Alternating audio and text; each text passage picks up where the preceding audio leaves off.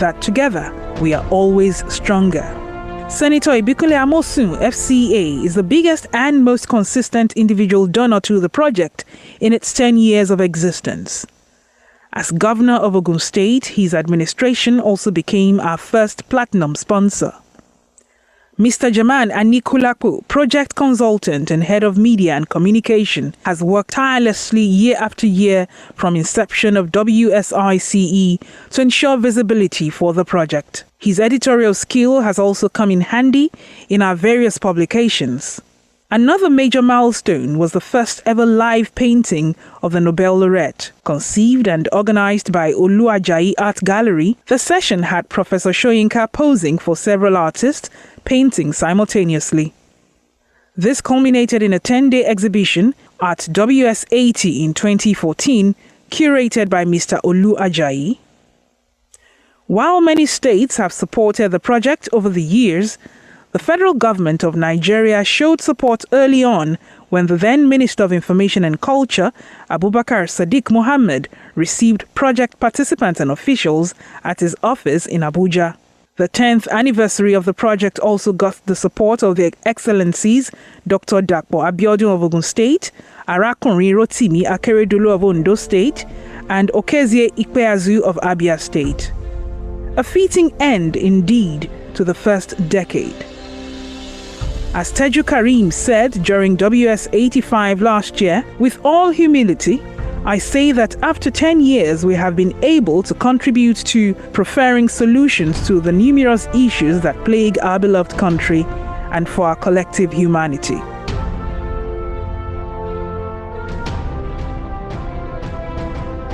As our vision for the project states, we wish to engrave in the hearts of the youth the uncommon view that education, arts, and culture are authentic panaceas to fear, violence, and their resultant erosion of individual will and self-actualization. The youth hold the key to change and prosperity in Nigeria and the world. It is our duty to engage them and ensure their mindset and priorities are in the direction of progress for the motherland and humanity.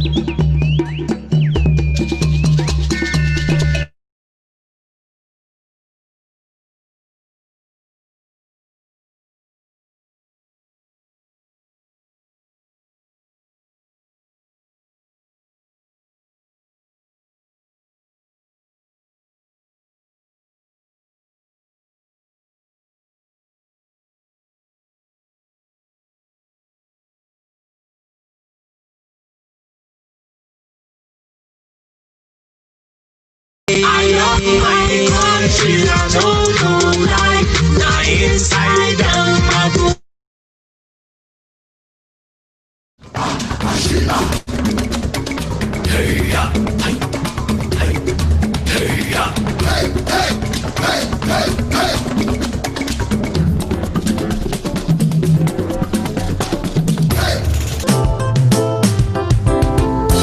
Just like a rainbow, you color my world,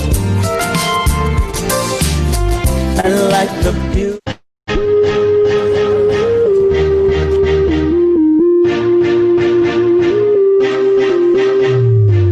Cause emotionally little, like I'll never let you go. You have my heart, you have my soul, baby, you have my all. I will hold you, Niger, I'll never let you fall. So side by side, baby, you and I will stand up tall. A nation blessed by God, tell me who I'm fit first. Love you forever and never. spit this verse. So Niger, take my hand, lead me to the promised land. I love my country, I don't know like now inside out, I go lead and die. If you push me so, I go push and so. He push me, I push up my go. Hey! For a serious loving with things involving. Loving with conking, sometimes with pushing and shoving. For my country people, some are righteous and some are evil. Some reaching and plenty pouring, plenty one wrong go to foreign. The one wager to outside the Niger. Say things in no better. These guys like Bada and Soldier. Which one day Abuja, we chop all of the cheddar. But no matter the weather, me and Niger go there together forever. I don't know like now inside out, I go lead and die. If you push me so, I go push and so. He push me, I push and my go. Hey, it's safe to say my country not two in one. Koroba mi lenu, if na lie I am. One country go high, tell the other country to see. $1 million, them still they hide them for overseas. Like abracadabra, yes it's magic season. Abracadabra, aircraft is missing. Oh, $1 million is missing.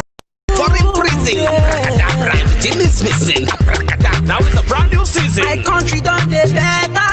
My country done the better. Everything, all I wanna do is put Nigeria on the globe. To betray my fatherland, it's capital land, oh no. And me on it, be on me real. I got the multi-story real.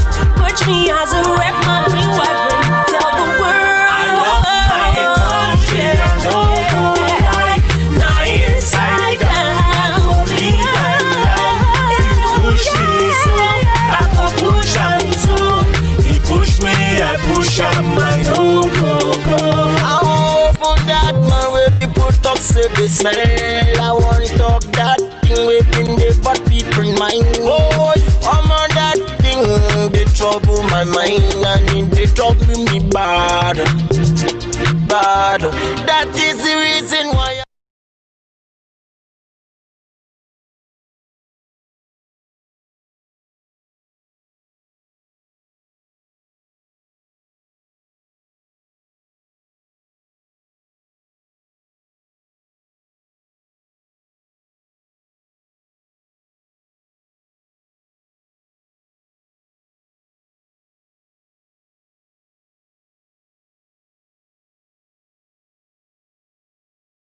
It's not lie I am.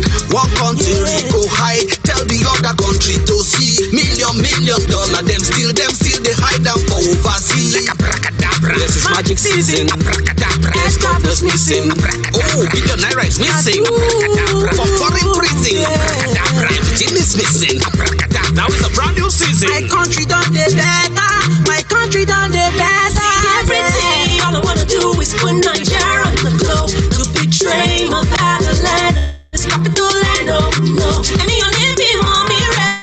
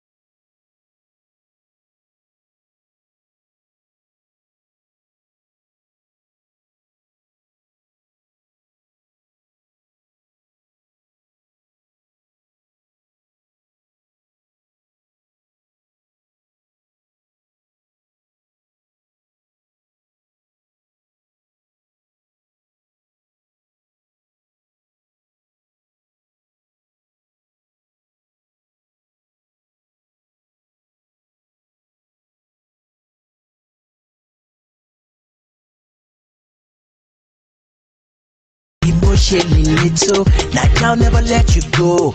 You have my heart, you have my soul, baby, you have my all. I will hold you, Niger, I'll never let you fall. So side by side, baby, you and I will stand up tall. A nation blessed by God, tell me who I feel curse. Love you forever and ever, that's why I spit this verse. So Niger, take my hand, lead me to the promised land. I love my country, I don't know lie. Now inside out, I go live and die. If you push me so, I go push and so. He push me.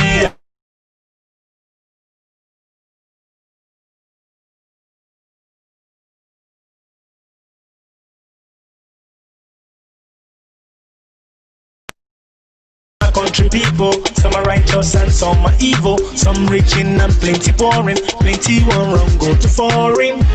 The one Beja to outside the Niger. Say things in no better. These guys like Bada and Soldier. Which one day Abuja? We chop all of the cheddar.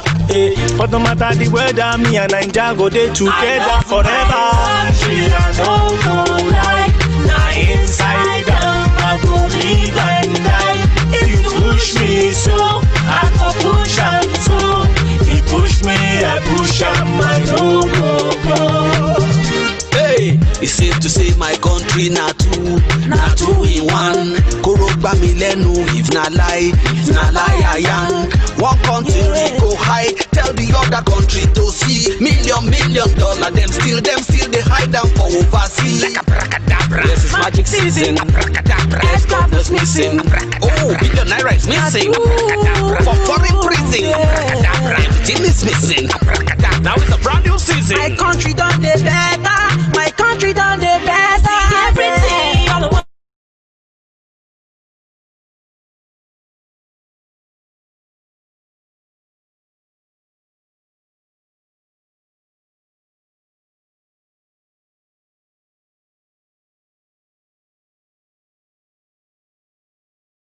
Inside out, push me so, I go push and so.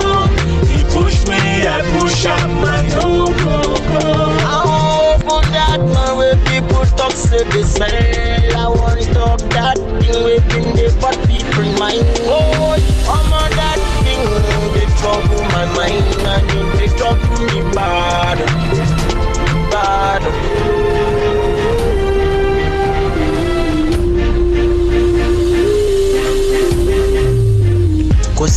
Little, like I'll never let you go. You have my heart, you have my soul, baby, you have my all.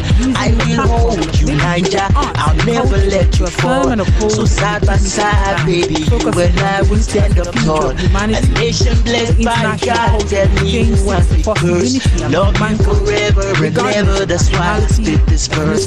So Niger, take my hand, lead me to the promised land. I love my country, I don't know like. Our first edition premiered on the 76th birthday of Professor Olusegun fully sponsored by Ziniraj in collaboration with Global New Haven. International culture exchange participants toured Nigeria, Lagos, London, with where Henry Shaw of Poland treated as royal. Sometimes we push it and shoving. The plays people, some are righteous and some are evil. Some reaching and plenty boring. Plenty one run go to foreign. The one Beja to outside the Niger. Say things in no better. These guys like Bada and Soldier. Which one day Abuja? We chop all of the cheddar. But no matter the weather, me and Niger go there together. Expenses paid to London.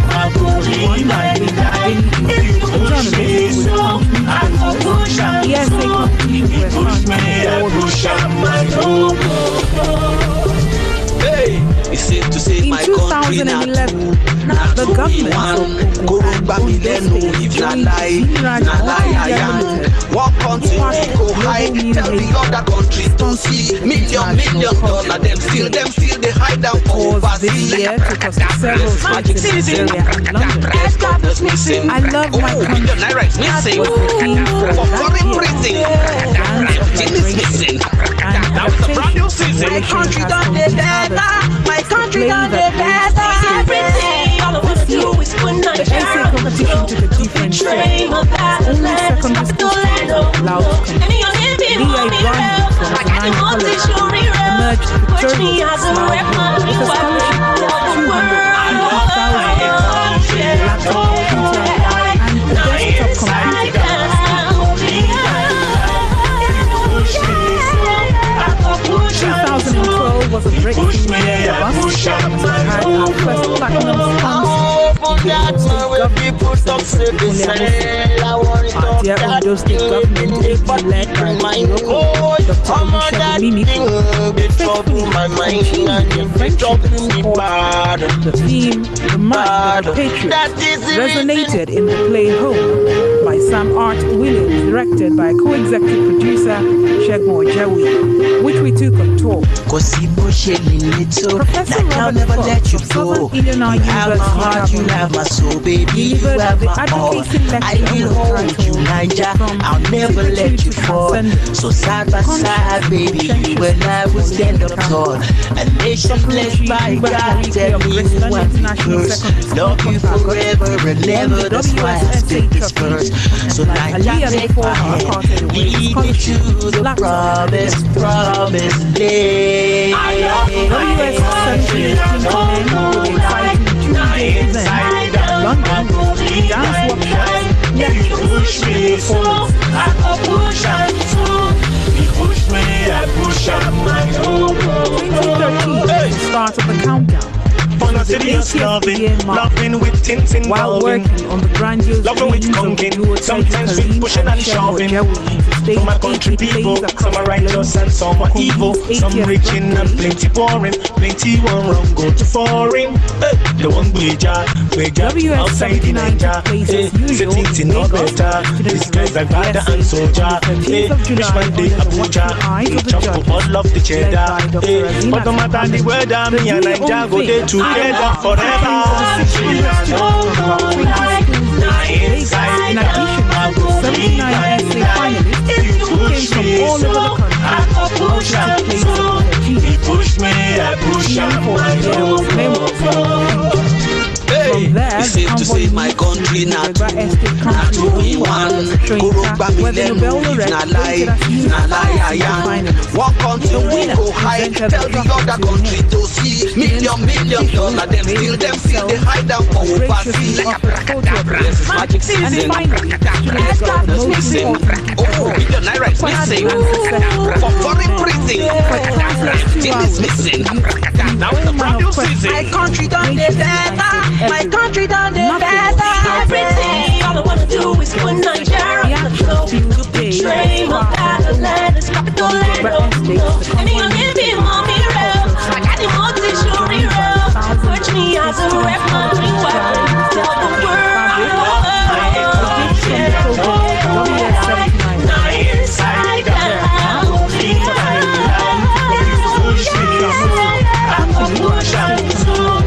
Push me, I push up my that man where people talk say they smell. I want to talk that thing in the body bring mine. Oh, I'm on that thing, they trouble my mind and they trouble me bad. Again, set up bad. On arrival, we were directed straight to the Center for Black Heritage, where we were received by the Deputy Governor of Tuba, I'll never let you go. You have my heart, you have my soul, baby, you have my all. I will hold you, Niger. I'll never let you fall. So side by side, baby, when I will stand up tall. A nation blessed by God, tell me who I'm first. Love you forever and never, that's why I speak this verse. So Niger, take my hand, lead me to the promised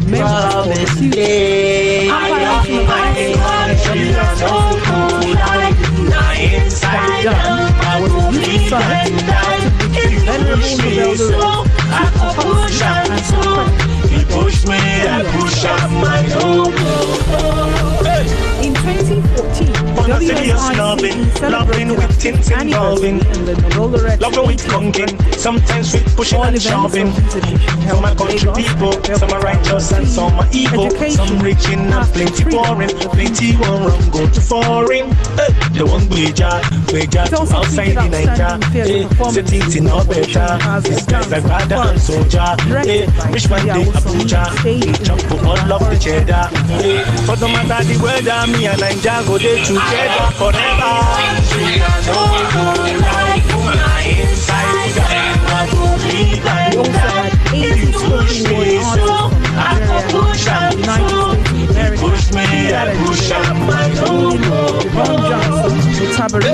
It's safe to say my country not to be one.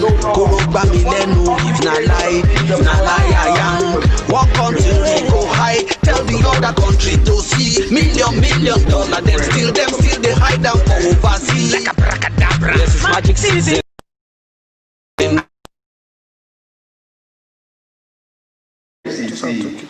Which reminds me, Lungu Ribadu was acclaimed her champion, that dispensation's faithful man, until Wiki leaked and we heard him sing like a canary, humming a different tune before the Americans. Justice after Mr. Sister.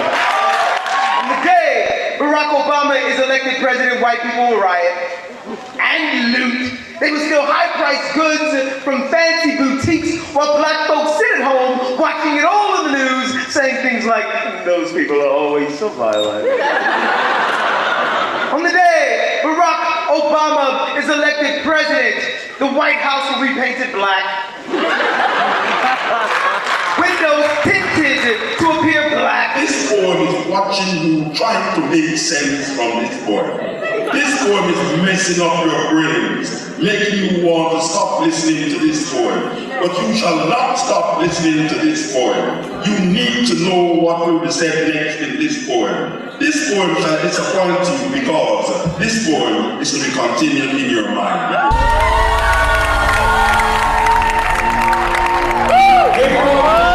The art exhibitions showcased artworks on Soyinka from many diverse artists, and 80 Nigerian students competing in an essay on the theme. The youth as the future of humanity.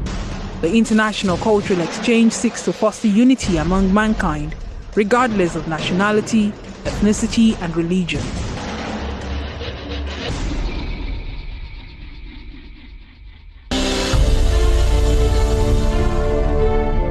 Our first edition premiered on the 76th birthday of Professor Wole Soyinka, fully sponsored by Zimiraj Multimedia in collaboration with Global New Haven. The International Cultural Exchange participants toured Nigeria, Barbados and London, where Henry Folusha of Folag treated us royally and gave incredible support. The plays Preemptive by Nii Coker Jr. and Seven by Rachel Hastings, directed by co-executive producer Segun Ojewi, professor and head of directing at Southern Illinois University, Carbondale. The essays for that year had senior and junior categories. The senior version had the theme of the year as its topic, with various prizes at stake, including an all-expenses-paid trip to London, which was won by Gbenga Adeniji, a journalist with Punch newspapers. The essay competitions were fun for all the participants. In 2011, the governments of Ogun and Ondo states joined Zimiraj Multimedia Limited and its partner Global New Haven in sponsoring the International Cultural Exchange. The tours this year took us to several states in Nigeria and London. I Love My Country was the theme for that year, and Dance of Liberation, an adaptation from Wole Soyinka's Kongi's Harvest, was the play that graced our stages. This year, the essay competition took a different form, as only secondary school students were allowed to compete. Aliyah Ibrahim from Zamani College, Kaduna, emerged victorious and smiled home with a scholarship worth 250,000 naira, a laptop computer, and a desktop computer for her school. 2012 was a breakthrough year for us, as we had our first platinum sponsor in the Ogun State government of Senator Ibikunle Amosun. Our dear Ondo State government, ably led by the Iroko, Dr. Olusegun Mimiko, faithfully continued their friendship and support. The theme, The Mind of a Patriot, resonated in the play Home by Sam Art Williams, directed by co-executive producer Segun Ojewi, which we took on tour. Professor Robert Fox of Southern Illinois University, Carbondale, delivered the advocacy lecture with the title From Tigritude to Transcendence, The Conscience and Conscientiousness of Wole Soyinka. Sapruchi Ngbahurike of Graceland International Secondary School, Port Harcourt, won the WSSA trophy and, like Aliyah before her, carted away a scholarship, laptop and a desktop. WS78 came to an end with the exciting two-day event in London with dance workshops, lectures and performances.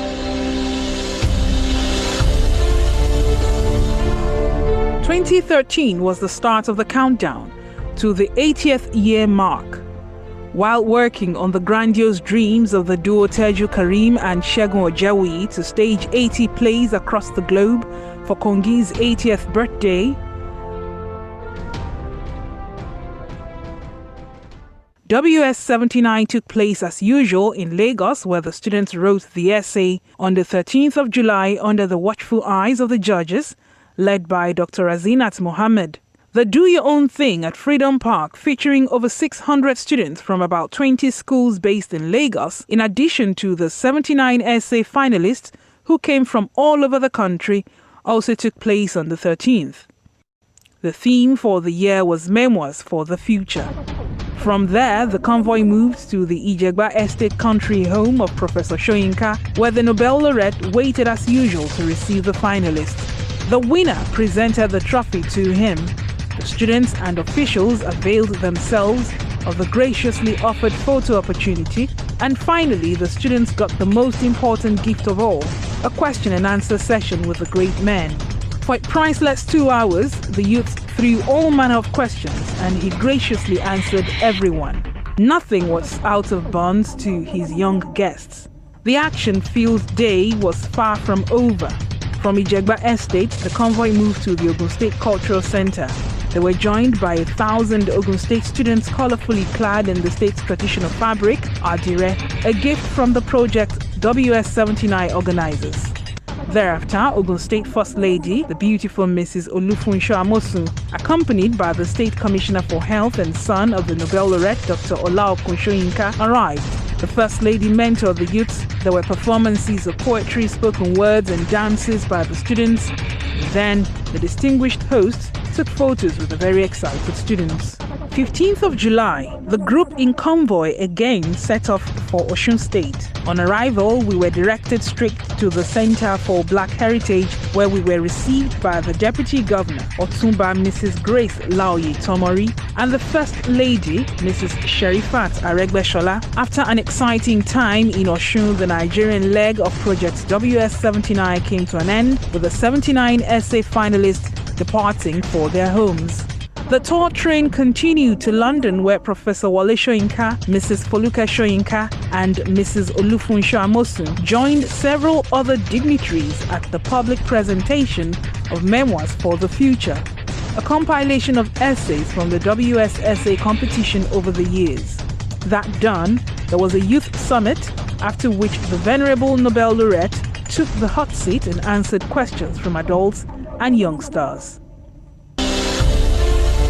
In 2014, WSICE celebrated our 5th anniversary and the Nobel laureate's 80th birthday.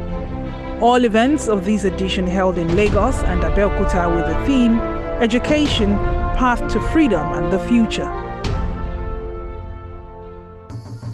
It also featured outstanding theatre performances like Wole Soyinka's A Dance of the Forest, directed by Tunde Awosomi and staged in the Ijegba Forest Amphitheatre. The Southern king will come to fight over the account of the woman.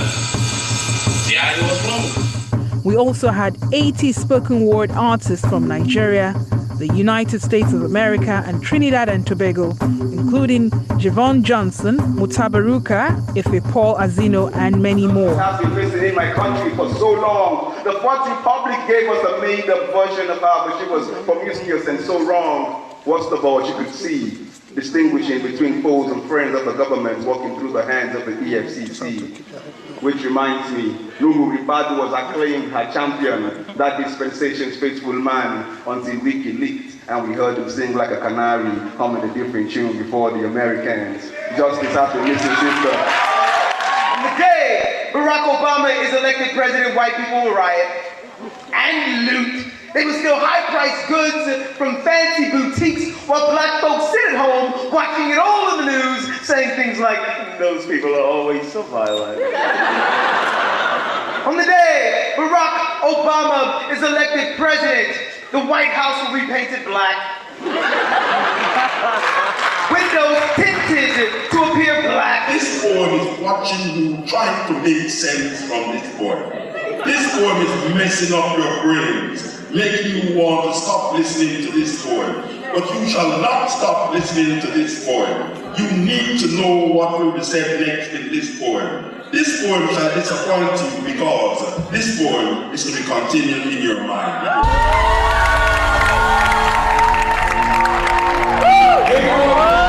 The art exhibitions showcased artworks on Soyinka from many diverse artists and 80 Nigerian students competing in an essay on the theme. According to the executive producer, Teju Karim, at WSICE, we are blind to race, color, language barriers, religion, and class. This is what we teach all the children that pass through our process. Ultimately, being able to tolerate each other's differences is the key to a better human existence. This very apt quote has played out several times in the last decade, proving beyond any doubt that together, we are always stronger. Senator Ibikule Amosun, FCA, is the biggest and most consistent individual donor to the project in its 10 years of existence. As governor of Ogun State, his administration also became our first platinum sponsor. Mr. Jaman Anikulapo, project consultant and head of media and communication, has worked tirelessly year after year from inception of WSICE to ensure visibility for the project. His editorial skill has also come in handy in our various publications. Another major milestone was the first ever live painting of the Nobel laureate. Conceived and organized by Olu Ajayi Art Gallery, the session had Professor Soyinka posing for several artists, painting simultaneously. This culminated in a 10-day exhibition at WS80 in 2014, curated by Mr. Olu Ajayi. While many states have supported the project over the years, the federal government of Nigeria showed support early on when the then Minister of Information and Culture, Abubakar Sadiq Mohammed, received project participants and officials at his office in Abuja. The 10th anniversary of the project also got the support of the Excellencies Dr. Dakpo Abiodun of Ogun State, Arakunrin Rotimi Akeredolu of Ondo State, and Okezie Ikpeazu of Abia State. A fitting end, indeed, to the first decade. As Teju Karim said during WS85 last year, with all humility, I say that after 10 years we have been able to contribute to preferring solutions to the numerous issues that plague our beloved country and for our collective humanity.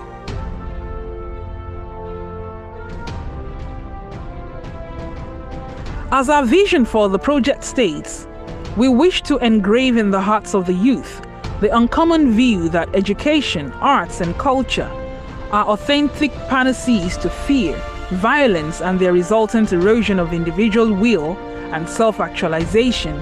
The youth hold the key to change and prosperity in Nigeria and the world. It is our duty to engage them and ensure their mindset and priorities are in the direction of progress for the motherland and humanity.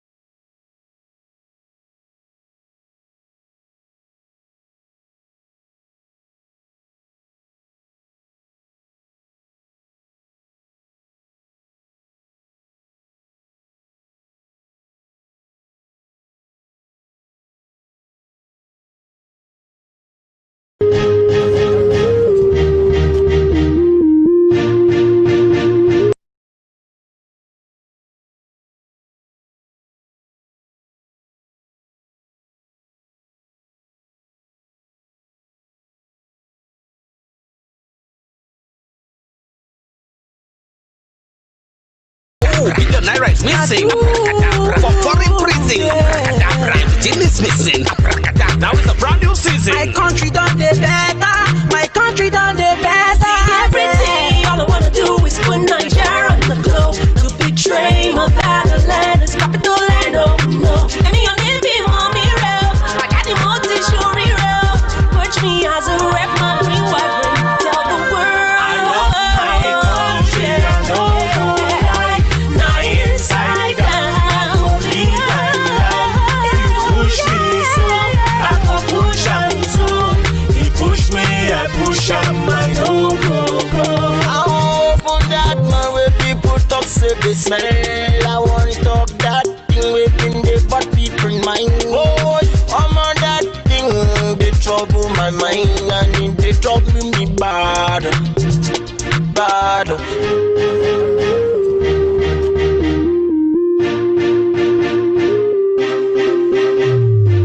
Cause little, like I'll never let you go.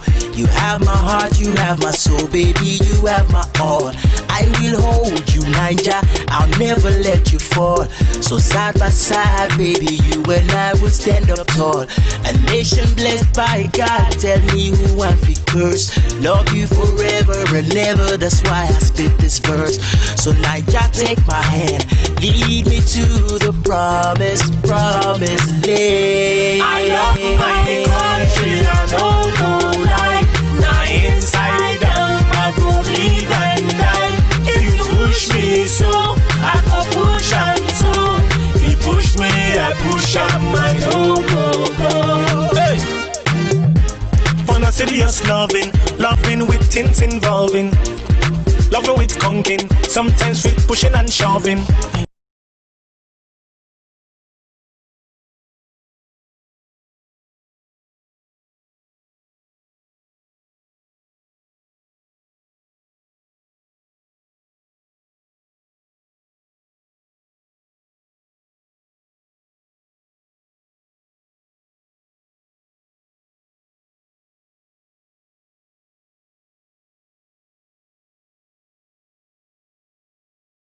Commitment. It became her refusal. My father, he said I was never pregnant. I cried then. He didn't understand it and I didn't know how to explain it. I handed him my first place trophies instead. Thought about how I walked the Mexicali border and bled Carmen's car full of men out of me at a strip joint in Tijuana. They didn't wanna leave me behind at the hotel, even though I told them I wasn't feeling well. They didn't even know the details. So I played along. Walked the streets of Mexico in a trance. Shared a second glance with a 5-year-old selling chiclets in the middle of the night. Thinking about how this world really ain't right. How blood loss isn't always in sight. They had their sights on tits and ass, eyes staring at the bottom of an empty glass. I didn't get it. Or that one day, I would be destined to carry a set of twin turntables in my belly when I would be able.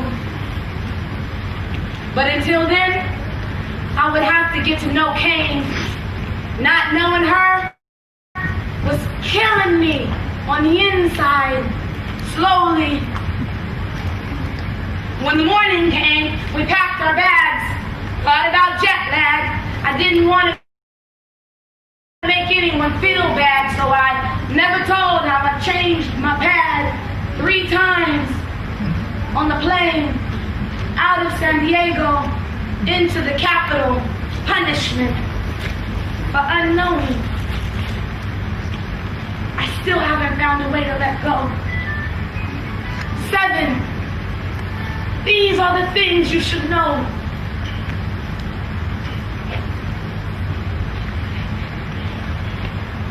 No! She should have. Daddy, she she had a train.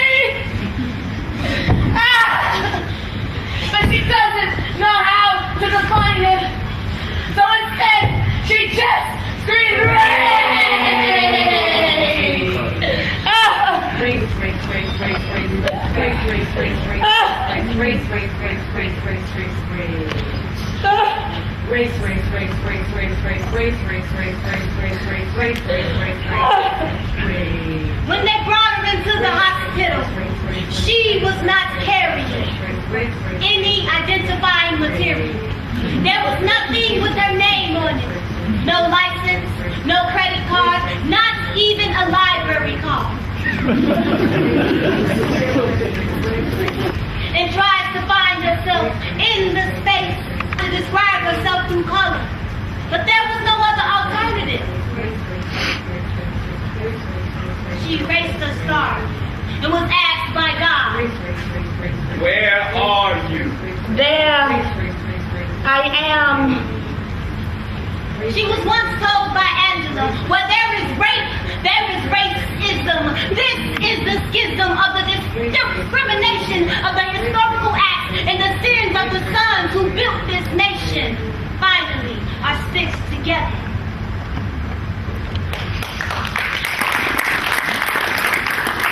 Years later, she wants this free reign, but she doesn't know how to define it.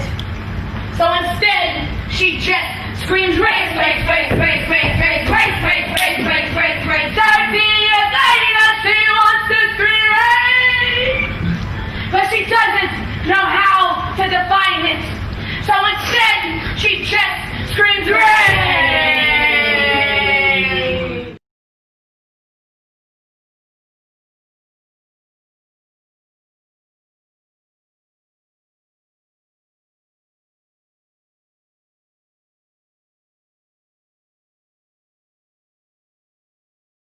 It was his failed commitment.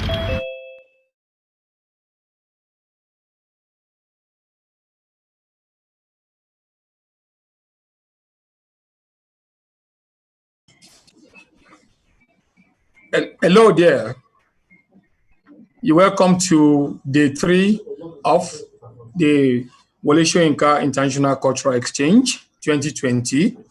This is the 11th edition, and this is the climax. Today is the climax because today is when the winners of our various prizes in the 2 categories of the essay competition will be getting all their prizes. And I'd like to tell you that we got over 2,000 entries from 5 linguistic zones of the world. That means we had from Francophone, we had from Anglophone, we had from Hispanophone, we had from Sinophone, and we had from the Anglophone. So they've gone through 5 stages of adjudication, and now we have all of them. The final winners are here. And just to hint you, the winners are going to be receiving their prizes in dollar denomination. If you go to our website, www.Wsice International Cultural Exchange, you will see the amount that each of the winners will win. I know that some people will get from the zonal, they will get the zonal prizes. That's the winner and the runner-up. And then from the global, for the global category, they also get the winner and the runner-up. Another secret, you know Richard Mufedamijo, you know Joker Silva, I'm sure you know Sam Dede, I'm sure you know Lilian Ama, You know, we have a huge lineup of all these celebrities who will be helping us to dish out the prizes to our young people because we've been deliberately selected because we want them to be the kind of model because we know that our young people are into celebrities, but we want them to be very careful the kind of model that they choose. So we've created this particular group of models who are educated, enlightened, clean. And when I say clean, I mean clean in character, clean in what they do, you know their business, and they're very clean. They have a clean face before the public. So they will be the one to help us with giving prizes to our various winners. That giving of the prizes will be around 4 p.m. Uh, Before then, we have a lot of material lined up for you. We have, for instance, from our brothers and sisters from the diaspora, we have a story Ya Knows, which is produced by Ya Carnival Group and Decor, based in the UK. And at 2:10, we have My Culture, My Pride, because again, we want our young people to be proud of who they are. We want them to be proud of their culture. So there's a short package that will be given to you. It's just about 10 minutes or so by the Gifted Steppers. They are based in Ikorodu in Nigeria, but they've been around the world. Again, they are one of the adopted troops by Professor Wole Soyinka, around whom this whole celebration is framed. After that, we had the film that one of the first film to win a lot of awards that traveled around the world is Abobaku. Abobaku was produced by the New Direction Initiative for the Multi-Choice and Mnet. And the Nigerian entry for that year was Abobaku, which was directed by Niji Akoni, but produced by DV Works of Mr. Femi Odugbemi of IREP. And then, so we now go to Culture House. Now, this is the one where we're going to have live presentations of spoken word by our brothers and sisters, all scattered around the Caribbean. We have some of them from Jamaica, some of them from Trinidad and Tobago, from Guyana. You know, everywhere around the Caribbean, they have gathered to give us spoken word. And I'm very much looking forward to that.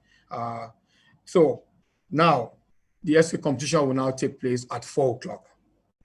So at 4, we have that program that is very interesting. I forgot to mention that in our program schedule, we already mentioned that our sister from Ghana, who is also based in the diaspora in the US, that she will be, we've set her out for later, but now we realize that the children really need to see her. So we brought her up to before the ceremony. That will be between 4 o'clock and 4:10. And then the prize ceremony will take place from 4:10 to, we start from 4:10.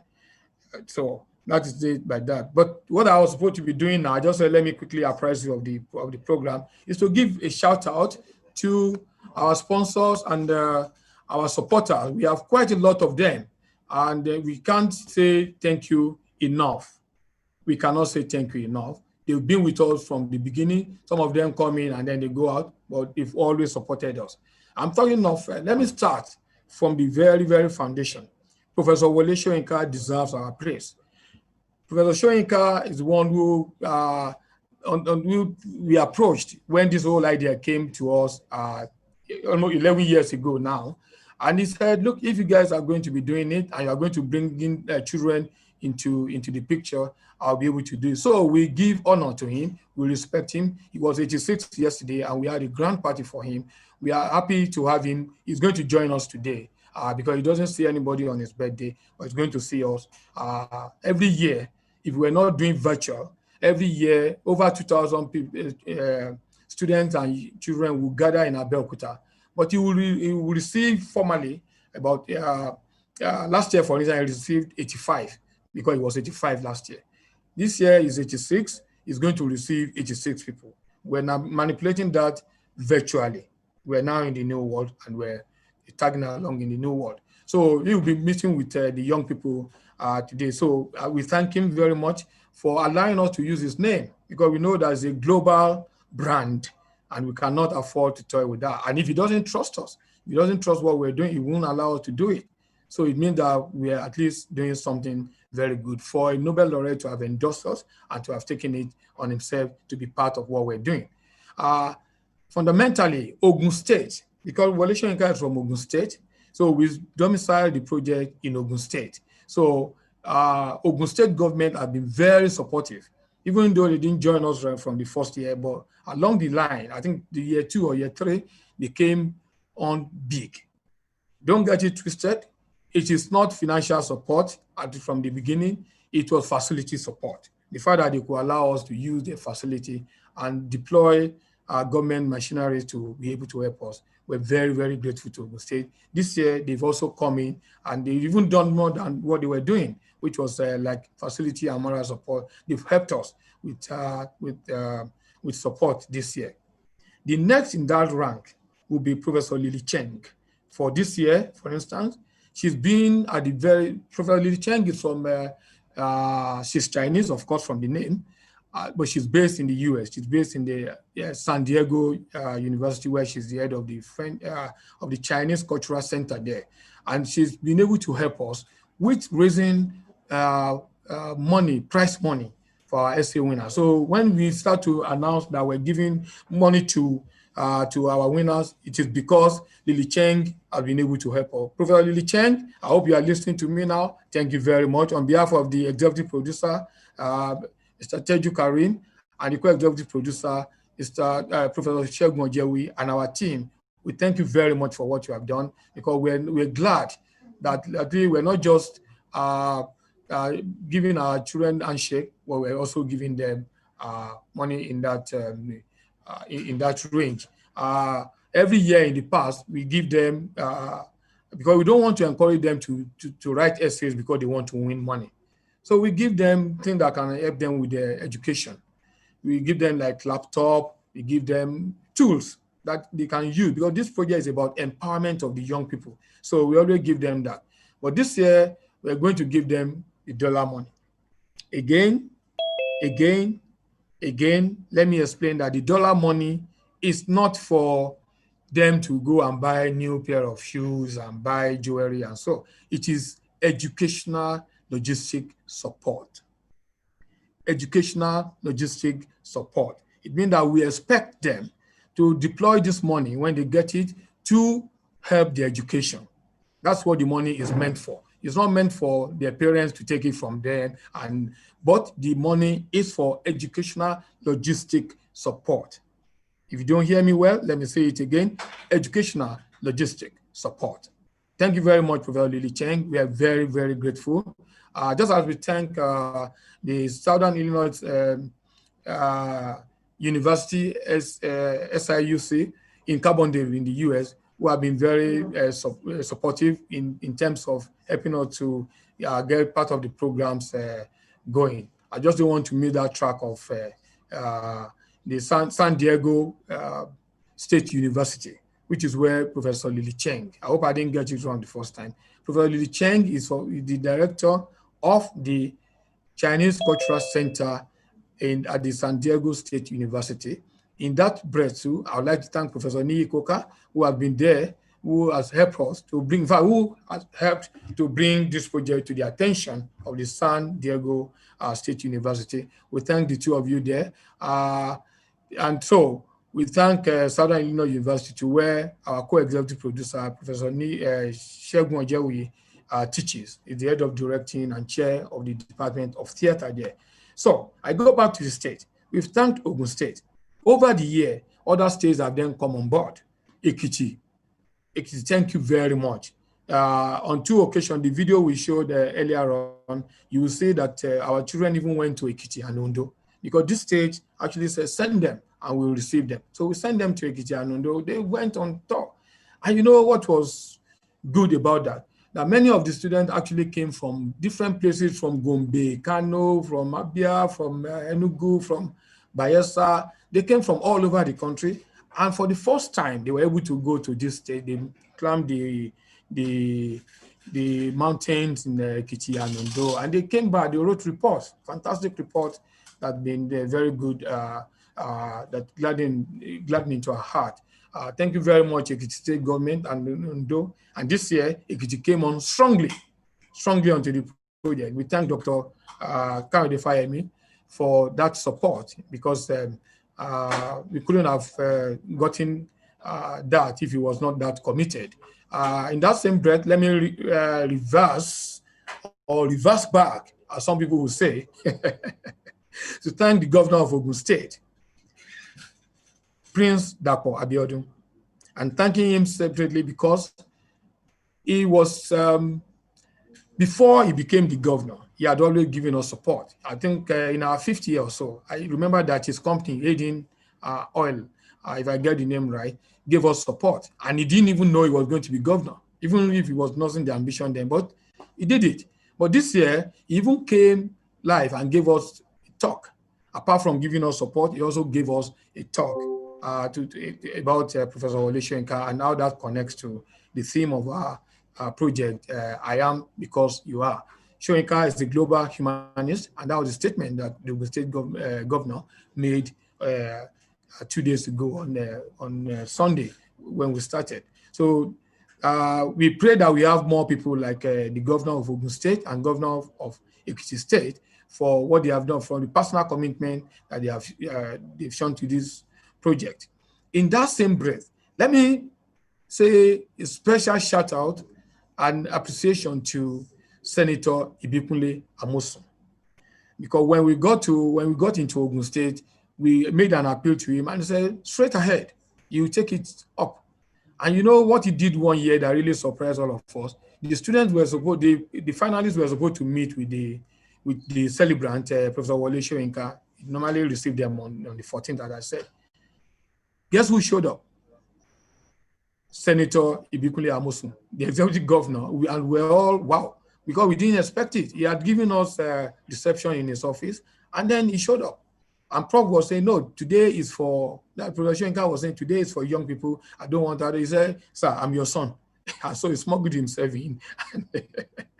Probably it's the first time you enter a public place without his security detail. Because Prof said, no security details. And he said, no, I just came to show myself here. Please. So we allowed him in, and he gave a talk, and it was so inspiring. Thank you very much, Senator Ibikunle Amosun.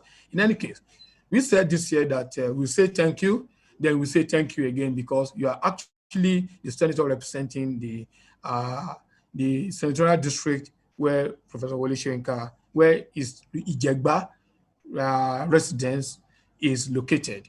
You are a senator, so you have to be there. Thank you very much. We pray for people like you, like Dr. Fayemi, like Prince Dapo Abiodun, to get into office, because we're seeing a change.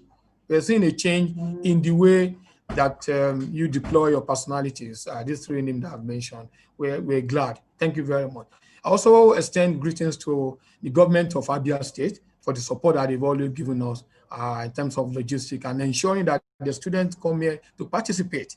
The same thing with Enugu, Anambra. Anytime we write to them, they will make sure that their students are here. At least they provide some logistics to ensure that the finalists get to be in Abeokuta for the ceremony. I think I've thanked Southern Illinois University. I've thanked San Diego State University, from where we're hosting this event today. Tuesday, on Sunday and Monday, we hosted from Lagos. Today we said, let's change the game. Let's move to San Diego. And Professor Niyi Kokal has made it possible, and that the school is giving us support. So we're hosting from San Diego. So if you hear my voice, if it sounds like Lagos voice, no, I'm actually live in San Diego State University. You can say you wish. Okay, I wish. Thank you. Africa Center in the UK, we thank you very much for your support, for the fact that every year, you've been to UK in the past on this project, and every time we come, you give us the support. This year, you are actually putting yourself, and you said but for the pandemic, we should have been doing something in the UK. So we have centers in San Diego, we have in Lagos. We wanted to have we have in London, but Africa Center will have hosted it, but we can't come together. But don't worry, our world will heal and our humanity will be restored to sanity. Thank you very much. We thank Alliance Française for deploying the power to get us French content to help us even with education, and for supplying names that we could go to help us with our education, and for hosting our promotional materials on your website, where we got information that a lot of people supported us. Senator Ibikula, I forgot to mention that your accounting firm, even though you are not physically there now because you have to disengage for political reasons, the accounting firm has been of support. Every time they give us the support, and I know it's because we're leveraging on your name. We're very grateful. Now, the big masquerade. I'm glad to say that the royal father of Yoruba land, the father at the cradle of civilization, Ọọ̀ni Risha Ọba Enitan Ogunwusi, thank you very much. We can't thank, I lack the royal tongue to sing your praise, to say thank you. But we thank you very much for the support that you have given us, for coming in, and that you are with us. We thank you, even for the speech that you have to give us via video 2 days ago. We thank you very much. And you even deployed the royal entourage. We're grateful, grateful, grateful, grateful. Thank you. We hope that every time we come to you, you always be with us. Now, we want to thank all our speakers who have been part of the two days conference that we started on Sunday and then yesterday. All the speakers, 13 speakers from 9 countries and 5 linguistic zones of the world. We thank you very much. We hope you join us today so that we can say proper thank you. We would like to do that. All our performers, all who were showing their film. I can't remember all the names now, but I can just say Sonia Aimi in Canada, Yaira Tamaklo in the US, Footprints of David in Bariga, Gifted Steppers from Ikorodu, Femi Odugbemi's company, giving us 2 films, Abobaku this afternoon and Oriki in the evening. We thank you all the directors, Tunde Kelani, we thank you very much. Everybody who has contributed a program or an item of program to this particular event, we're very grateful. We can't say thank you, because mostly they are pro bono. You just did it because you believe in the cause of what we're doing. We're grateful. Thank you. I'll be taking more recognition later in the day, but I mean, these are the ones that were just rolling in my head. Thank you. I'll be back. Now, we want to take you, because I've been talking about the diaspora, the contribution from the diaspora. We want to take you to Trinidad and Tobago /UK, where we have a film, a documentary, a story Yard Knows. It's going to be the next item that we're going to bring up. It's going to be the story that we're bringing on, but that's after we've reminded you of why we are here. So we're going to ease you now into the formal program with this film. We're going to ease you into this particular experience now. So just bear with me. We will announce the program that we're doing now, and immediately after that, the film will come up. It's called A Story Ya Knows, produced by Ya Carnival Group and the Decor in the United Kingdom. We thank Shabaka Thompson, who is the head of the delegation from the Caribbean. Of course, you know the connection between Africa and the Caribbean. You know that we have special relationship, and so he's been able to bring this film to say, let people see the kind of story that is going on in that particular zone of the world, and let's see how we can share from the experience. I'd like to mention that Shabaka is, for a long time, was the director of the carnival in the Notting Hill Carnival in London, and he did it for so many years before he stepped on to have his own group, and is now producing his own. Remarkably, he's worked in over 4 continents, spreading the gospel of carnival art and how that relates to our life. So that's the much I want to say about him now. But we get into seeing the film now, and then later we'll get on with the program. Thank you very much. I'll be back. And now, so, I mentioned earlier on that we're going to have that we have a parade. Let me take it this way. We have prize rain. or what my executive producer said, dollar rain. But because I don't like the sound of dollar, I said, let's just say price rain. I said, let's just call it price rain. So we have price rain. Now we have celebrities rain, or what you can call star rain.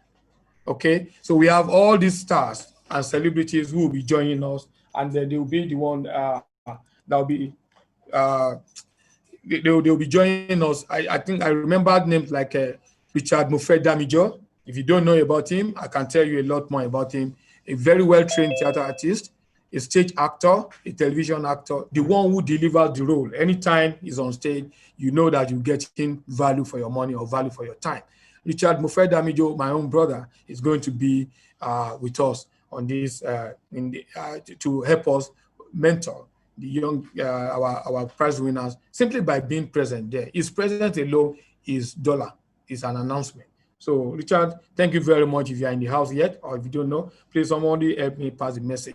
I forgot to mention that we're live on YouTube and we're also on Facebook. So you can join us via Zoom. Please join us in that place. So Richard Mofe Damijo, thank you very much for showing this momentous, for showing up at this momentous occasion. My sister, Joke Silva. I'm sure you know Joke Silva. I mean, if you don't know Joke Silva, please, I will not give you the palliative that I had for you. Joke Silva is our mother, our sister, a major force in Nigerian film and creative industry. And you know, is also a stage actress too. And she's not just doing that; she's also into administration. I know that she was MD of managing director of the Malete Film Village, the first film village in Nigeria to be active, not film village that we don't even know the story. We just say we have a film village, we don't see any. But she was deployed as at the MD of that place. But now she's serving in the Lagos State Council for Arts and Culture in Lagos. And you know, when pandemic came and we needed to raise, the government wanted to raise a committee to look for how they could get some palliative for the creative industry. Because, you know, the pandemic has disrupted our life, but the creative industry has come to the rescue. The actor, the musician, the performers, all of them, you come to our rescue.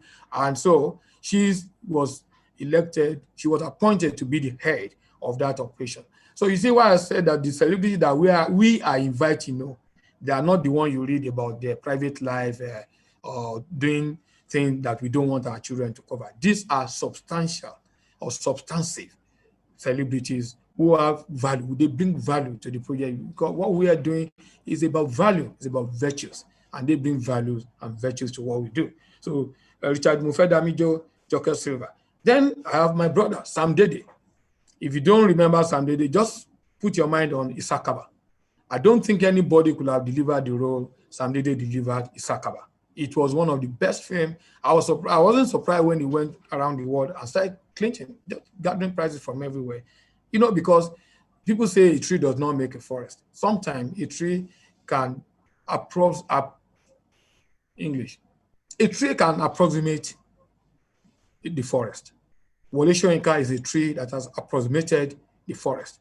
Sam Dede approximated the forest of that production, just like Joke Silva delivered extensively, just like Richard Mofe Damijo and delivered. So I have Richard Mofe Damijo, Joke Silva, I have RMD. And then there's my sister, who today she's wearing double hats because for the first 5 years of this project, she was the producer. When she mentored, I mean, she was on the project as producer up till the 5th edition. And then we asked her, you said, now that you have done this much, please, you need to train someone and hand over to her. And so she handed over to Anifat, who is the producer for this year. Anifat is young, but people say that we should let the millennial or those who are around the millennial to start doing this. So Anifat came on board and we've had this seamless running. It was as if Auntie Lillian Ama did not step aside because they work together. So Auntie Lillian is now Lillian Ama is the actress. She's the consulting producer for this particular project. She will also be there. Very popular. You see her on television, you see her everywhere, and she's into production too. And she's also a cultural advocate. She's always about cultural advocacy. So she will join them. We have Aduke. If you are with us from Friday to Saturday, Aduke has been live with us. She's been there. She's working backstage. She's also going to join them. And these are the kind of celebrities that we want our young ones to emulate. And I'm speaking to parents now. I'm talking to those who have children as their wards. Please tell them, let them know it's not so. Don't condemn the old celebrity star. You can choose the celebrity and the star that you want to follow. That's why we're parading these celebrities, and they're doing it free of charge.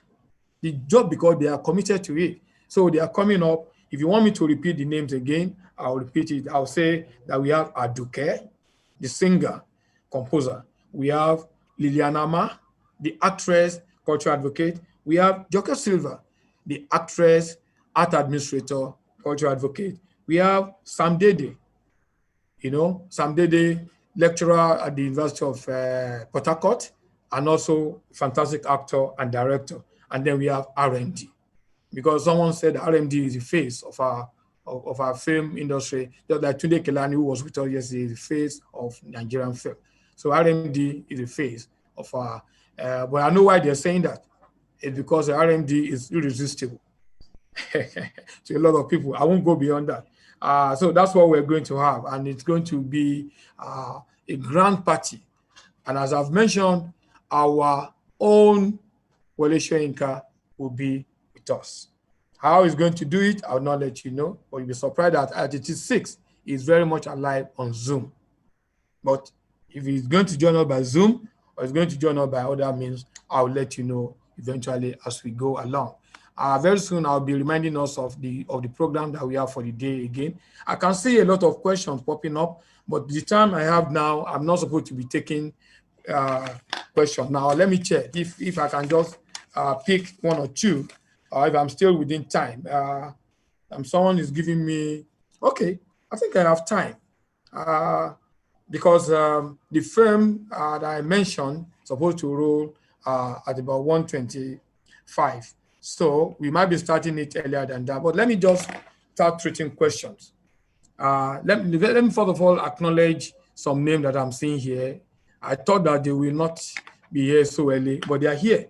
So I can just start mentioning names. Let me go to my gallery and pick some of the names that I've been seeing here. And we'll continue from there before I show my face. Well, I have German Anikulako here. Who knows him? Is he in the house? What's he doing here? But that is me anyway. We have Anekoka. You're welcome. We have Tonya Kyosho. You're welcome. That's what I'm picking from the gallery. We have other names there that I've not seen yet. So where did they disappear to? I have 338 people already in the house. So where can I get them? I'm trying to see, just call up one or two names and not necessarily everybody. Attendees, wow, this is a long one. And some of them have been with us for such a long time. If you want me to roll it, I can't read 300 names. I will need a whole carton of water to be able to do that. But those of you who have been putting in questions, please continue to put in your question, because we're going to get your questions. Someone said, has anyone been shortlisted? This is an anonymous attendee. Yes, people have been shortlisted. That's why we're giving the final prize today. The prize to the winner. We have zonal winners. We have global winners. So people have been shortlisted. So you must just make sure that you are with us from 3 o'clock. If you don't join us by 3 o'clock, you may miss it. When are winners going to be announced? I've been talking about this since. I said the announcement will be at 4 p.m. We start at 4 p.m. But be in the house from 3 p.m., please, so that we can identify you. You can get settled with your popcorn and your drink. You just sit down there. Make sure you grab the front row. Okay, thank you. When are all the winners be? Yeah, they will all be announced at 4 p.m. I'm repeating myself. Was there any email sent to shortlisted contestants? Definitely. That's why they're going to join us. Another one is Wole Soyinka going to be here today? Very, very soon. As I mentioned, his birthday is on the 13th. For all the years I've known him, and I can claim, I can drop his name, that I know him very well because I work with him. He is always with us on the 14th. You may not see him on the 13th because he doesn't come out, he doesn't talk to anybody. That is his day of reflection. But on the 14th, in his house in Ijegba residency in Abeokuta, he will have hosted the final 86, the finalists, the 86 finalists, he will have hosted them. But because we can't meet, that's what the pandemic is saying, that you people cannot meet again. We can't even have a hug, we can't have a handshake, we can't be in the same place for more than 20 people. So he's going to be interacting or interfacing with the 86 finalists today. So he will be with us. In what form? I don't want to disclose yet until I get the final answer from him. Have they announced the winner? No, we will announce the winner at 4:10 p.m. 10 minutes past 4. That's when we'll start announcing. But you have to be with us from 3 o'clock. If you are the participant or if you are a guest, please be with us from 3 o'clock because we'd like you to see all the other things. In fact, you are with us now. Please just stay on board. If you can't, if the Zoom is too expensive for you, please go to YouTube or join us at Facebook. Just put Wsice International Cultural Exchange. That will give you to our website, and then you can join us from our YouTube there or our Facebook. When is the result coming up and when? Now I feel like screaming. 4 p.m. But be on your seat from 3 o'clock because the same question that everybody is asking: is this audio only? Are you an engineer? I have no answer for you, but audio and picture. Maybe you are saying that because you can't see my face. No, I deliberately want to stay outside. I'm not distracting you. But I'll join you from 2 o'clock. That's when my face will show here. But then we're going live on audio and it's audio visual. Sorry. Now you make me to speak English now. Okay. Oh, it's okay. You are forgiven. Please, when is the time for the announcement? And am I allowed to leave and join? Of course, you can go do something if you are not interested in another program, but we encourage you to be back here by latest. Let me have a 3 o'clock, latest 2 o'clock. So you can step out, go drink water, stretch your leg, but don't go too far. Okay? Please, how do we watch it on YouTube? Go to our website, www.WoleSoyinka.internationalculturalexchange.com. Wole Soyinka International Cultural Exchange.com. I said .com. I didn't say don't come. .com. Wole Soyinka International Cultural Exchange.com. Is that clear? So if you go there, you see YouTube. You can search. Just put Wole Soyinka. Okay, now I'll get the full address of the YouTube and then the Facebook, and then we put it there. So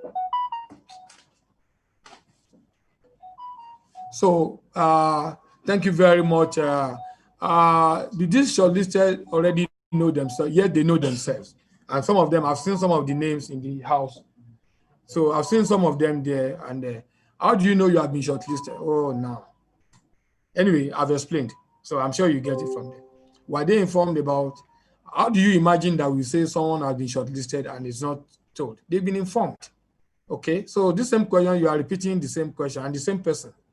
How do you know if you're? No, I will not answer it again. Okay, I'll answer it. How do you know if you have been shortlisted? Please email or respondences have been sent to those who have been shortlisted. Okay. How do you get? Okay, the same question. Okay, I think I'll just have to skip because I'm being asked the same question that I'm explaining. One more question. Yes, Mr. Onitunde. Did the people who were shortlisted get an okay? Yes, they were. We will be able to see Wole Soyinka. Yes, you will. I hope that answers the question. What was the exact message sent to the winners? Well, I am in the control here, but I'll get the answer and let you know. Yeah. So if you want to know that. Oh, just hold on. Just give me 1 second. Let me get my facts. And since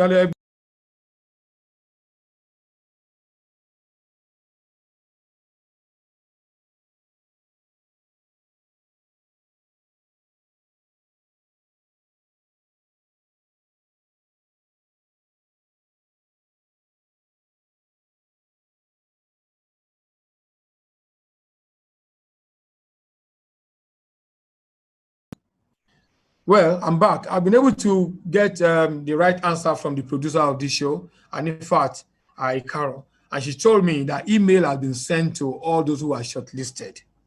Email has been sent the same way you registered. The answers came to you automatically. So they use the same email. Unless if you use someone else's email, then you are not going to get the answer.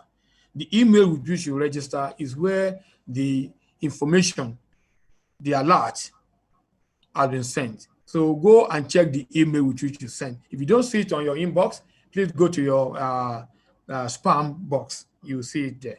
So I'm addressing all the people who put in for the essay, the over 2,000 people who put in for the essay. Go and check your email. If you don't get it in your email because we don't have your number, we will have sent other things to you. If we don't have your number to send it to you, go and check your email. Check your email. If you don't see it in your inbox, check your spam box. You're likely to see it there. I think I've cleared that question. So if I don't answer any of those one again, so pardon me because I'm saying the same thing over and over again. What type of email did they? I don't understand what you're saying, Mr. Kaka. You responded to us through an email, and the answer, the shortlisting information has come to you through the same email. Okay, shortlisted for winner category will be announced at 4. Yes, I've been mentioning it that we announced at 4:10 p.m. But that's not the question these people are asking me. They're asking, have they been notified? You have been notified. As I said when I was rolling out the program, the prize giving ceremony starts at 4 o'clock, but be in the house from 2 o'clock or from 3. You are here now. Someone asked whether you can go and drink ice water before then or stretch your leg. Yes, you can go, but be back at 2 o'clock if you were shortlisted. In case, you know why I'm saying that? In case there's another information that we need to pass to you, so I can get it to you. At least you have clear 2 hours to be able to adjust. So be back by 2 if you go to stretch your leg, and by 2 p.m. By 2 p.m. be back, and by 4 p.m. we'll be able to bring further information to you. You said, please, I want to ask if it is job participants that are here. No, the invitation was sent generally. Okay, otherwise, go to our website. If you don't have information about today, go to our website. You get a direction on how you can join us today. Okay, the only thing that has changed in the past 2 days is that today we deliberately want to host from the International Center, which is in San Diego. Otherwise, it is the same process. Go on the website now and register there. Okay, if you have not registered before, but you are here. So the fact that you are here, Uche, I'm talking to you. The fact that you are here means that you are inside already. So I don't understand the question properly. Maybe you want to explain the question very well. Since you are in here, it means that you are here. If you are shortlisted, it means that you are qualified to be here. Once you want to look, we have over 300 people in the house already, and we're going to have more. So you are here, you are here, you are here, you are here. Buchere Kaka, okay, understood. I was just a bit confused. No. You will not be confused. Don't worry. You will not be confused. Okay, let me assure you that you are going to get further information.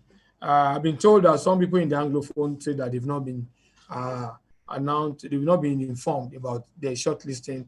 The information is ongoing now. Information will be passed on to you, and but I insist that information has been passed on to you. Anonymous attendee, you have been informed. Please go and check your email. You know what we discovered was that some of you, and we expect that you are young people, some of you use other people's email to enter, which gave a lot of problem at the point of collation. So if you remember the email with which you entered, go and check that email. If you use your brother's email or your sister's email or your uncle, your parents, please go back to them and ask them to check their email, their inbox. If you don't find it there, check your spam. I hope that answers the thing, especially those from the Anglophone. Because the question that is coming from only the Anglophone. I don't see our French participants raising the same question. I don't see our Xenophone from China, from Asia, and Taiwan, Japan, and co. They are not asking that same question. That means they got their own. So I insist that you please go and check the email with which you registered that you joined us. I hope I'm clear about that. I hope I'm clear about that. Please, if you use someone else's email to register when you were registering, when you were submitting your essay, go and check that particular email. If you can find it in your inbox, please go to your spam box. It is there. If I can't even say more than that because that is supposed to be the process. You know the email with which you enter, so you just go there and okay. Let me take a few more because I'm almost at the end of the question. Are the participants different from those shortlisted? The participant is everybody over 2,000. The shortlisted are just 86. Is that clear? The participants, they are over, I don't know the full figure in my head, but over 2,000 entries came in. Okay? But the shortlisted are 86. But to attend today's event, both the participant and the shortlisted, everybody has been invited through the same means by which you registered, through the email with which you registered. The information code on how to join the party has been sent in there. So if you are not able to get on the Zoom, join us by Facebook, join us by YouTube. I think that can help us to solve the problem. So if you didn't get the invitation, maybe the uncle with whom you whose address you used to send in the entry is not near you, go to YouTube, we are there. Go to Facebook, we are there. Didn't mean that because when you are there, then you are part of the event. But if you have the Zoom code and co, just join us directly live and you'll be with us. Ibrahim Timile, there are several general emails. Which mail means we got shortlisted? Does the special invite means you are shortlisted? No, the code you got is the one that makes you to be the shortlisted. The mail you get is the one that makes you be the shortlisted. So please just follow that, okay? The mail you got is the shortlisted is also for the participant. You understand what I'm saying? Please. This one is still Ibrahim Kamisu Madaki. Say, I'm confused. Those shortlisted, how can they understand? Understand what, please? Do you want to come in again? What do you want them to understand? Because I've been repeating the same thing in the past 30 minutes.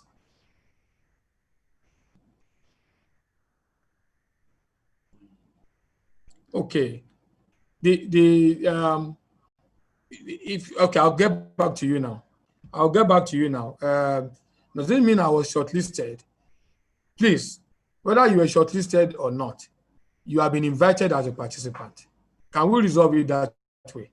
You've been invited as a participant, so just join as a participant from the mail that was sent to you. If you don't get it, please go to our website, Wsice International Cultural Exchange, and then you will get it.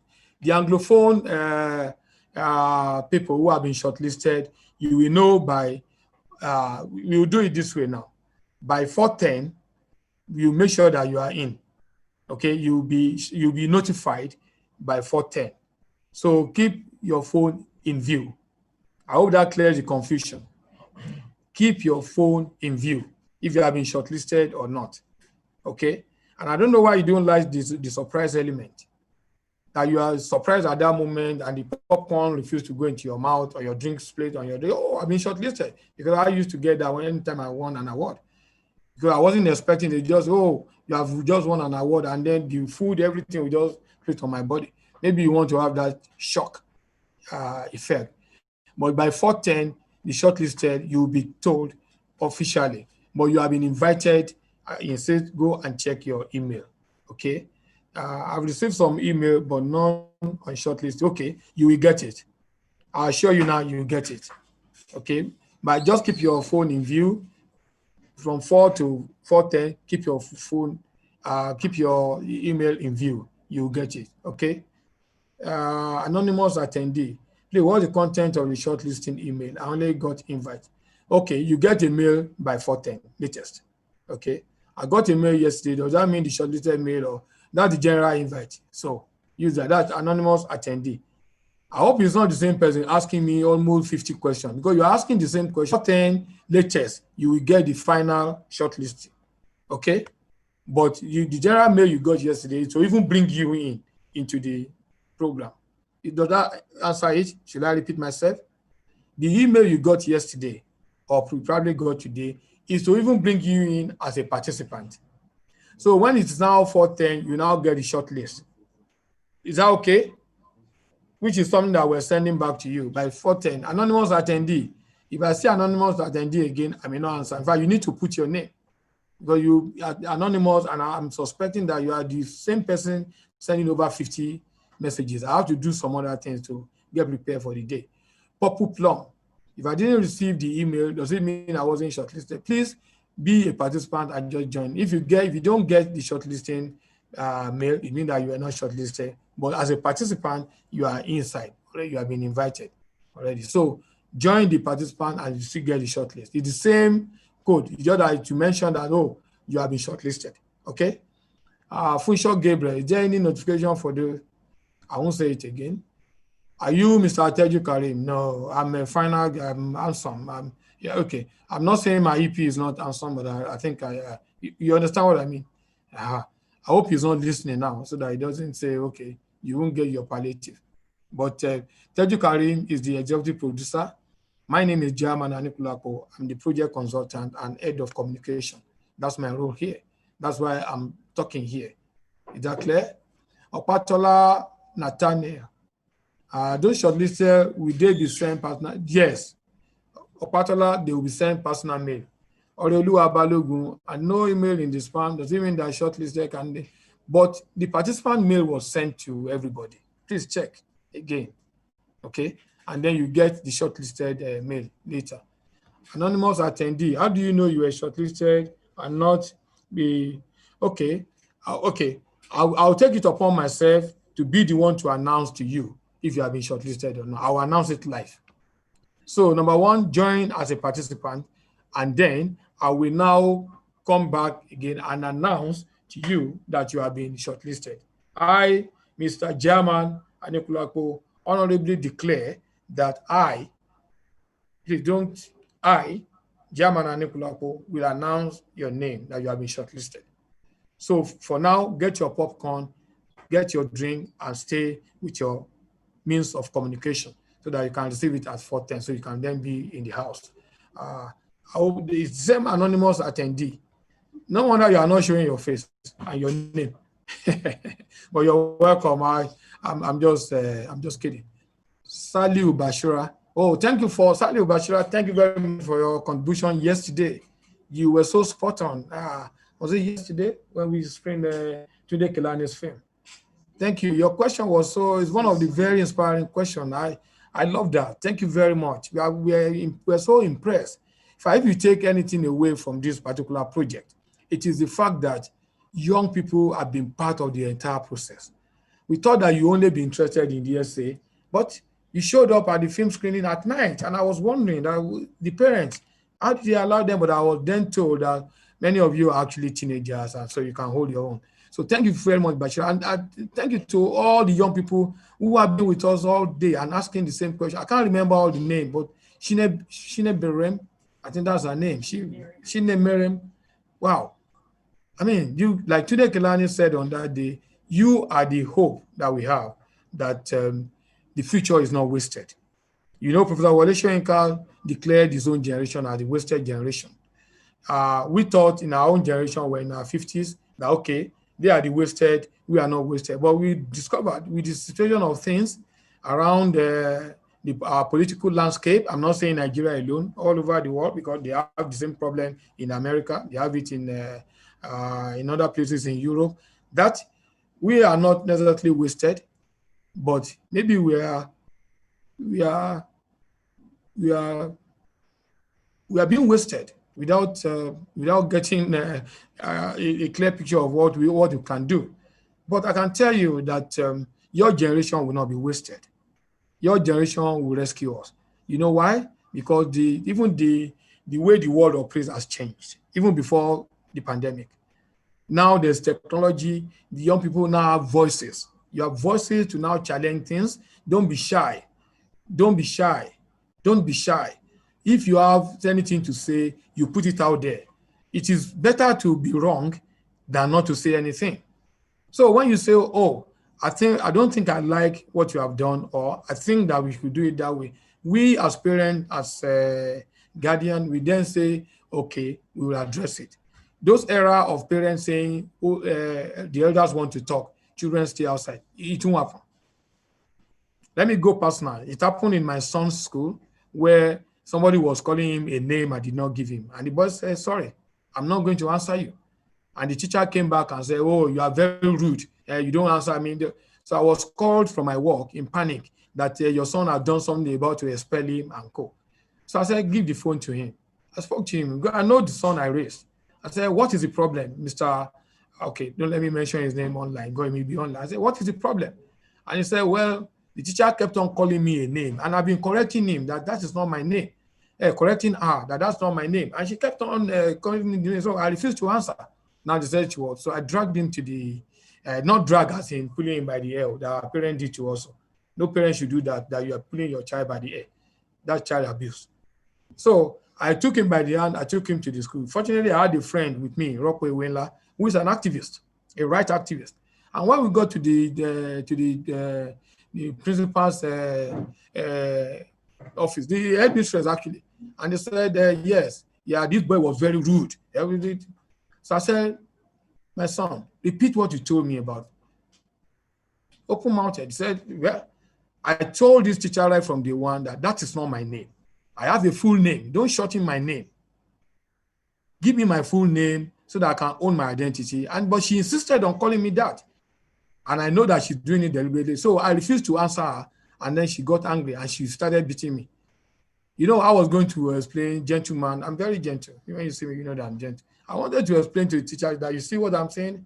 My friend, Rockway Wheeler, said, no way. That please do not ever lay your hand on this child. If you don't understand him, just say that you don't understand him. But to start to beat him for insisting on his right. And again, the boy wanted to challenge, because the teacher then kept on giving a story. The teacher wanted to do it, and the boy said, the boy was being coward. And my friend said, no way, let him talk. Let him say the wrong thing, and then you correct him. Please, parents who are with us, that is the attitude that I think we should. Even me, I learned a lesson on that day. Let the young one, let them talk. The talk will not kill you. It may injure your ego. It may destroy your self-confidence, or you may be wondering, oh, how am I bringing up a child? But if you don't allow your children to have a voice, how do you expect them to hold their own? Because they're not going to be with you 24 hours. And how do you expect them to change, to help change the society? If you don't encourage them to speak up, our children must speak up. Professor Wsice, when he came back at the age of 70, you know, he was outside for a long time. And we said, what are you coming back? He said, I came back to work with young people. And he started a project with Lagos State government later. After that, it said Lagos Black Heritage Festival. The first item, the very first item he put in the program is do your own thing. I didn't understand what it means. But running the program with him, I asked him, what did he do your own? He said, just put the children on stage. If I'm going to ask them to play a recording from that, you see what I'm saying? When we're doing that, we've drawn the video earlier, but we show it now before you show the bigger film. And we had children getting on stage and saying anything they want, performing, singing, doing music, and the rest of them. So do your own thing. That's what it means. And then we started the essay competition, where children were writing essay. We had the support of the Lagos State government. The children were writing essay. Sometimes when he gives the title, even we adults don't understand it. Say, what is that title? And he'll say, this is what it means. That the children, especially there was one about corruption.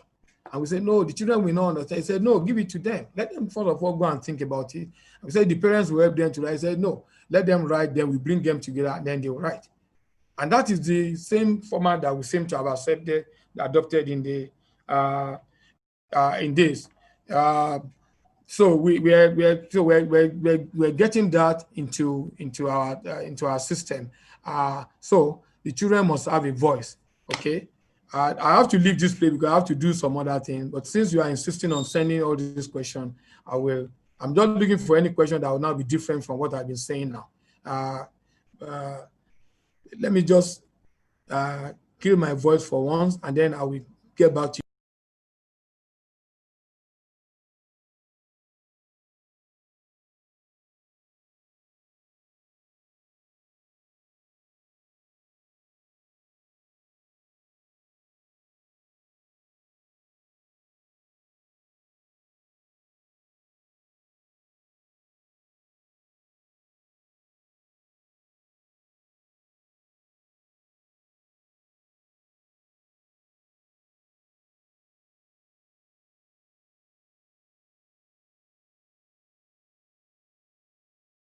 because I'm wrapping this up now, I have to step out so that you can see the video I promised you. I'm one of the participants. I just joined the meeting. I hope you've missed a lot, but I will be back to announce what I mean. But what you missed, the only thing you missed is the fact that you should be ready by 2 o'clock. If you are shortlisted, you know by 4:10. But be ready in this house at 2 o'clock, okay? Because I have to leave, please. If you keep the question coming, then I can't leave. How do I know if I've answered that 1 million times? What time should we be able to see Wole Soyinka from 4:10? Good afternoon, everyone. Good afternoon. You're welcome. How would the mail be like? I don't know. But you get a mail that will inform you that you've been shortlisted, but you have the one that you have been invited as a participant. Go on our website, you see that. This is awesome, sir. No question, just appreciating it. Thank you very much. I clap for you.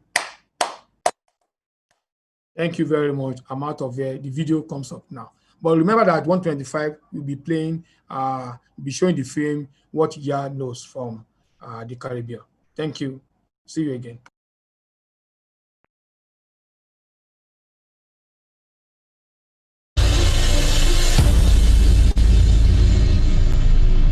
The Open Door Series project is an international cultural exchange program designed for the purpose of using the platforms of literature, arts, and culture to affirm and uphold the dignity of man, focusing on the youth as the future of humanity.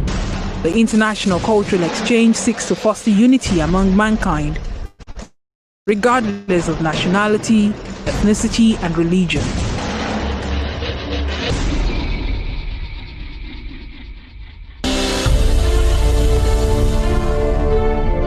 Our first edition premiered on the 76th birthday of Professor Wole Soyinka, fully sponsored by Zimiraj Multimedia in collaboration with Global New Haven. The international cultural exchange participants toured Nigeria, Barbados, and London, where Henry Folusha of Folag treated us royally and gave incredible support. The plays preempted by Nii Coker Jr. and Seven by Rachel Hastings, directed by co-executive producer Segun Ojewi, professor and head of directing at Southern Illinois University, Carbondale. The essays for that year had senior and junior categories.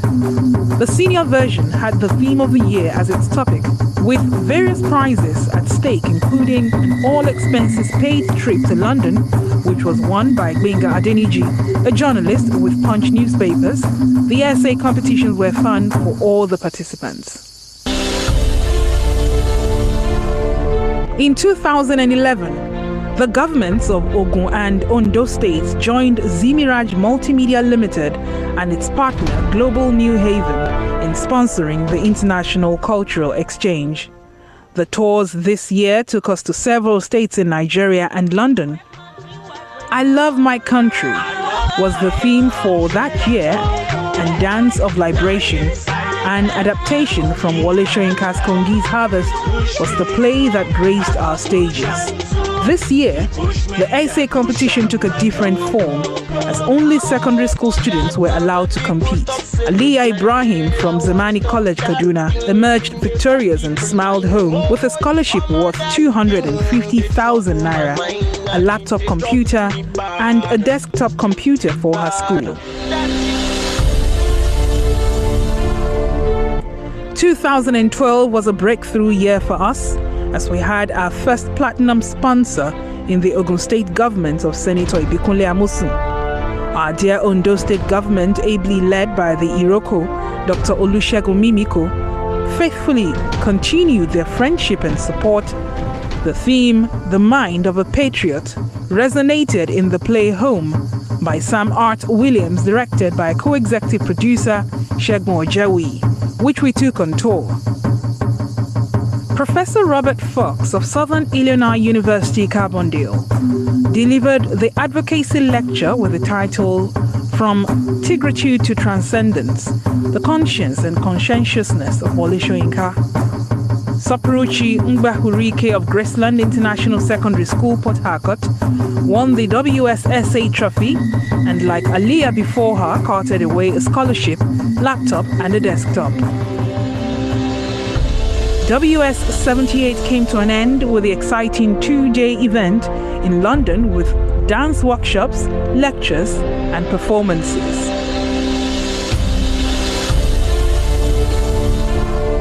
2013 was the start of the countdown to the 80th year mark. While working on the grandiose dreams of the duo Teju Karim and Segun Ojewi to stage 80 plays across the globe for Kongi's 80th birthday, WS79 took place as usual in Lagos, where the students wrote the essay on the 13th of July under the watchful eyes of the judges, led by Dr. Azinat Mohammed. The Do Your Own Thing at Freedom Park, featuring over 600 students from about 20 schools based in Lagos, in addition to the 79 essay finalists who came from all over the country, also took place on the 13th. The theme for the year was Memoirs for the Future. From there, the convoy moved to the Ijegba Estate country home of Professor Soyinka, where the Nobel laureate waited as usual to receive the finalists. The winner presented the trophy to him. The students and officials availed themselves of the graciously offered photo opportunity, and finally the students got the most important gift of all, a question and answer session with the great man. For a priceless 2 hours, the youth threw all manner of questions and he graciously answered everyone. Nothing was out of bounds to his young guests. The action-filled day was far from over. From Ijegba Estate, the convoy moved to the Ogun State Cultural Center. They were joined by 1,000 Ogun State students colorfully clad in the state's traditional fabric, Adire, a gift from the project WS79 organizers. Thereafter, Ogun State First Lady, the beautiful Mrs. Olufunsho Amosun, accompanied by the State Commissioner for Health and son of the Nobel laureate Dr. Olaokun Soyinka, arrived. The First Lady mentored the youths. There were performances of poetry, spoken words and dances by the students. And then, the distinguished hosts took photos with the very excited students. 15th of July, the group in convoy again set off for Osun State. On arrival, we were directed straight to the Center for Black Heritage, where we were received by the Deputy Governor, Otumba Mrs. Grace Laoye Tomori, and the First Lady, Mrs. Sherifat Aregbeshola. After an exciting time in Osun, the Nigerian leg of Project WS79 came to an end, with the 79 essay finalists departing for their homes. The tour train continued to London, where Professor Wale Soyinka, Mrs. Foluke Soyinka, and Mrs. Olufunsho Amosun joined several other dignitaries at the public presentation of Memoirs for the Future, a compilation of essays from the WS Essay competition over the years. That done, there was a youth summit, after which the venerable Nobel laureate took the hot seat and answered questions from adults and youngsters. In 2014, WSICE celebrated our 5th anniversary and the Nobel laureate's 80th birthday. All events of this edition held in Lagos and Abeokuta with the theme, Education, Path to Freedom and the Future. It also featured outstanding theatre performances like Wale Soyinka's A Dance of the Forest, directed by Tunde Awosomi and staged in the Ijegba Forest Amphitheatre. The Southern king would come to fight over the account of the woman. The idea was wrong. We also had 80 spoken word artists from Nigeria, the United States of America, and Trinidad and Tobago, including Javon Johnson, Mutabaruka, Ife Paul Azino, and many more. I've been visiting in my country for so long. The Fourth Republic gave us a made-up version of her, but she was promiscuous and so wrong. What's the ball she could see, distinguishing between foes and friends of the government walking through the hands of the EFCC. Which reminds me, Lungu Ribadu was acclaimed her champion, that dispensation's faithful man, until Wiki leaked and we heard him sing like a canary, humming a different tune before the Americans. Justice after Mr. Sister. On the day Barack Obama is elected president, white people will riot and loot. They will steal high-priced goods from fancy boutiques while black folks sit at home watching it all in the news, saying things like, those people are always so violent. On the day Barack Obama is elected president, the White House will be painted black. Windows tinted to appear black. This poem is watching you trying to make sense from this poem. This poem is messing up your brains, making you want to stop listening to this poem. But you shall not stop listening to this poem. You need to know what will be said next in this poem. This poem shall disappoint you because this poem is to be continued in your mind.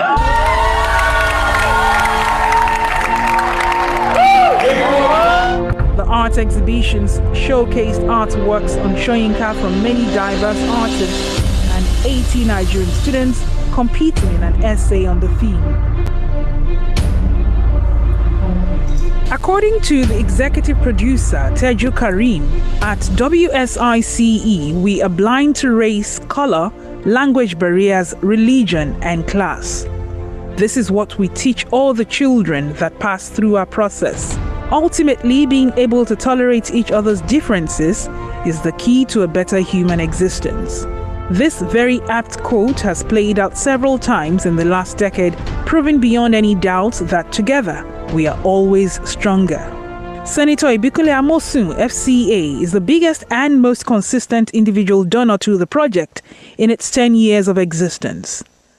As governor of Ogun State, his administration also became our first platinum sponsor. Mr. Jaman Anikulapo, project consultant and head of media and communication, has worked tirelessly year after year from inception of WSICE to ensure visibility for the project. His editorial skill has also come in handy in our various publications. Another major milestone was the first ever live painting of the Nobel laureate. Conceived and organized by Olu Ajayi Art Gallery, the session had Professor Soyinka posing for several artists, painting simultaneously. This culminated in a 10-day exhibition at WS80 in 2014, curated by Mr. Olu Ajayi. While many states have supported the project over the years, the federal government of Nigeria showed support early on when the then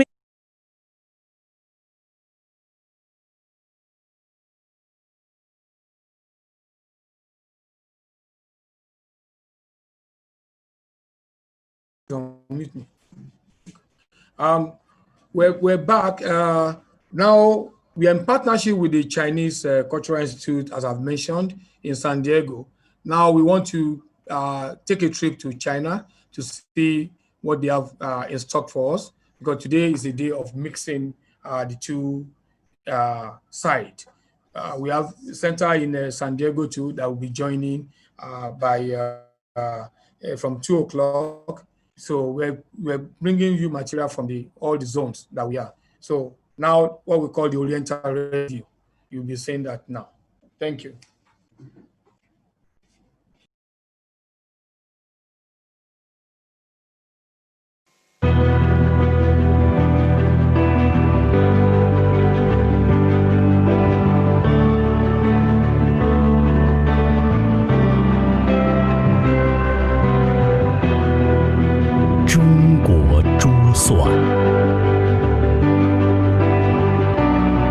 珠算，算圣刘洪发明，是传承1800多年的中华智慧，东方文明古国的象征之意。古书有云：“珠算，控带40，经纬3才。”算盘曾深刻影响了时代，就如同计算机在影响着当今社会。算能通禅，即近乎道。珠算文化源远流长，珠算的魂魄与精神，经过千年锤炼，也将焕发新的光芒。2013年12月，珠算被联合国教科文组织列入世界非物质文化遗产名录。史料记载，珠算曾对中国乃至世界一些地区，在科技、语言、文学、美术、建筑等诸多领域影响深远。尤其是在数学研究、算术实践以及开化民智方面起到至关重要的作用。大量史料研究表明，东方人在数学基础认知的计算基本功方面的领先，很大程度都是由于早期珠算的普及。这一把小算盘，在数学算法及数理思想以及教育心理学和人类智力开发领域有着巨大价值和突出贡献。未来将有越来越多的人通过算盘认识中国，认识中国人和中国文化。珠算文化蕴含大智若愚，以技达道，为人忠厚，做事练达。某种角度来说，算盘的性格影响了中国人的性格。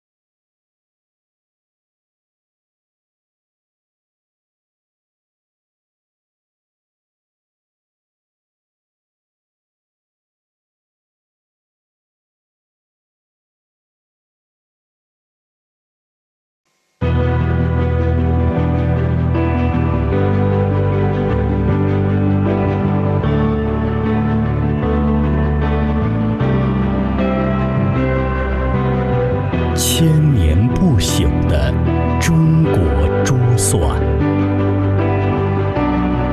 珠算，算圣刘洪发明，是传承1800多年的中华智慧，东方文明古国的象征之一。古书有云：珠算，控带40，经纬3才。算盘曾深刻影响了时代，就如同计算机在影响着当今社会。算能通禅，即近乎道。珠算文化源远流长，珠算的魂魄与精神，经过千年锤炼，已经焕发新的光芒。珠算被联合国教科文组织列入世界非物质文化遗产名录。史料记载，珠算曾对中国乃至世界一些地区在科技、语言、文学、美术、建筑等诸多领域影响深远。尤其是在数学研究、算术实践以及开化民智方面起到至关重要的作用。大量史料研究表明，东方人在数学基础认知的计算基本功方面的理大程度都是由于早期珠算的普及。这一把小算盘，在数学算法及数理思想以及教育心理学和人类智力开发领域有着巨大价值和突出贡献。神墨珠算博物馆初建于2009年，2016年第2次扩建完成，是其研究展示于一体的综合性博物馆。目前，馆内共收录珍贵珠算资料文献600余部，各式古今中外算具及工艺品1000余件，形状各异，质地多样。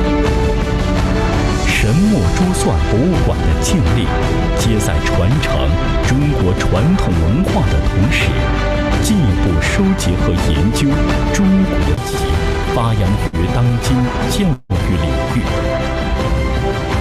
神墨全球100家珠算博物馆计划已全面启动，未来将有越来越多的人通过算盘认识中国，认识中国人和中国文化。珠算文化蕴含大智若愚，以技达道，为人忠厚，做事练达。某种角度来说，算盘的性格影响了中国人的性格。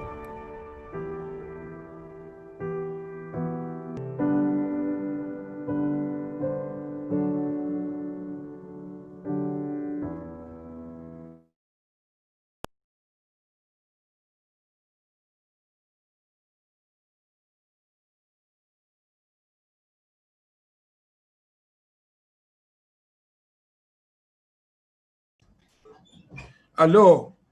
Now we've been to China. We've been in Lagos. Now we've been to Beijing, which is our Beijing center, taking care of the whole of Asia. Now I want to go to our UK, our London center. London center, are you ready? London center, are you ready? Ready. You're ready? Okay. Thank you very much. Okay, now we go to our London center. Thank you very much. We want to be screening a story yard nose from the Caribbean. Thank you.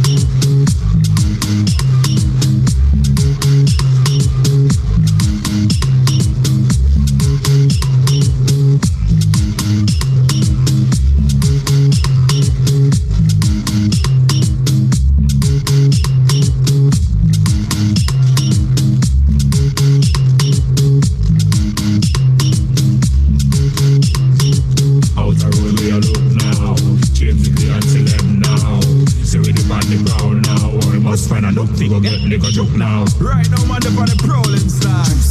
You must find a girl to carry over. I went not John Hill. Trust me. Tonight I did bandy hunting. All over town I am searching. Somehow I must take home something. Good lord. Tonight I must pick up. Carnival at the moment means to me a lot of hard work preparation wise, and on the actual day just like freedom, just you can do anything you want. You could walk in the street in a thong, you could walk in the street with your hair out, you could do anything you want. That's what Carnival means to me, just a big celebration.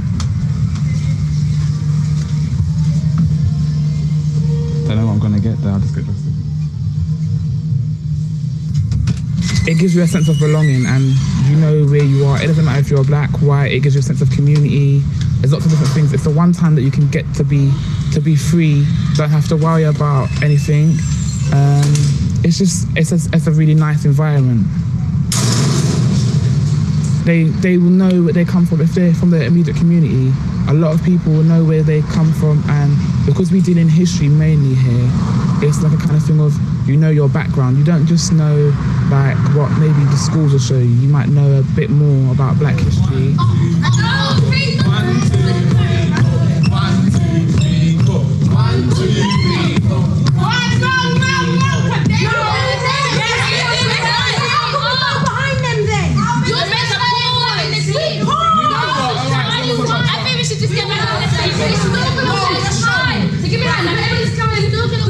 One hand. Face it the same way, face it the same way. And skip round. You don't understand. 5, 6, 7, 8. 1, 2, 3.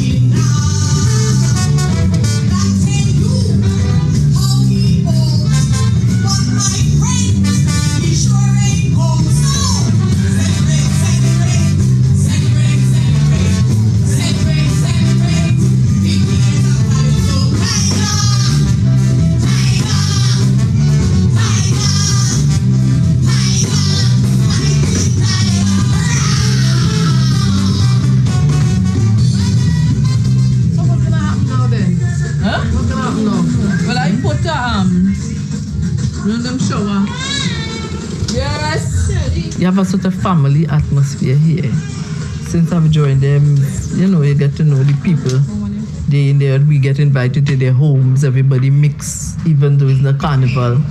If the christening come up, a wedding might come up in between. So, you know, it's a family atmosphere that we've built over the years. So it would not be that head tie that she have on. But this is a prototype, more or less. No, anybody ever tell you that carnival works with spirits? It's a spiritual thing. It's a spiritual thing. It's legendary. Who's this character represent? Mary Prince. She was a slave, yeah. Okay. She was bought. She wasn't born here. She was bought here from Africa. Yeah. So Mary Prince is also, if I remember rightly from the research, one who was one of the original freedom fighters, abolitionists. She ended up writing a book because, you know, they frowned upon slaves getting educated. So, but she ended up writing a book about her.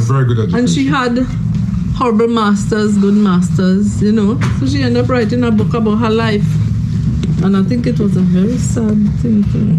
When you get into this thing, you could almost feel this thing. We have the first year, 2002 or 2001, we had one guy named Joshua.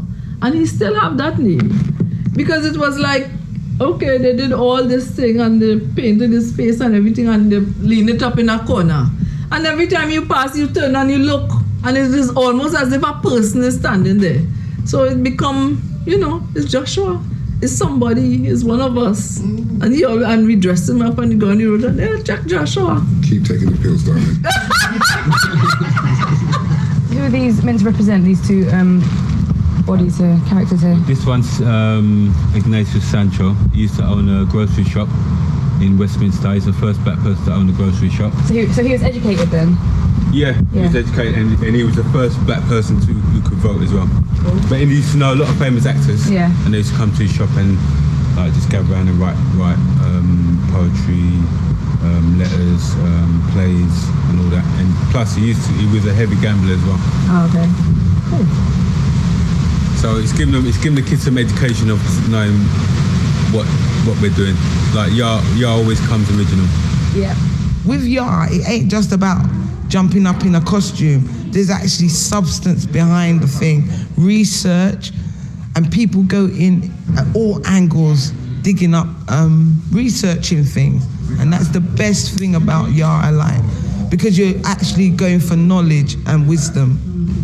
And the whole group develops the knowledge and wisdom, and we all talk at the end like one tongue.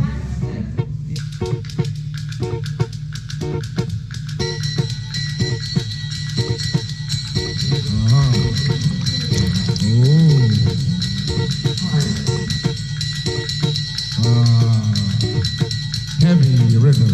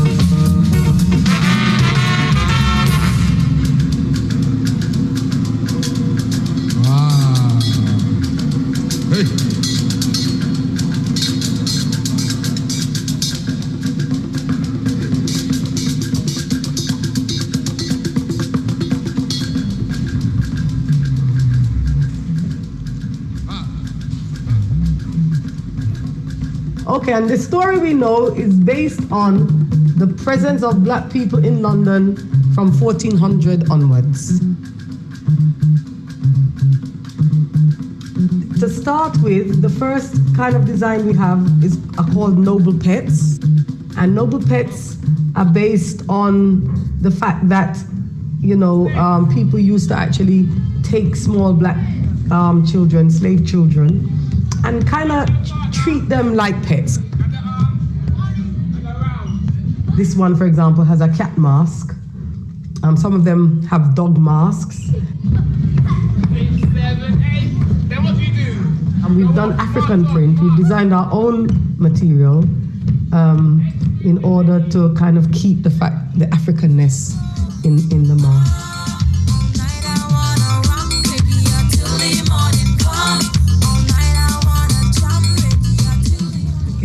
This costume is the Harlequin costume, and it actually represents the way that black people have been used as entertainers over the years. And actually the black and white colors actually came from a young boy who had vitiligo, and he was used as an exhibit and a circus act. So his skin was actually patchy with black and white skin, like the disease Michael Jackson has apparently. And so because they used him as an entertainer, they used him as an exhibit, a kind of touring exhibit, there is a story going around that is how the Harlequin costume came to be, black and white, like that. So that's why we used it.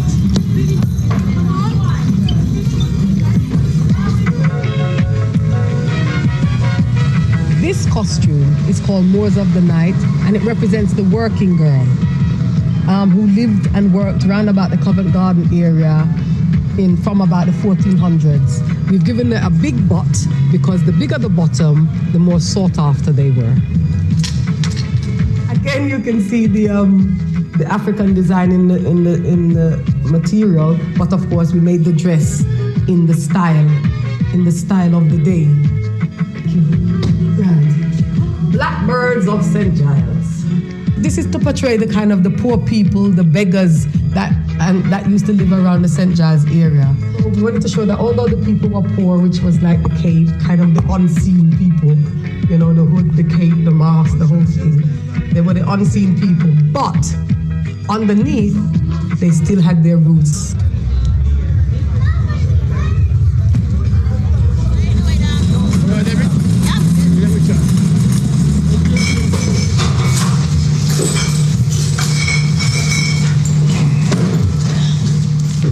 I like it here. It's quiet, no trouble, you know, we don't call the laws too often, you know, we don't have no crackhead here, we don't have no weed dealer here, you know, we get rid of all that, you know.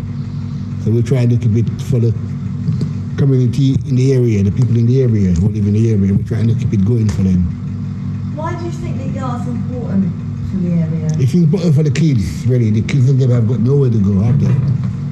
That's where they on the street causing trouble. I mean, when I was young, we had a lot of places to go. We had so much youth club. I never used to get myself involved.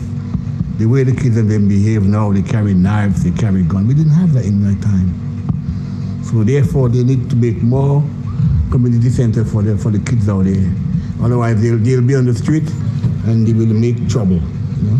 There's a space for kids to come and be creative, be themselves, and be shown a road where there's a different part in life other than the negative elements that, you know, you can get carried away and led astray by. Yeah. I got dragged into it. Well, I didn't get dragged into it, but I come down there and I was sitting around doing nothing, and the guy named Nizam come and said, "What you sit down there for? You got do something and give me something to do." And then I just fell in love with it. I never used to go carnival, never, ever, ever. And that's the first time I went, and it just got into my blood, and that's it. Just love it.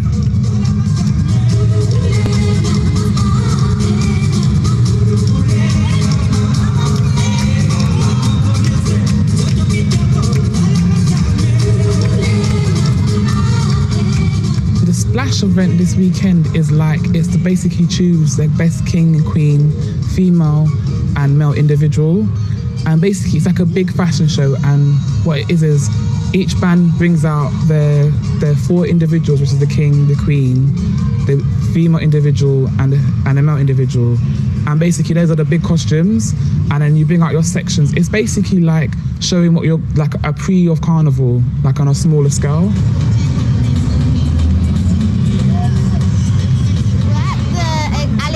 Palace for the splash and with the Yard Santa War, and I'm feeling really excited right now.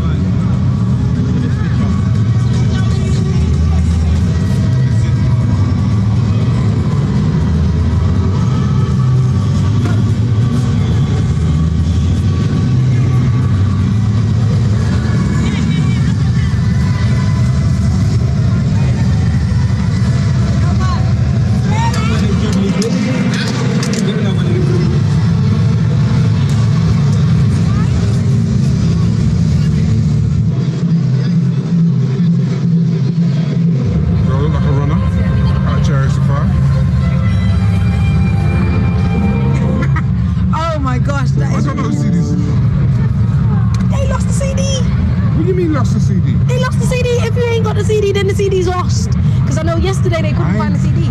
Right. Well, the one that was with the profanity, according to Taliba, based on another colleague of ours saying, "Oh my God, it's what they call Vibes Cartel. They don't sing nothing clean. So they would say, oh my God, take it off, want it out. The kids must learn to dance to the other one. And Hear My Cry, I'll be frank with you, Hear My Cry is actually a better song that to lead into the African dance than Ding Ding Ding. The Crazy Folk, in the meetings, I had to proper argue for the Crazy Folk. I had to proper argue for it. Alright, so I noticed, and people out there might actually know that song. And when they see small children dancing to a song with swear words, and frankly speaking, I do not want to be associated with any children who don't mind dancing to a song with swear words. I don't want to be with children who want to dance to swear words, okay? You're all better than that, aren't you? Damani, Crystal, Jasmine.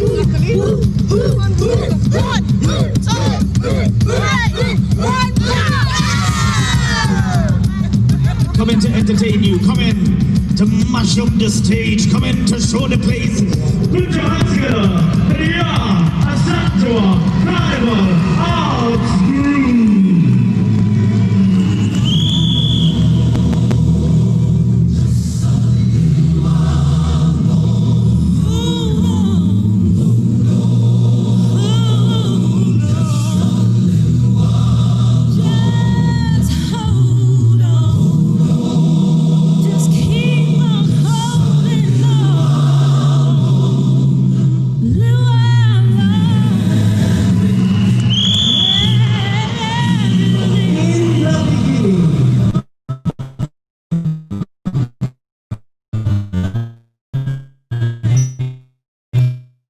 We were happy grown-up people in the land of Africa,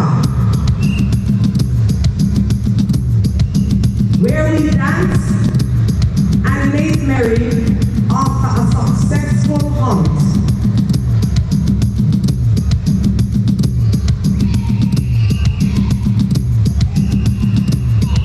All this came to an end when we were captured, bound, chained, and brought to the West.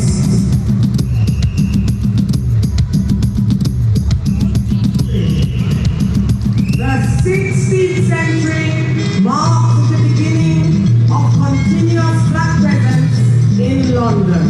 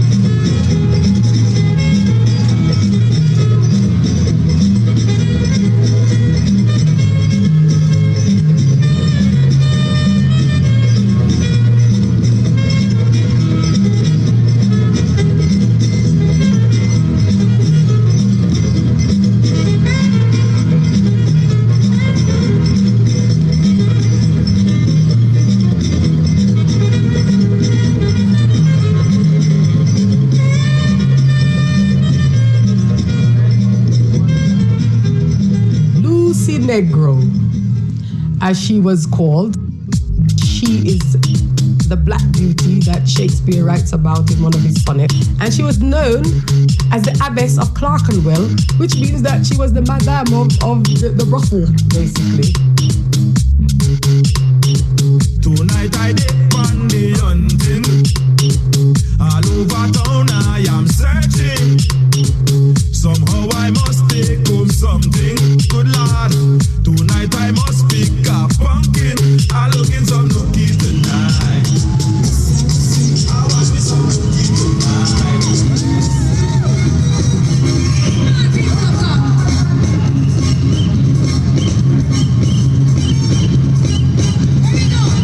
Hear my cry.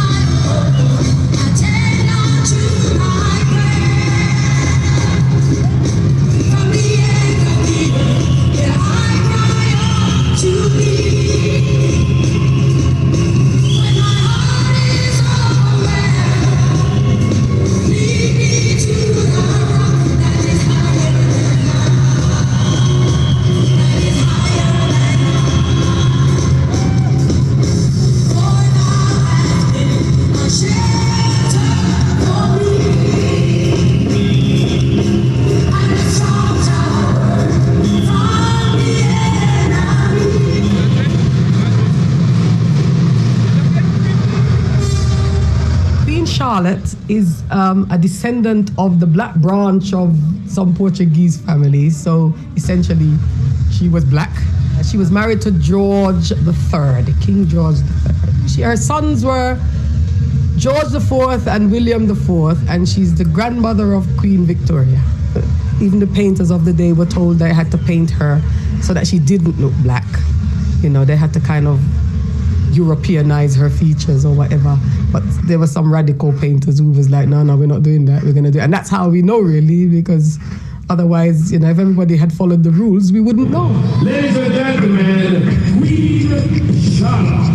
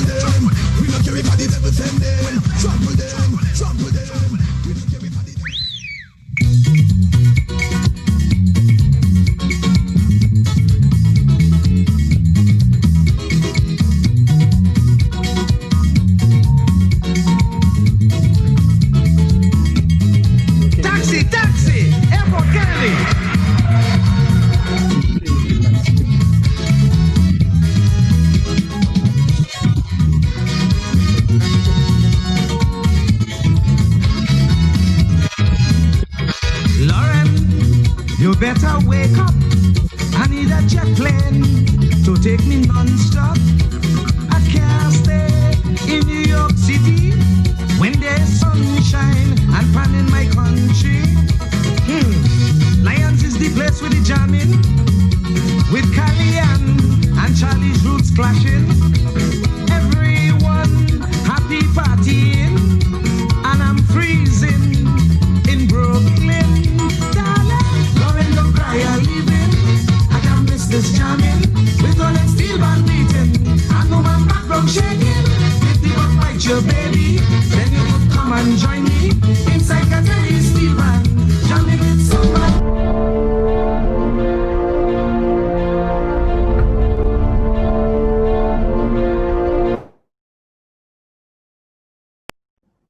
Can I go? Huh?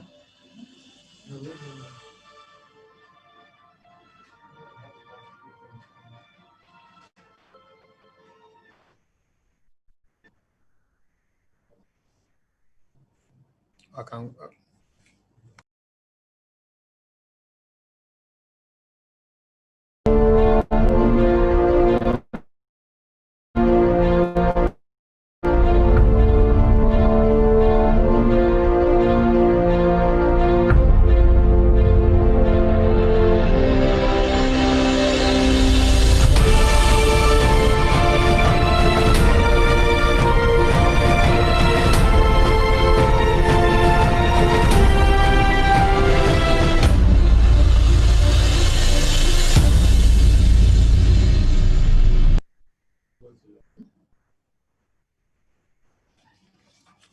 Good afternoon, the world. Good afternoon, Nigeria. Good afternoon, Asia. Good afternoon, Europe. Good afternoon, Africa. Good afternoon, South America. Good afternoon, North America. Good afternoon, anywhere you are in the world. It is good afternoon. You're welcome to day 4 of the Wsice International Cultural Exchange. We started 3 days ago on Sunday, and we've been through the world. Today is a climax, because today we want to reward our children, our young people who participated in the essay competition. Over 2,000 essays were received from around the world, actually from 28 countries in 5 linguistic zones. All of them put in their essay, and the essays have gone through adjudication process, 5 stages. I don't want to go over that now, because at 4 o'clock, when the formal presentation of the prizes will start, you will be able to see, you'll be able to get fuller information about how many of them, where the various entries came from. And the judges and the adjudicators will be here to explain about the process that it took to adjudge over 2,000 essays in the junior and the senior categories. And then we'll be able to see the winners. We'll be able to see the winner in the zonal and the global winner in the junior category, which is age 12 to 16, and the zonal and the global winners in the senior category, which is 17 to 22. Now, 2 prizes will go to each of the categories. There will be the winner, the zonal winner, there will be the runner-up, and there will be the global winner, the runner-up. That's for junior. For senior, there will be the zonal winner and the runner-up, and the global winner and the runner-up. All this will happen from about 4 o'clock. As I mentioned earlier on, I've been sending messages in the chat room. If you go there, you'll be able to see what I've put in there, that all the participants in the essay competition should be in the room latest by 3 o'clock. Because by 4:10, you'll be announcing, I'll be reading out the shortlisted of 86. 86 people, participants have been shortlisted, because it is from there that we'll pick the winner that I just mentioned, and the various prizes will be awarded to them.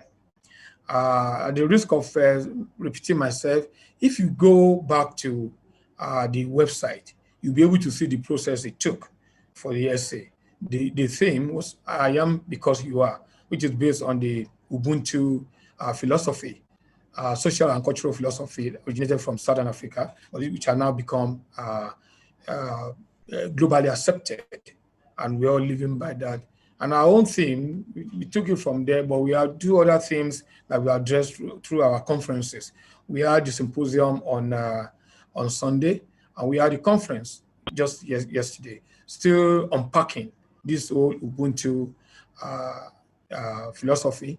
And our various speakers from 9 countries in 5 linguistic zones of the world who participated in the 2 segments of the advocacy session on Sunday and yesterday. I've been able to dismantle it a bit, with some even disagreeing with it.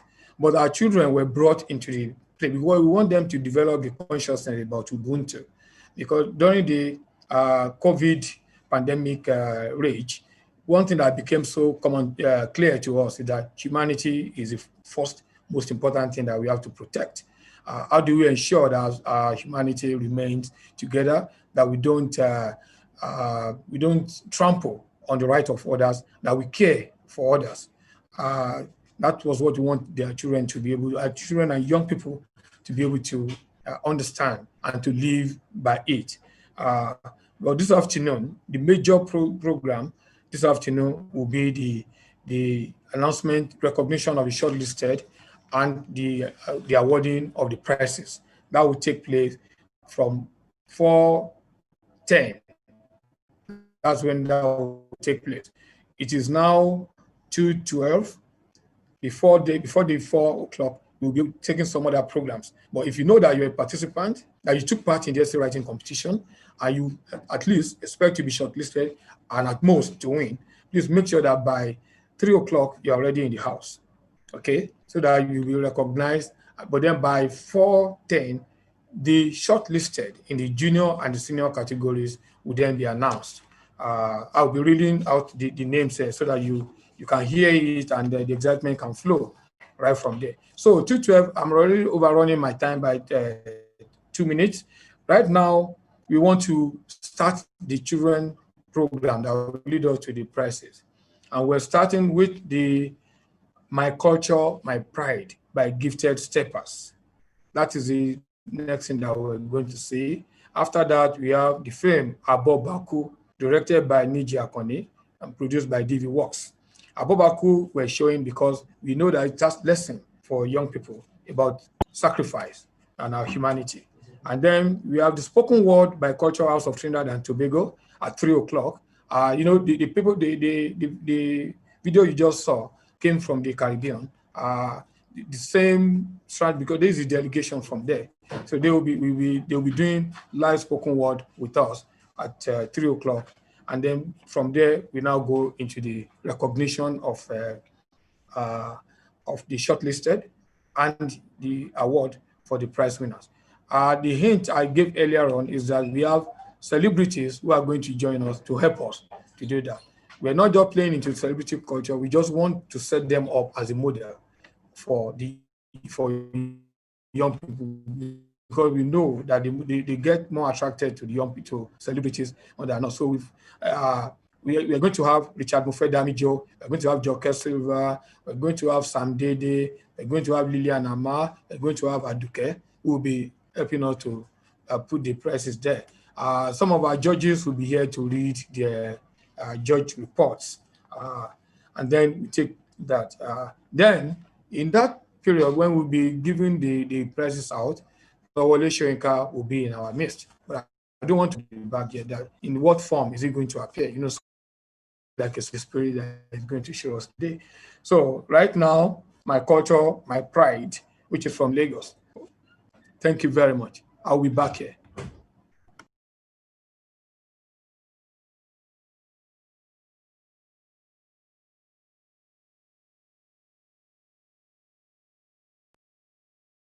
Nigeria, oh! Nigeria, oh! Ìlú ọlọ́ba tó ṣàn fún àrà tó yin, kò sí ìlú tó dàbí ìlú mi, ojúmọ́ ọ̀rọ̀ kan, ìwà kan, àṣà kan. Nàìjíríà tí kò gbàgbàkúgbà ṣùgbọ́n gba gbogbo èèyàn. Nàìjíríà, oh! ẹ jẹ́ ká dúpẹ́ lọ́wọ́ Olódùmarè fún àṣà àti ìṣe tó fún wa ní Nàìjíríà ẹ jẹ́ ká dúpẹ́ lọ́wọ́ Olódùmarè fún ààrẹ Muhammadu Buhari tó tọ́jú gbogbo ọmọ Nàìjíríà pátápátá. Arise and shine, Nigeria, a land of many heroes. Arise and shine, Nigeria, the proud land of our forefathers, the beautiful land flowing with milk and honey, a land endowed, blessed with many resources. Arise and shine, Nigeria, a people of diverse culture, yet living and united as one people. Arise and shine, Nigeria, the sweet home of our forefathers, the sweet land of many talents.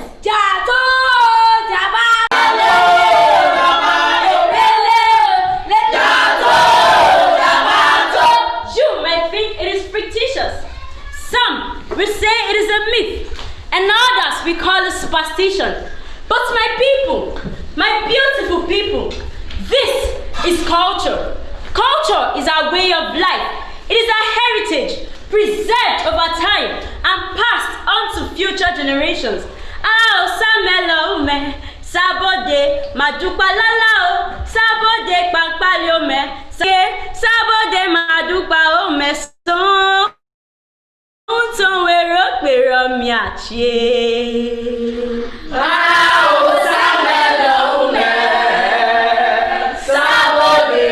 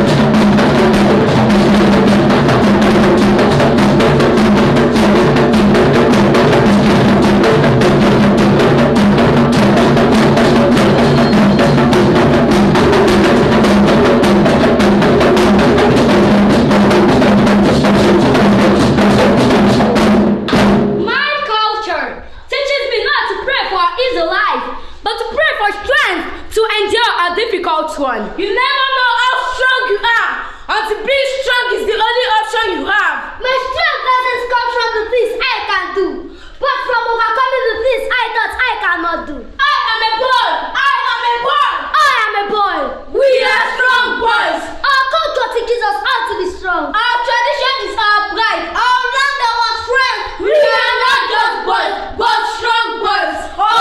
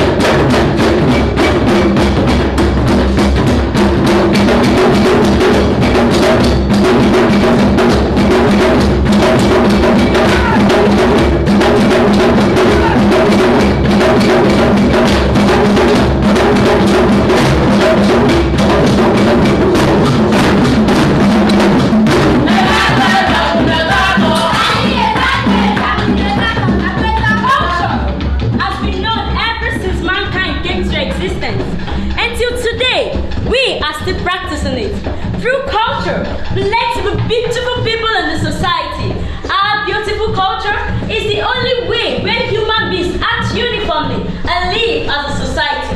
Where there is no culture, the people of the society do not have a common understanding of what is good from what is not good.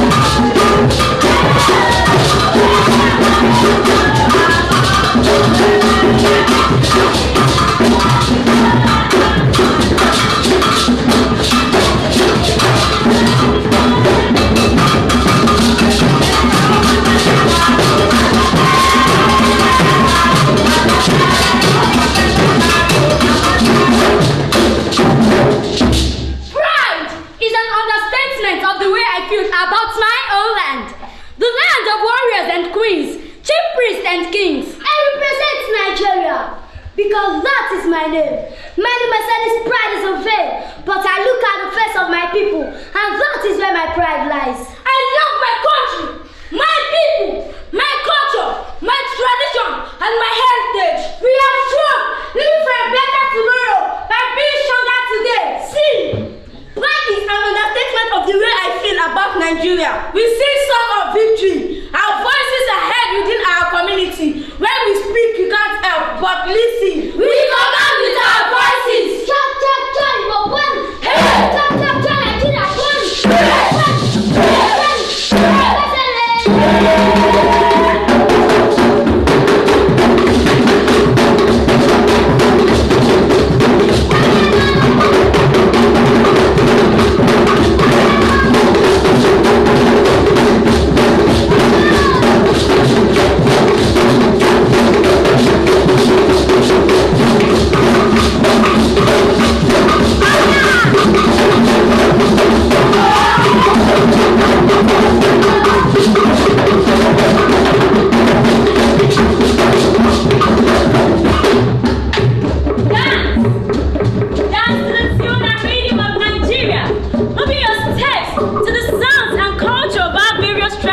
Nigeria,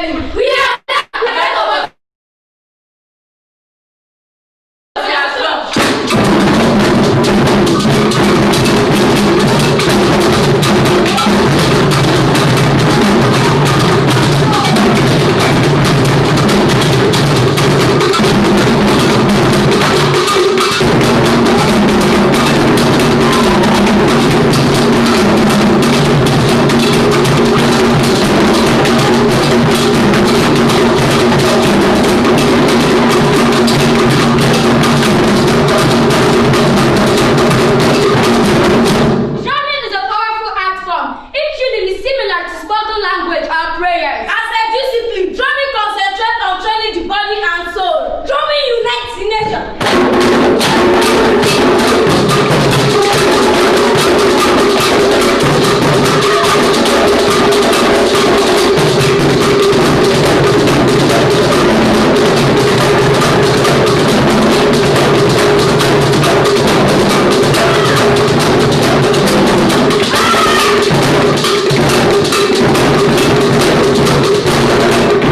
In Nigeria, drums convey many kinds of messages like praise, warning, blames, and greetings. In Nigeria, drums are often used as a form of music therapy. Many culture in Nigeria practice drum as a religious passage.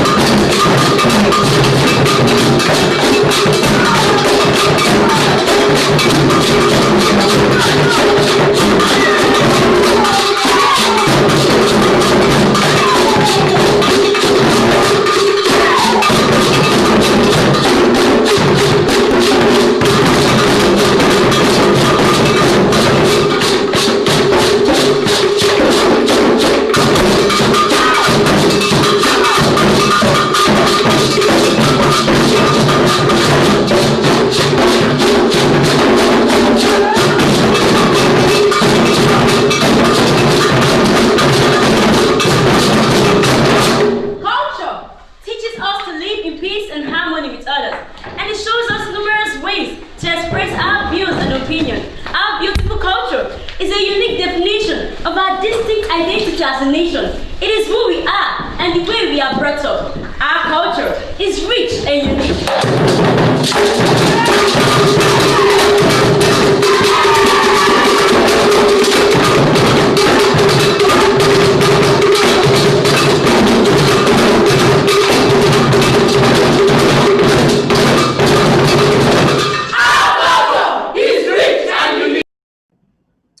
Wow. I'd like to give a round of applause to our children for that wonderful performance. Thank you. If your mic is open, please kindly help me give them a round of applause. Yeah. Just quickly, because we're already running into the screening time of the film, I'd just like to say that these children, when you go to the website, you see their stories there. Many of them were indigent students. Many of them were, I don't like to use the word, that they were on the streets. And Oma Harrison, who is in the house here, managed to bring them together because she was also on the street. But because she was able to get to use the art, she became a dancer and she joined the national troupe. She went to the university from the little money she was earning from dancing and doing this sort of thing. So it's an emotional thing for me personally that we're able to put them here on this program. And last year, during the drum festival, which this same team, led by Teju Karim, the executive producer, this same team producing the drum festival, African Drum Festival, led by Professor Wsice Soyinka. Professor Soyinka last year adopted this particular group. He had earlier adopted Footprints of David from Bariga, now adopted the Gifted Steppers from Ikorodu. So we keep on exposing them.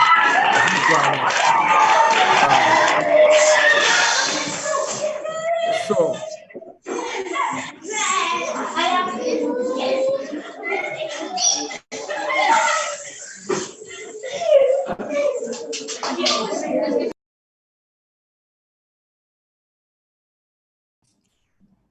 I'm sorry about that sound interaction. As I told you, we are operating from 4 centers. We're in Lagos, we're in the UK, we're in the Caribbean, and we're also in the US.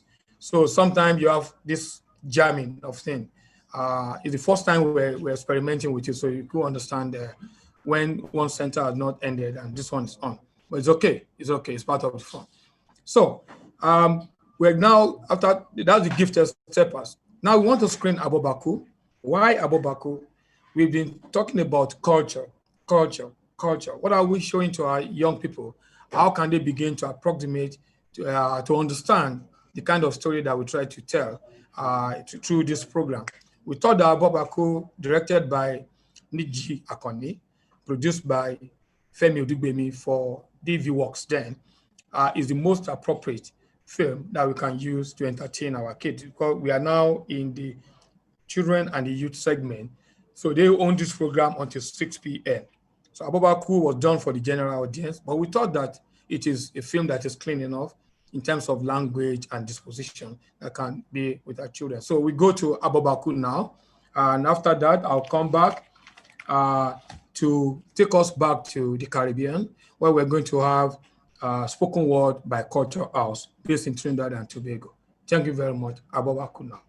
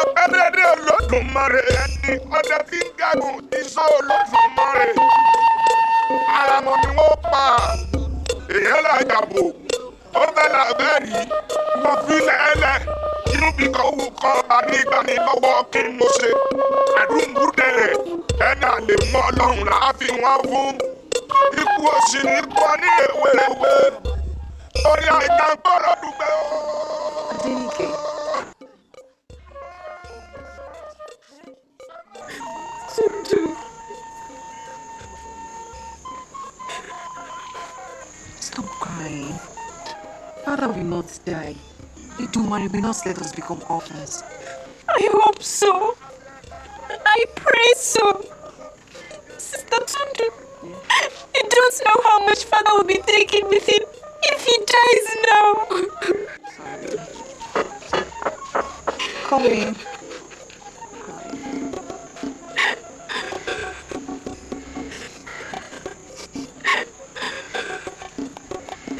Yes. The chief sent for them. And they are here.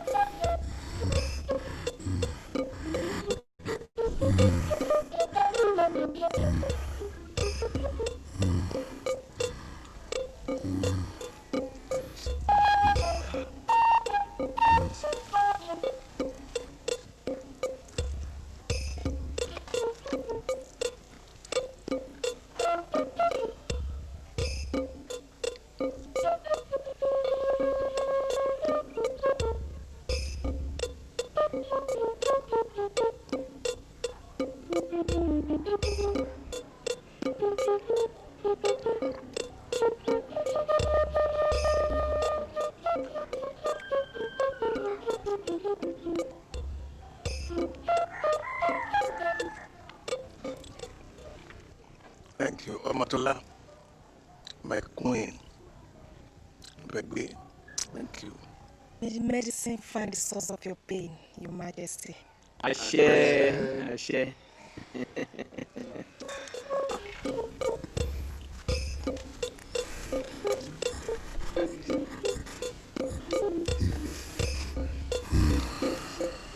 Where is the prince?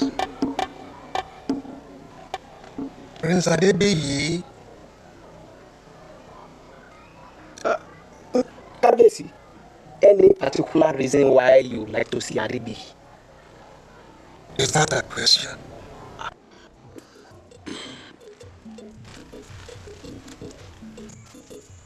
The Kabesi wishes to see Adebayi. The Kabesi wishes to see Adebayi. Adebayi.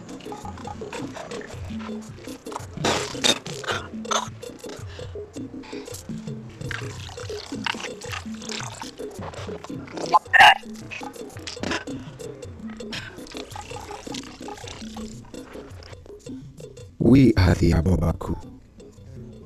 Our day of duty and honor is here. When the king dies, we must be buried with him alive. To escort him and carry his abundant luggage on his lengthy journey to join his ancestors. It's the height of glory and honor to serve the king with our life and our death. After all, he is next to the gods. But it seems a greater disservice to leave the only woman I ever loved. To leave her at a time she needs me the most.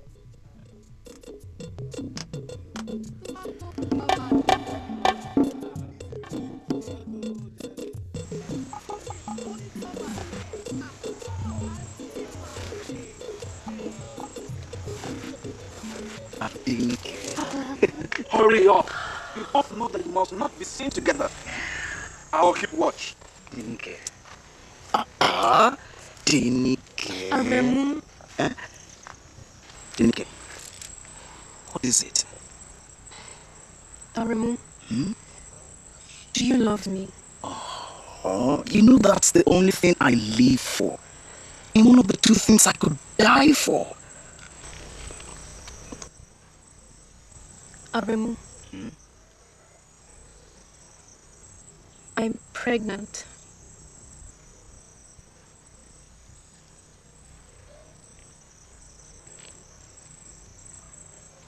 The king, my father, the elders say he may die of this illness. You have to stay alive for me, for us. I live to die with the king. Very well. You will die with him. But don't think my baby and I will live a day without you. I have no choice, Dinike. This is the path of honor I've always looked forward to treading. But what will be left of me when you are gone? I think the gods are replacing me already. While they are displacing me, Abby.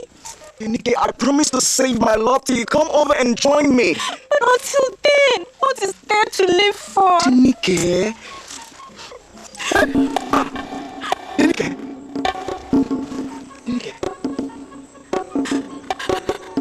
Dinike. Don't come close. Okay, please. What would you have me do now? You have to run away. At the crossroads, on the outskirts of town, take the left path. This will lead you straight to Bodego. That is the village of my maternal grandmother. Ask for Yaniwura Nuwara. She will harbor you till I join you in a fortnight. Dinike, look, an Abobaku does not run away. Have you ever heard of such a thing? Think about me. Think about my honor, my family name. Family name?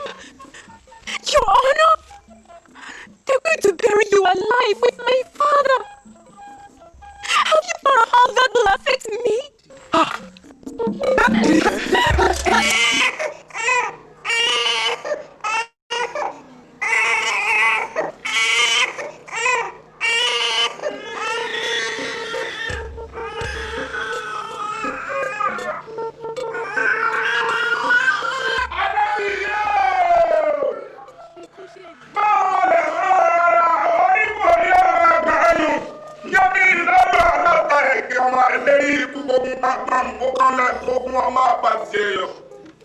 Look, it's all right. Huh? It's all right. Huh?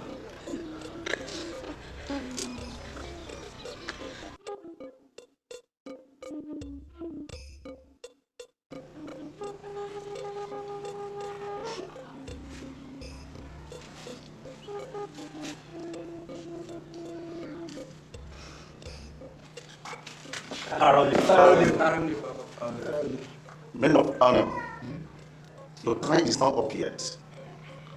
Believe the oracle. The king has many more years to live.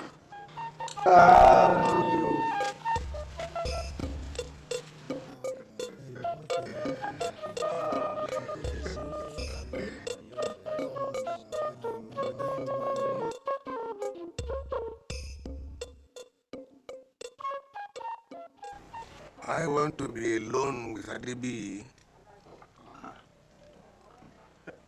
But, Tabiesi, you know I must stay. I have to consult the oracle every hour to know. You may leave.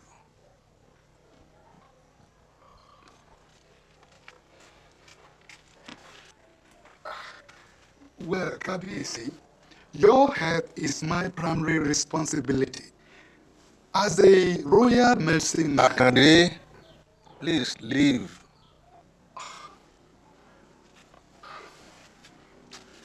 Your Majesty, even if my guards will have to leave the chambers, by tradition, I must stay to personally provide you security. Balogun.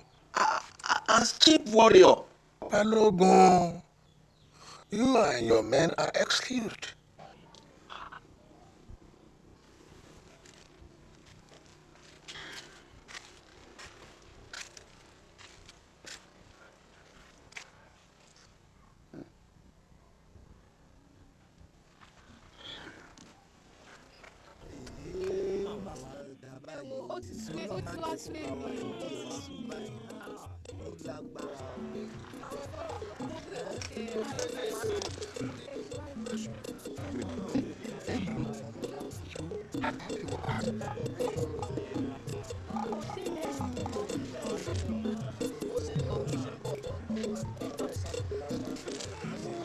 I am here, Kabisi.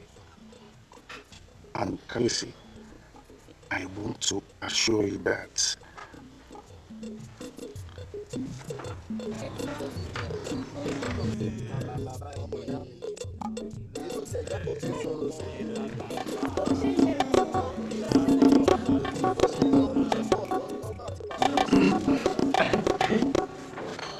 His Majesty is conversing.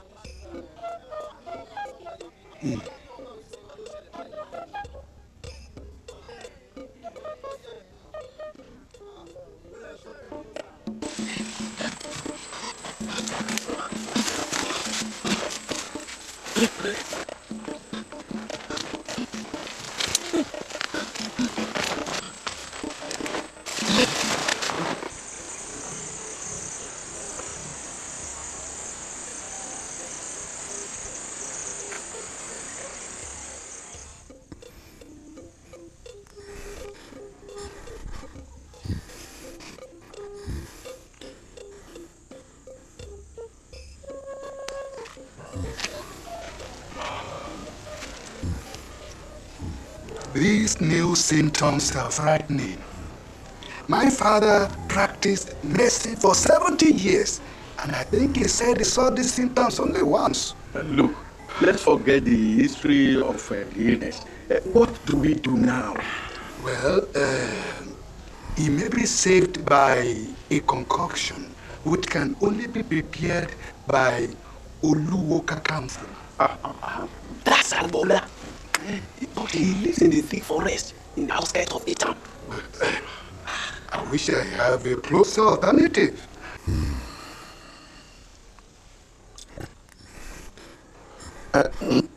I will fetch the concoction. No, you cannot. In the name of the gods, you are the king's most likely successor. Oh, let him go. Let him go.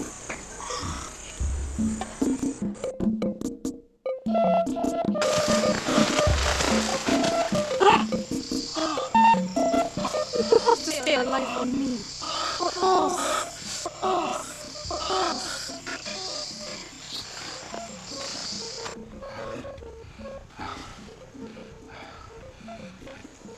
Adebi, if you want my men to escort you, I will give you... No. Just give me some of your horses. I'll go with my men. Okay. Give Adebi all the names. Arole, Aremu is missing. Who is Aremu? One of the above.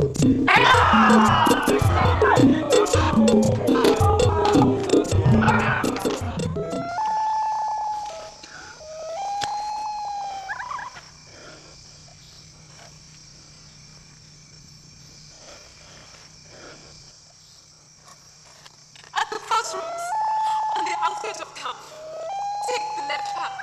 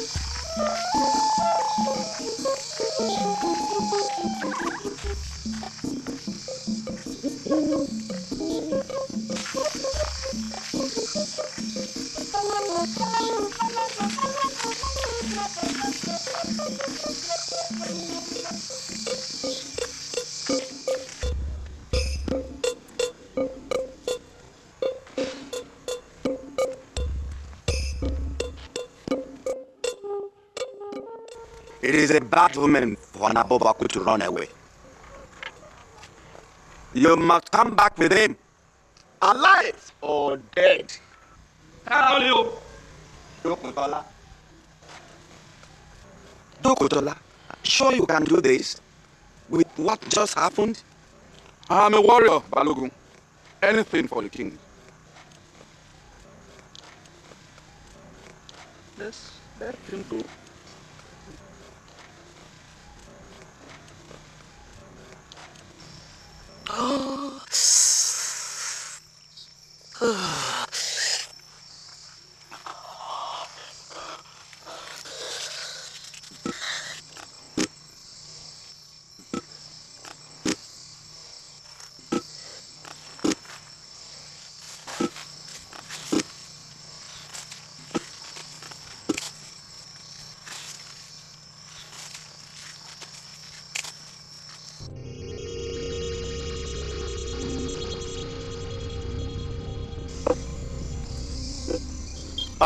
Agora, he has simply refused to die. And all the chiefs believe that the only one who can save him with this medicine. Rest your mind, Ademi. I've made a stronger medicine than the one I gave you earlier. And this time also, the youngest queen must be the one to serve him. Oh, no. At this stage, the only person who can put anything into the king's mouth is Akande. Omotola will not be allowed to. There is a way around it. Adebi, have no fear. you will win this battle.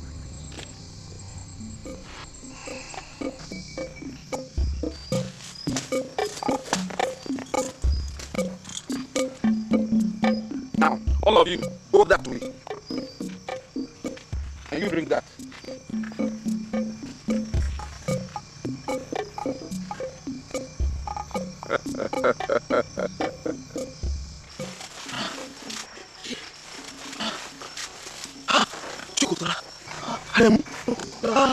Chukutola, take me back. Take me back to the palace, please. Are you crazy? You'll be dead before the cock crows. Look, I have an obligation to save the king. Save the king? What are you doing? What are you doing? I don't understand you, but I didn't care. She'll be disappointed if she finds out that you turned back after getting this far. Please take me back. Take me back, please. Take me back. Oh. Take me back. Adam, take me back.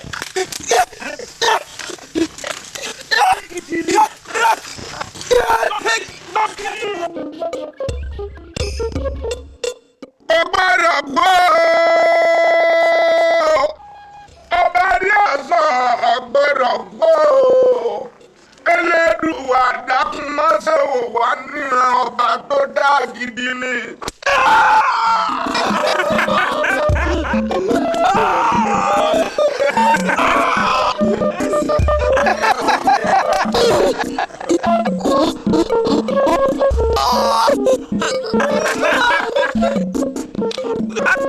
Don't kill him yet. Balogun said we should bring him back alive. Balogun said we should bring him dead or alive. Whatever I do or don't do won't make a difference.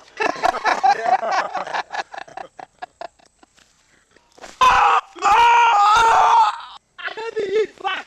Adebi is back. Adebi is back with the Meti. I have a duty to save the king. You save the king? You can't even save yourself.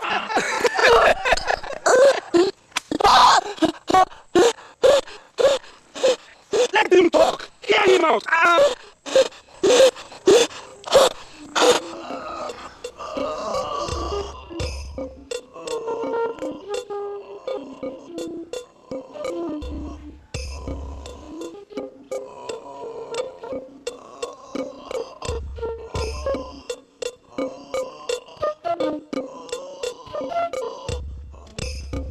Don't!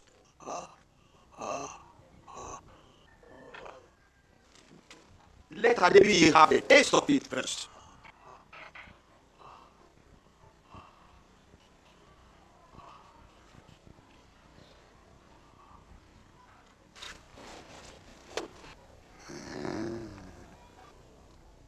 And that marked the end to many things. Omotola lost her position as the king's favorite.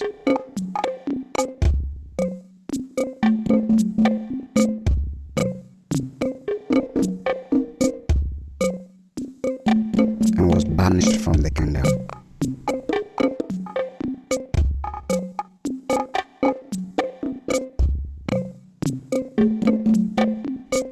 Prince Adebiyi and Abuola the herbalist, they were beheaded 3 days later.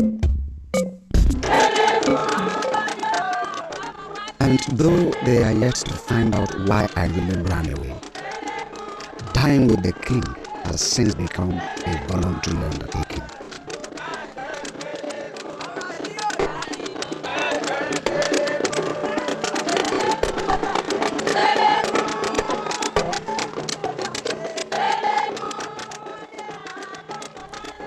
Though the king has offered to give me any of his daughters I would like, I wonder how he will take it when he discovers I already had more than a hand of one of them before I became a hero.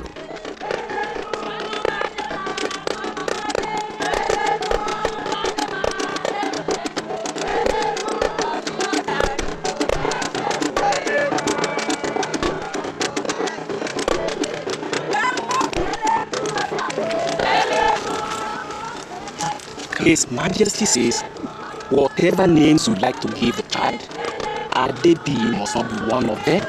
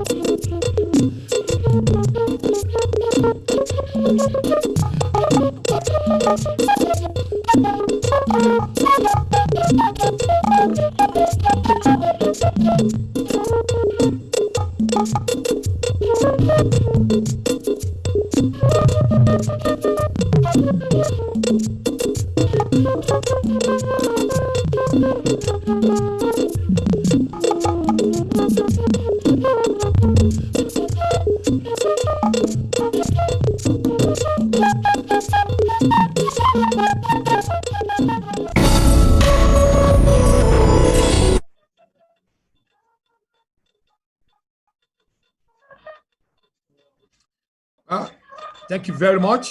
That was Abobaku. The credit is still rolling, but that was Abobaku, directed by Niji Akoni, produced by Femi Odugbemi of DV Works. Thank you very much. The sound you had on that was from our YouTube page, because YouTube is a bit delayed from the normal Zoom. So if you hear those kind of sound overlapping, it means that we're also on YouTube and we're on Facebook. You can join us there. This particular production was one of the New Direction initiative of Mnet, in which they went to so many countries and they got young people, because the Niji Akoni and Femi, they were younger then. They were not the old men that they've become today. So one of them was directing, Niji Akoni, and Femi Odugbemi was producing. We always talk about the need for collaboration among creative people, and this is a very good example of that. Right about now, I would like to take us to Trinidad and Tobago. But the performer, the spoken word event that is coming up, it is not just happening only in Trinidad and Tobago. You have the poets in different parts of the Caribbean, and they are going to join us live from there where you do their spoken word. So from Nigeria, I transport you to the Caribbean. I have to say that the Culture House is led by a friend, Shabaka Thompson, who is the executive director of Z Multimedia Limited in the UK. He's a carnival art specialist, but he's also a cultural advocate who has been working in over 4 continents. So he's always right there, and he comes to Nigeria fairly regularly. He goes around Africa fairly regularly. So he's the one leading this. We have about 7 performers, but the one that is staying strongly in my head is Anthea. Anthea is known all over the world as a storyteller, as a folkloric storyteller. She's been to Nigeria. In fact, she had a 1-week workshop with some of our young people in one of the editions. She was with us in Abeokuta and she taught them storytelling. If you saw the documentary, then you'll have seen her in there at that time. So she was there and she's now doing spoken word in this particular thing. So I will transport us to that place, and then we will see that. But first, let us remind you of why we're here by showing you a bit of what is the Waliso International Cultural Exchange, WSICE.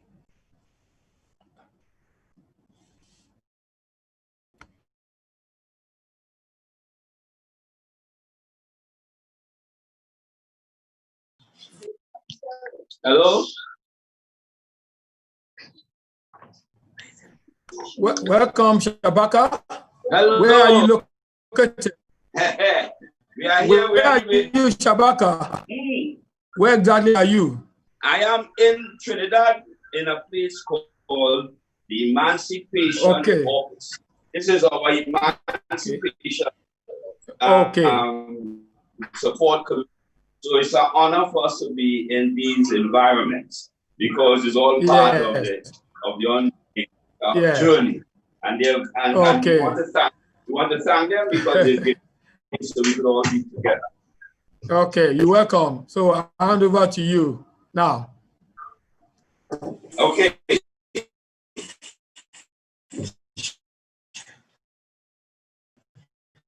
Okay, welcome. Good morning, me. Everybody, good morning, the world. It's a word, and I will go right into it. We have the first person. We start off with a female. Her name is Cheryl Griffith. She's a lover of literature and oral tradition, have been writing and reading poetry since primary school. She's a performing poet, an author of the book Caribbean Spice, a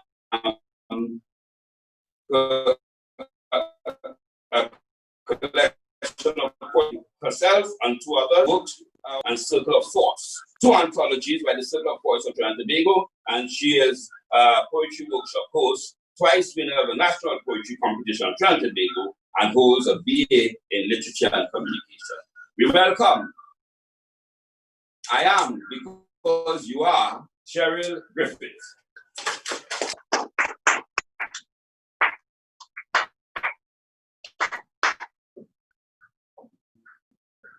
I am so grateful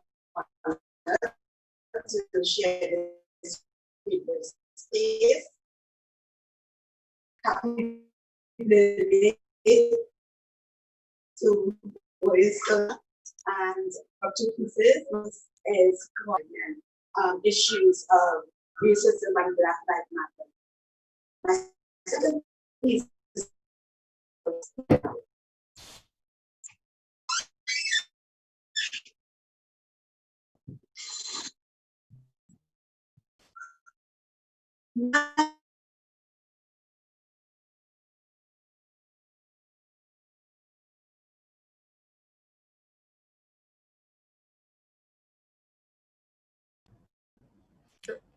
Hello, Shabaka.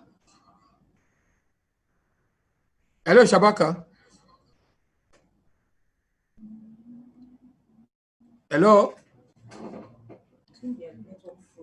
I think there's a network problem with your audio. Can you just adjust a bit and then let's flow? Hello.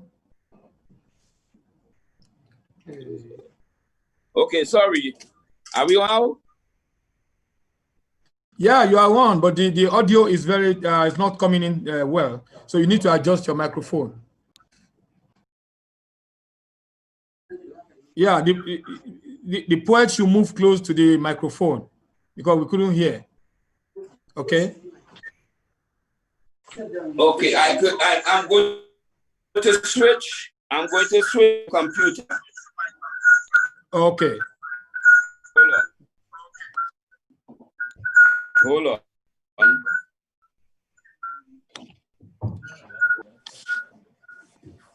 Hello, Shabaka. Yeah. Yeah, technically you shouldn't have two devices on. Can you take out one so that because the sound is interfering? Take out one. Take out one. Yes. Take out one of the devices so that we can one device can give all the sound. Okay. Somebody stand up.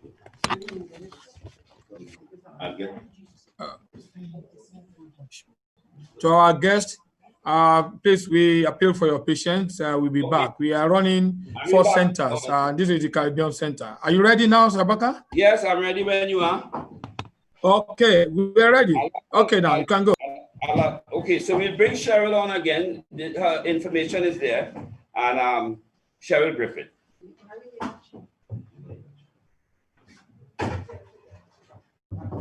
You, Cheryl.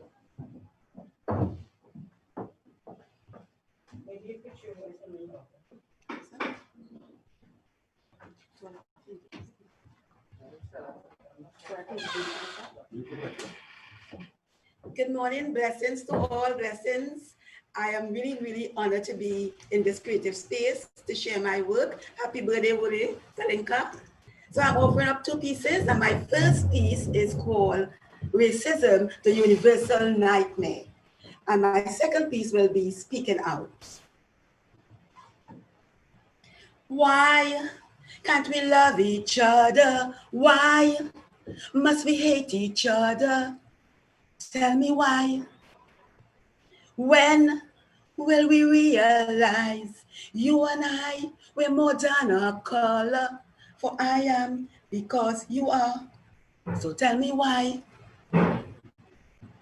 Madness, sadness, hating, degrading, dehumanizing, humanity dying, dying, die, fight. But oh, to what plight? Twisted beliefs, wounds unhealed, each one bleeds, each one feels.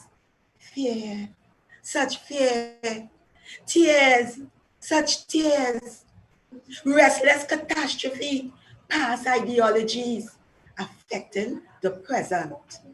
Wasted lives passed away in strife and hopes dreams, night conceals. Red, yellow, white, black, twisted hair, straight hair, kinky hair, see hair. Colors, mere colors of superiority and inferiority, violent ideologies, philosophies, distorted facts, white, good, bad, black. On and on, fighting, hating, killing, humanity, dying,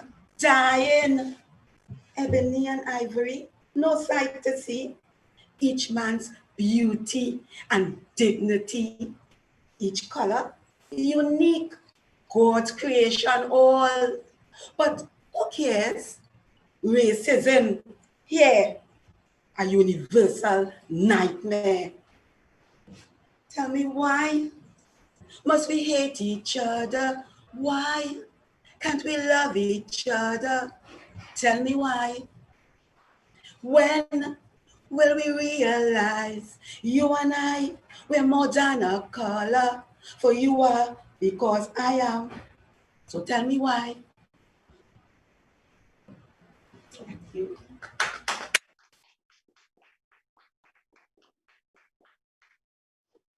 This poem, this poem, this poem strives to bring reason, straighten beyond the agony of words, stretching beyond the deep, dark abyss of time, where emptiness leaks and sorrow sucks your spirit dry, draining your blood like a leech.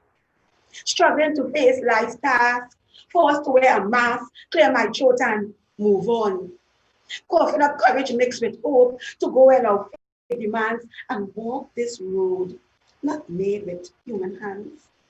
This poem has trailed tired eyes on years of sweat and tears and kept her peace, forever bearing a smile that hides the pain that lies behind, silently sucking on her sorrows like clothes beaten against stone till white. This poem has taken much and will not be hushed. This poem will speak, but at the edge of the heart, wisdom is weak. Are words enough? This poem not about metaphors, similes, and such. This poem too deep.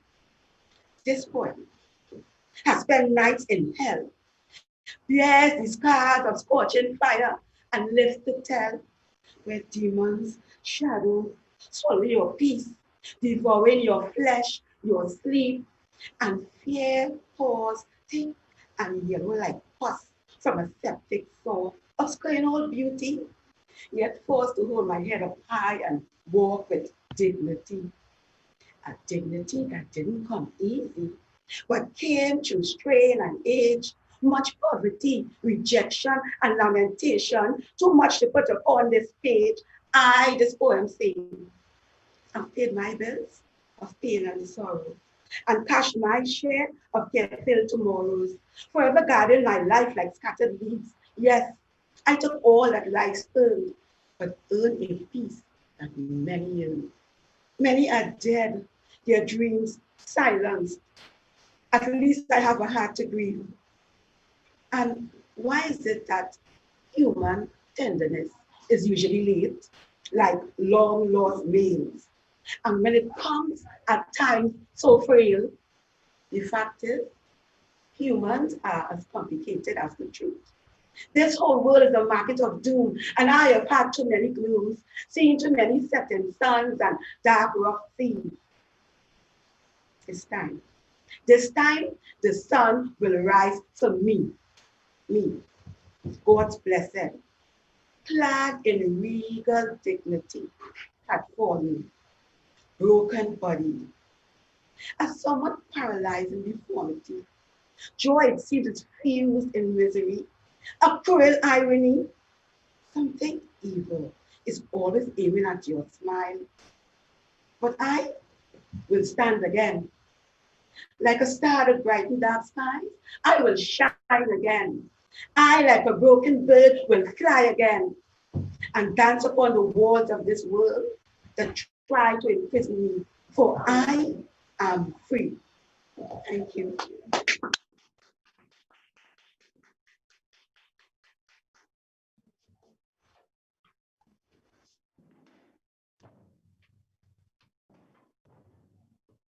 Yes.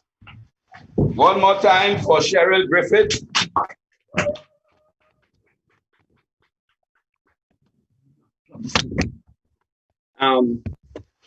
Okay, we're moving on. The program might change slightly because I'm waiting for an artist, so I'll let you know.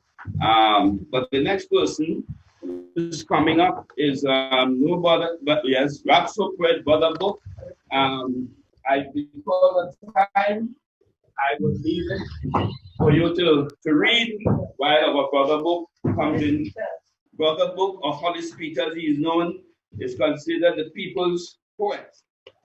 Rapso Poet Brother Book is a cornerstone of the Rapso Foundation, Republic of Trinidad and Tobago. And we don't know what is Rapso. Rapso is another element of our calypso and spoken word. It's a fusion of that in a whole new genre we call Rapso. And we have a lot of Rapso artists, and Brother Book has been one of the pioneers of the music. I welcome you, Brother Book. Greetings, one and all. Yesterday's Brother Book, hailing from East Dry River, Port of Spain, a representative of East Dry River, Labantil, Beaton Gardens. Now, I just gave you a preamble for you to understand the type of rhapsody that I do. This one is entitled The Little Boy from the Shack. It's a little story about situations that take place in East Dry River, in particular every now and then. The little boy from the shack. I see the little boy from the shack. The little boy from the shack. The little boy from the shack didn't mind getting the whip on his back for eating his father food, for eating his father food, for eating his father food to feed the empty stomach. The little boy from the shack used to hustle bear water and buy bread and butter to suffice his hunger. But when he go home, his mother will say, "You only driven, come on entrance, come in. Look till you pick up your blasted book." I see the little boy from the shack, the little boy from the shack. The little boy from the shack didn't mind getting the whip on his back for eating his father food, eating his father food, for the stomach. The boy from the shack passed for QRC. That little boy from the shack, he could do history. But many tears rolled down his cheeks when he studied about slavery. Then all this talk about oil money and round him was endless poverty. The boy from the shack used to roll with laughter when his father telling him, son, you must be a lawyer. Them let's hustle a faster dollar. And if push come to shove, you could defend your father. And mommy saying, no, be a doctor. You will help poor people to live much longer. And to besides, you will have a better character. And then one evening, as the boy from the shack with his school bag on his back entered the track for home, home was no more. The shacks were flat, flat, flat, flat. And all around was the military, toting the SMG and shouting, no building on state property, no building on state property. And then the little boy from the shack, that little boy from the shack held his crying mommy and daddy and said, mommy and daddy, you know what I'm going to be? I'm going to be like Marcus Garvey. I'm going to be like Walter Rodney. I'm going to be like Mugabe, that freedom fighter from Zimbabwe, a fighter for freedom. I will be. That's what I will be. Thank you. And then this other rap I'm doing here, I call it You Civilized Humans. It's a little story about a guy I met who some people will say mentally deranged. I met him in Woodport Square. We had a little conversation. Walking through the square, a bounce up a brother come hustling the eye for $1. He start a conversation. Say, I from the mental asylum. Whereas a man, you go understand. I think we tell a chair how them civilized human evict we off we own land. Land say have no rights. We too weak to fight, but you humans have human rights. Plan say have no rights. We too weak to fight, but you humans have human rights. I from mahogany, you from the teak tree. We bring comfort to the human family, but those humans I pity who destroy us mercilessly, never sparing a thought about fertility. I think we tell a chair how them civilized human evict we off we own land. Plan say have no rights. We too weak to fight, but you humans have human rights. We plan say have no rights. We too weak to fight, but you humans have human rights. Now, I hope you understand this education is free. It's time you make a contribution. I quickly gave a donation. I was very interested in that furniture conversation. I think we tell how them civilized victim of we own land. Plan say have no rights. We too weak to fight, but you humans have human rights. Plan say too weak, but you humans have human rights. We trees provide vegetation for you civilized human, but you show no appreciation. $1 million tycoon with slash and burn plan destroy we before we even bloom. I think we tell a chair how them civilized human evict we off we own land. Plan say have no rights. We too weak to fight, but you humans have human rights. Plan say have no rights. We too weak to fight, but you humans have human rights. Now, check civilization. Human killing human. Then label the innocent violin, using nuclear energy to kill plants and humanity. You should concentrate on fertility and make planet Earth more safe for we. I think we tell a chair how them civilized human evict we off we own land. Plan say have no rights. We too weak to fight, but you humans have human rights.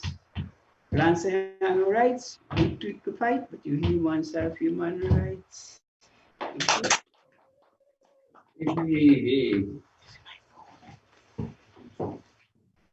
Hey, right. That was Brother Book. There's just for the central office. There's a slight change in the next artist. We're switching. No, could you go to the next one? Theodora Ullery Antifia.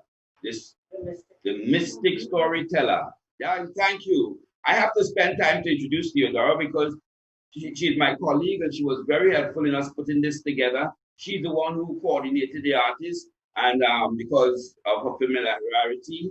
And I must admit that Theo also hosted a Wole Soyinka event back in 2015.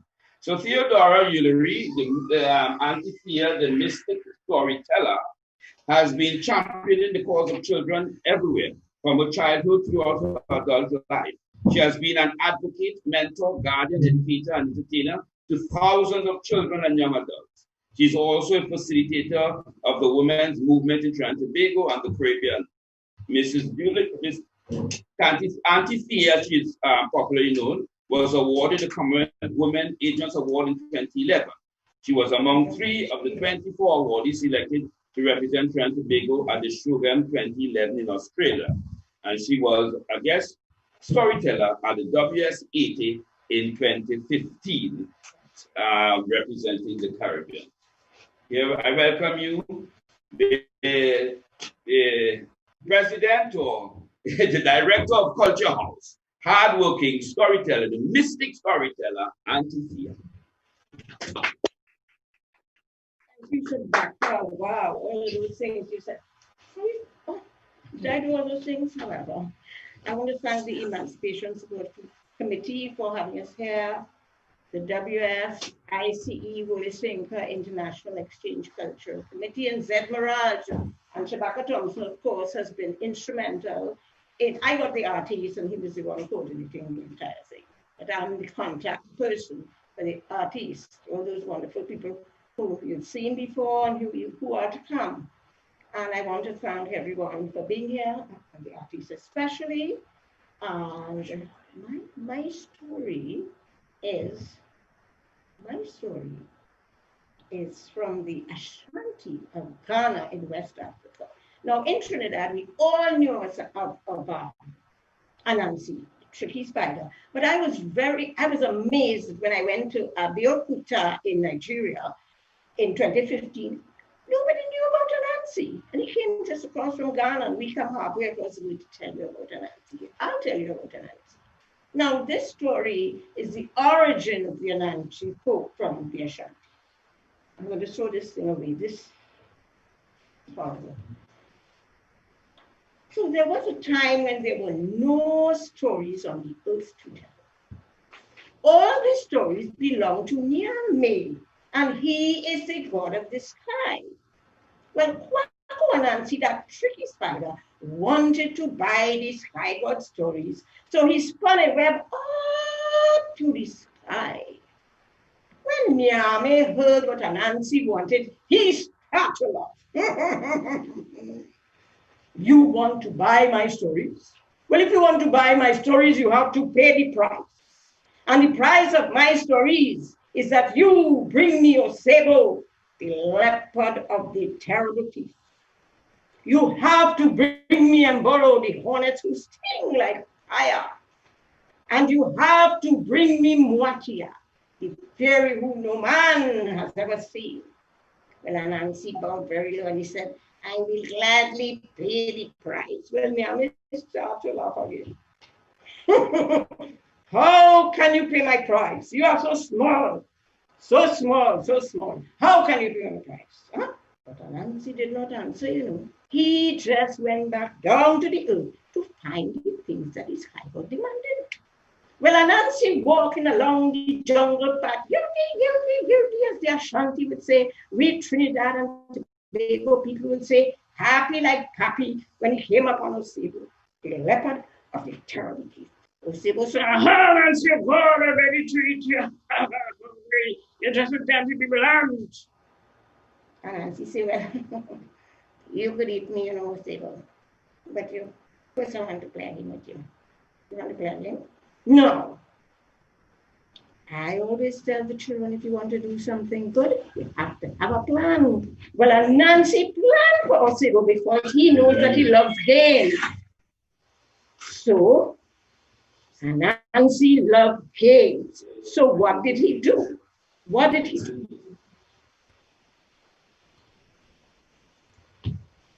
Nancy loved games. So what did he do?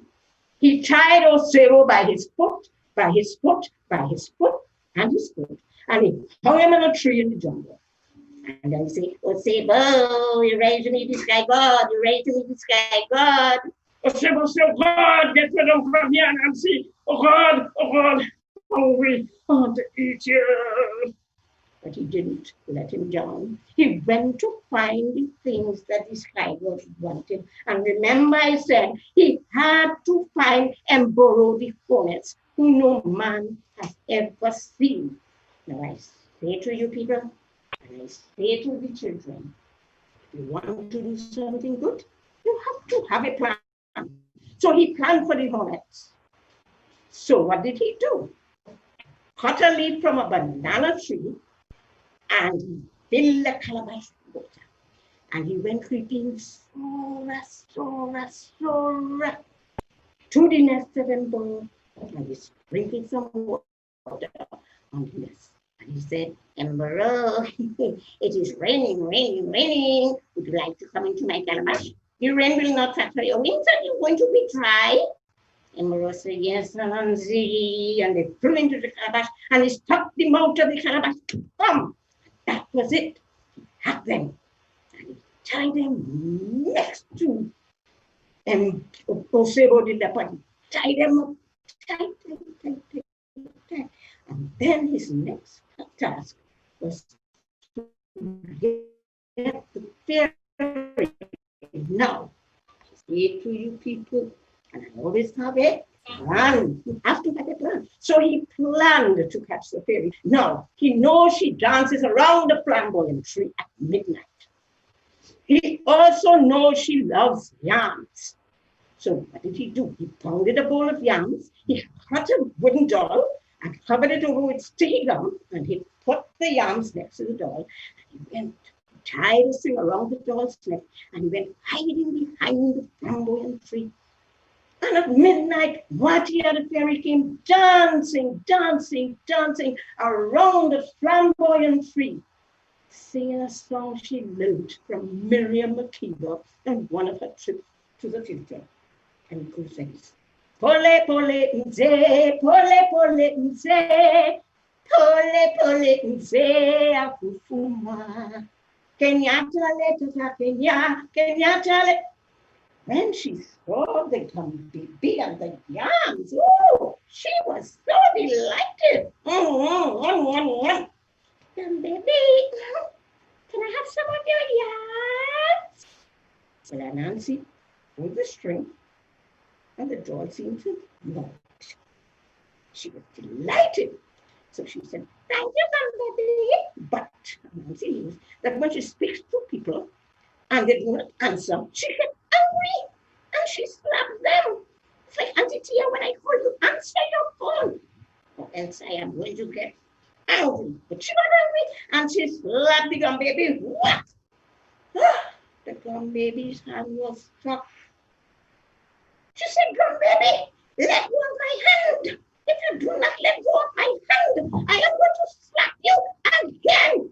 And she slapped the Gum baby. What? And there she was, all stuck to the Gum baby. And out came Nancy from behind the flamboyant tree. And he said, Nancy, yeah, you're ready to meet this guy God. You're ready to meet this guy God. Oh, she was so angry. But there they were. And he spun a web around his victims, and he took them up to the sky. And he went before Nyame. And he said, oh, Nyame, I have brought you the things that the sky god demanded, that you have demanded for my box of stories. And I ask you, please, may I have the box of stories? And Nyame was amazed, because for centuries, so many had tried, and no one could bring the things he demanded for his box of stories. And he called his counselors and all the holy men and all the wonderful beings of the heavens. And he said, come, come. Kwakwanansi has brought me the things I have demanded for my box of stories, and I command you to sing his praises. And they were all happy, happy. And they were urinating. And they danced and they sang and they had a feast for 3 days in the heavens. And then he brought the box of stories that was inlaid with gold and diamonds, all manner of precious stones. And he gave it to gave the box to Kwakuanansi, and he said, I decree and declare that this box of stories, which is for the earth, which will bring peace and goodwill and teach the children all over the world, also in Trinidad and Tobago, teach them to be unified, unity, Ubuntu, peace. I am, because you are all these wonderful things. He said, I remember them all. And he said, from this day and henceforth, these stories will be known as Haida stories or Anansi stories, and they will belong to Kwakuanansi. Kwakuanansi took the box of stories and he went back. He spun away. And then Kwakuanansi went back home to the earth. He opened the box of stories, and all his stories went out of the box to every corner of the earth, including Nigeria and Trinidad and Tobago, in this office of the Emancipation Support Committee, and that is how Auntie Thea got the stories to tell you all today. Thank you very much.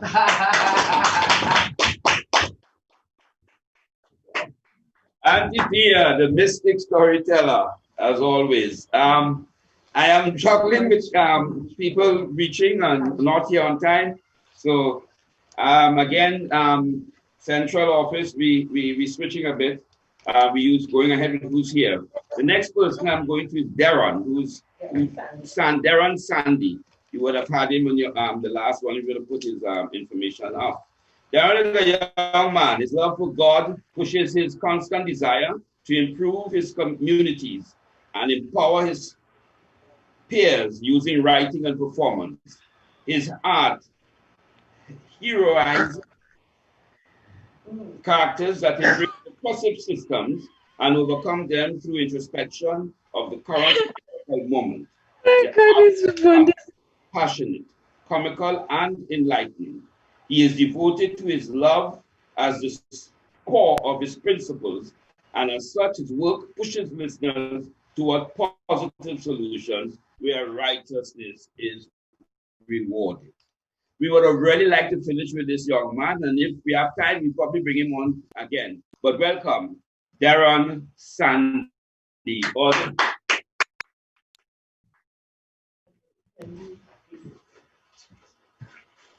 Good morning, and it's good to be here.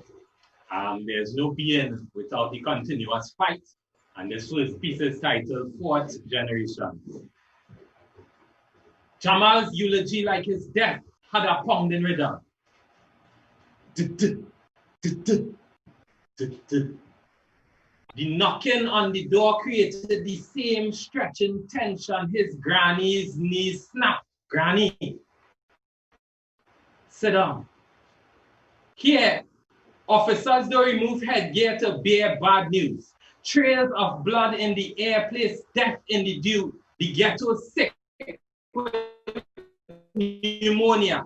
Young black boys have HIV jealous because they could poison your soul from a distance. And today, Granny felt the full effect of that poison in an instant. Her guts wrenched. And that was long before the policemen came, because she saw bright flashes kissing darkness down by the basketball court, and she knew that wasn't any games, neither the electric company fixing the broken floodlights. Those bright flashes were angels blinking, and as angels blinking, bullets sinking into dark skin, because darkness, that is adequate light for gun sports.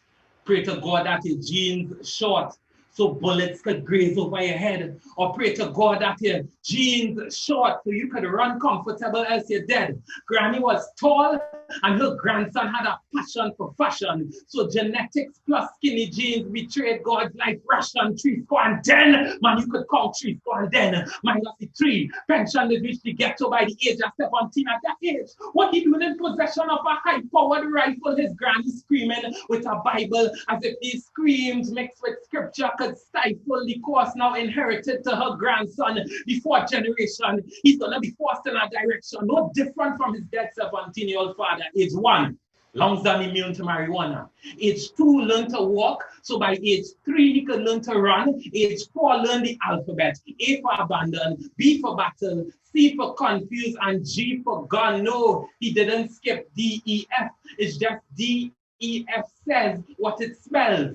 Stay deaf to the pounding rhythm of bullets that fire up eulogies, and stay deaf to the incessant prayers and the incessant prayers offered up by Granny, and stay deaf to the government who to grannies with dead grandsons don't give a damn, and stay deaf to the crime plan placed in place to paste the look up I don't give a damn off of the government face, and stay deaf to the targets that never target the tyrants who target the black men to make targets out of other black men. I'd talk it, I'd call it, is white collar racket, them Africans, or is that target practice beyond the cycle of madness? What can Granny hope for? When she herself came out of her first generation of family work, and her children, when the ones who ain't dead yet, them thieving, them sneaking indoors, and look, one of them on the basketball court on the floor, what can Granny hope for? At present, nothing. The future, frightening, and the past, tense. She said, poet, it's better you offer one to me. Say, Granny, I must offer past tense. Because if we speak the present past this moment, then hope exists in this very moment. So 4th generation, not fight, 4th. We fed up fighting with the present. They never told us that the young black male covered in honest sweat from the toil is the wealth of this nation. We are black oil. We are 4th generation, 4th generation. If we recover from this war, we shall remove covers of our bodies riddled with bullet sores. 4th generation, wounds shall close and blood stains evaporate off our clothes. 4th generation, the ball court is now a place where Granny could go and watch ball sports. 4th generation, our fight would have touched the ears of those once too hardened to hear, once having to bear the weight of a wicked history on 2 small shoulders. 4th generation. And when the fight is over, we would have silenced that deadly pounding, that is now black triumphant heart sounding, where our wives shall give birth to new sons who shall ask Daddy, why does your heart beat in that peculiar reverberation? We'd wear triumphant smiles and said it's because we fought. We fought. We are the 4th generation. Thank you. No, I want to say that one. I want to say that one. I will return to you and make sure we bring you back at the end. Powerful stuff. How are you feeling out there? They say way we feeling, you know? Good. We're getting some good word power. Well, we've seen Cheryl, we've heard from Brother Book, we've seen the mystic storyteller, and this brilliant Darren Sandy. So we're going to Shabaka Kambon, a man of my own name. So can you switch that if you want? Shabaka Kambon, the holder of a degree in history and master's in international relations from the University of the West Indies. Shabaka, my namesake, has a long track record of activism, promoting human rights and social justice, currently executing projects related to climate change. And in 2017, Shabaka launched his own civil society organization, confronting the past to create the future. Shabaka is a poet and activist, very much in the news here lately, pioneering or leading the efforts here because of the rise of Black Lives Matter. Shabaka has been leading the efforts of getting rid of those colonial icons that they have all over the place, especially Columbus statue. Welcome to Thank you, sir. Thank you. Hello, everyone. Greetings to my brothers and sisters from all over the world. Welcome to this session. The great Frantz Fanon once said, and I like to think of our literary luminaries not simply as writers, but also as poets. He once said, when we revolt, it's not because of a particular culture. We revolt simply because, for many reasons, we can no longer breathe. These words, along with his writings and his thoughts, have brought him back to life at this particular point in history. I want us to acknowledge, not today, not just the birthday of the great Wsice, but also the fact that we are in the midst of a global revolt against white supremacy and racism.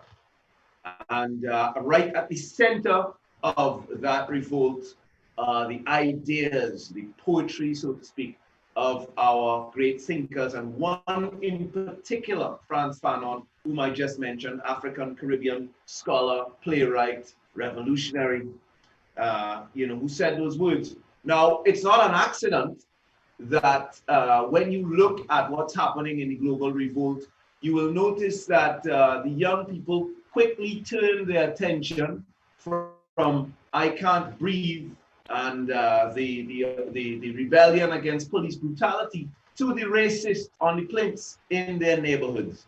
Again, Frantz Fanon is right there with the imperative. He says, imperialism leaves behind germs of rot, which we must clinically detect and remove not just from our minds, but from our lands as well. So his poetry is there at the beginning of the revolt, and it's there again when we start to look for direction in the revolt. And of course, there are many other African-Caribbean thinkers who have pointed us in the right direction. Today, we are celebrating this year the 50th anniversary of the Black Power Revolution. So I'm going to do two poems for you. And the first one is one of those seminal pieces from the 1970s that was very popular in that period. It comes from a Guyanese poet called Martin Carter. And of course, a lot of people in this room here will be familiar with Martin Carter. He says this piece is called Looking at Your Hands.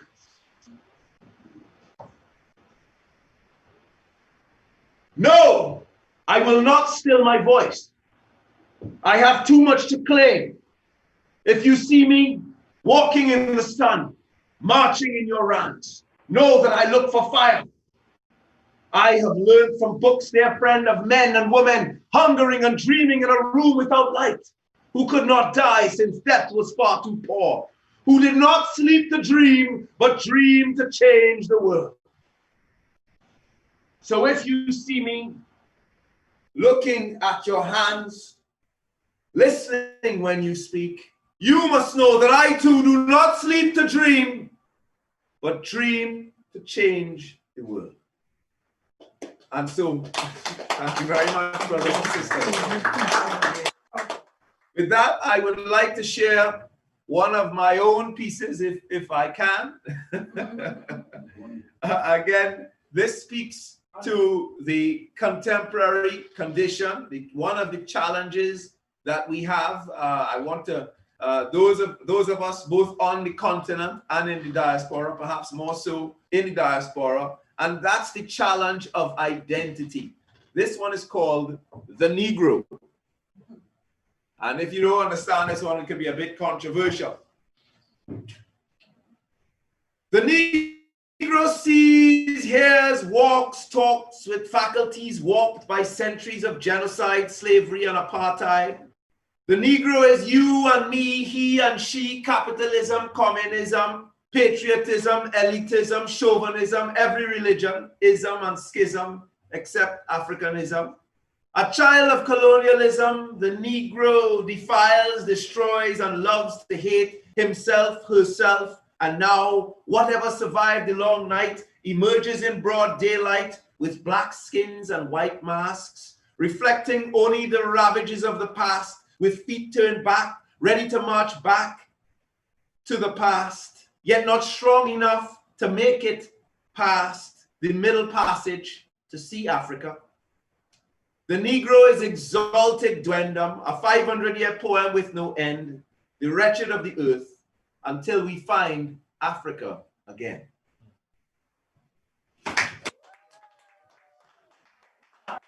And of course, today I salute an elder or two of my elders here, Auntie Thea and Brother Book, because that poem comes from that whole 1970, the style of it anyway, comes from that 1970 period in which they would have been forged.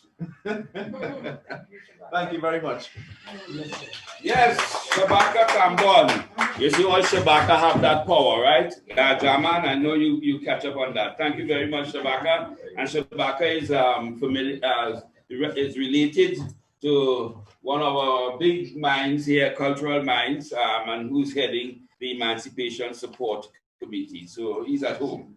Okay, we're moving on quickly. And he's a past chair, right? He's the past chair of the Emancipation Support Committee. Very active man. And once you name Shabaka, you got to, you know what it is, right? So we're moving on quickly because I want to bring back Darren on before. Allow us, please, I beg. Give us the time to do it. So I'm bringing on Abdul Majid Abdal Karim, the man with all the names. Powerful. That's the one we're bringing on now. He's a spoken word poet from the 2 Cent movement. His art is shrouded in the youthful wrestles of identity and spirituality. He represents the unrecognized youth with a final remark: we are present and we will inherit the world. That's the voice of the youth. Guide us accordingly. Of course, I am because you are. Abdul.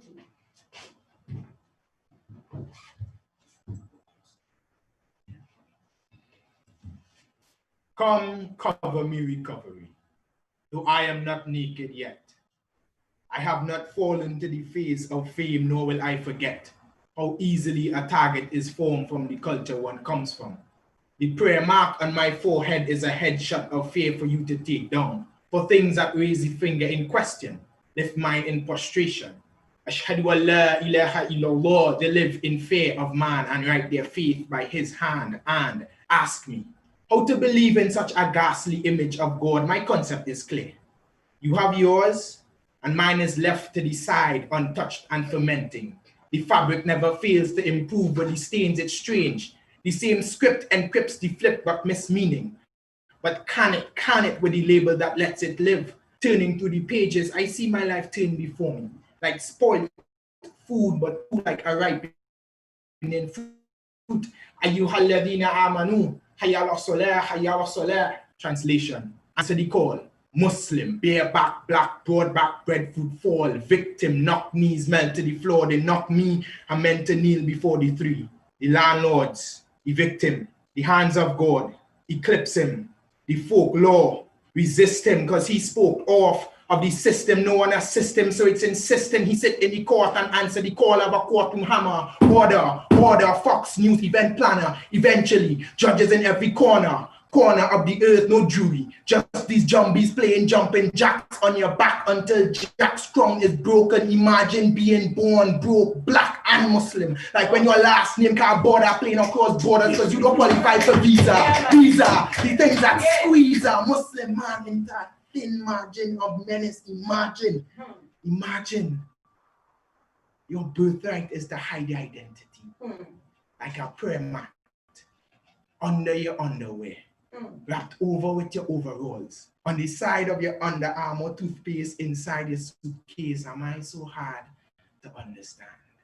Are you to try to learn me like the Arabic I speak? Somewhere in becoming a translator, I've become a damn slave to compromise. Forever trying to get few to many to understand that you could never understand my religion from where you stand, overseas and oversight, however, and overgiving any and every F of what many of you might think of me as if words like fear goes further than my complexion. As if words like forgive really means turning the other cheek to take slap twice. As if words ever fell on fighting ears to influence a forfeit. As if words like F you could fake a F you to that fufu talkers when your sister's hijab is dragged off in France. There's not a thing There's not a thing you could do but forfeit your fight and forgive and forget, and there's fear. Yet I am the one that is feared. I am the one that is feared. But I fear not, because he knows when my nose runs. He knows the flow of the sea. The crescent sea in the sky and the crescendo concept of the breeze could never have the will to be. Still, few to many disbelieve in the kun, fire kun, to be, and it is to believe. No hill is too big. No howling wolf, no shouting monk could show down. No one up, the one up. Wala hawla wala quwwata illa billah hilla bi aliyul adim. You would ask me how to believe. Then ask me how not to breathe, how not to be Muslim. Hayala salah, hayala salah. Ayuhaladina amanu. Translation. It's time to pray. The name of that poem is They Squint at God. And I'll leave you to figure out what that means for yourself. The second poem is a little bit more uplifting. There's no violence.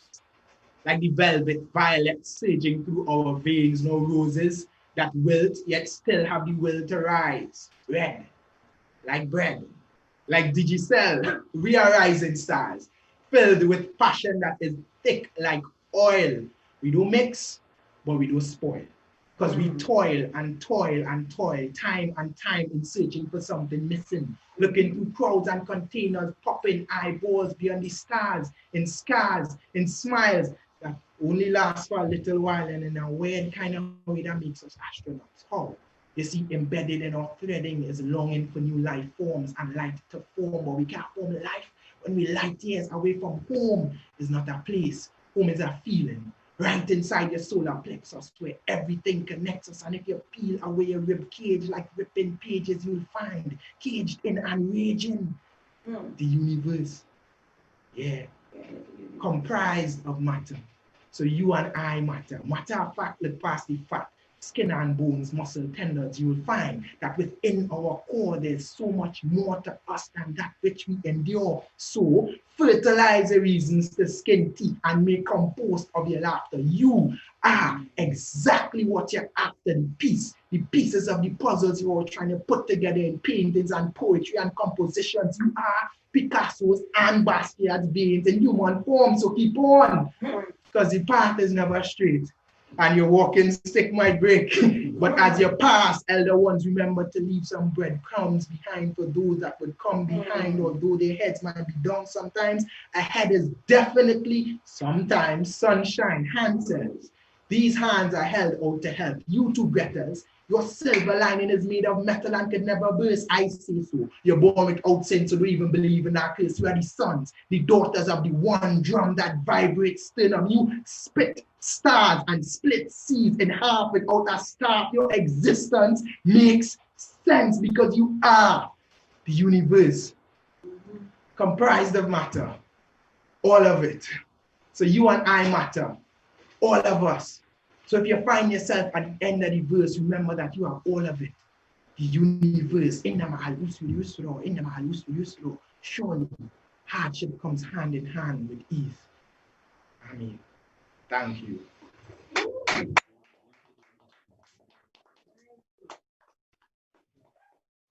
Right, of course, there's no being without the parents that would have carried our stories, the stories that were too hard for us to carry.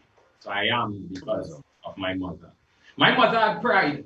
Understand what I say when I say pride. She refused to have us ride in free buses to go to school. Now you might call my mother a fool, but buses to her meant embarrassment and suffering. Sorry to pass. We have just 5 more minutes.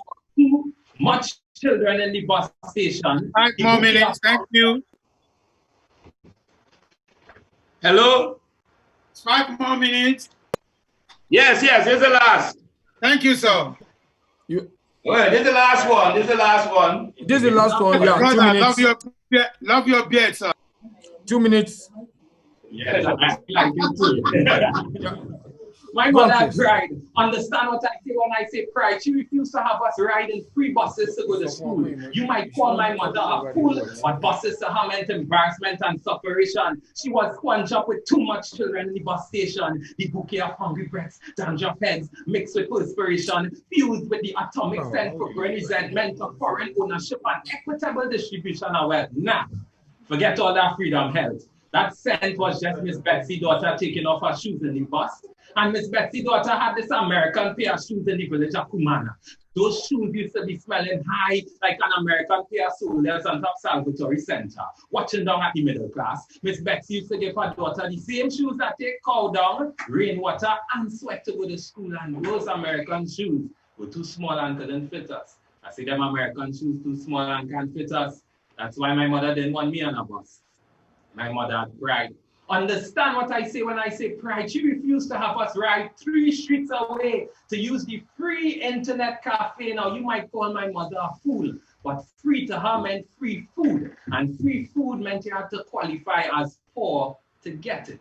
So she rather take a loan for a computer set. It was not new, but that computer set was ours. You had to be careful when using the computer set for hours. It was a fire hazard. So you had to put a fan on the computer so the computer won't overheat. Then put a fan on that first fan because that fan wanted to overheat. But man, we only had one fan. But understand, my mother would take a stand at a time that seemed unreasonable just to create comfort. When we give trouble, all man jack comfort. She was the fort that took sea breeze and cannonball, yet the thought of us children was always on her mind first. All pride used to burst if one of these children was in danger. She had our future protected before our womb was kicked in anger, in determination or desire. That's why I call my mother super. Now I have pride. Pride from my mother, and that pride I'm gonna keep. I remember placing rubber bands on my stretch up socks so my socks wouldn't fall to sleep and mockers wouldn't mock. She accumulated a lifelong of debt to fill lunch kits and stomach. So today I will stomach any negativity, knowing that it has been the lesson of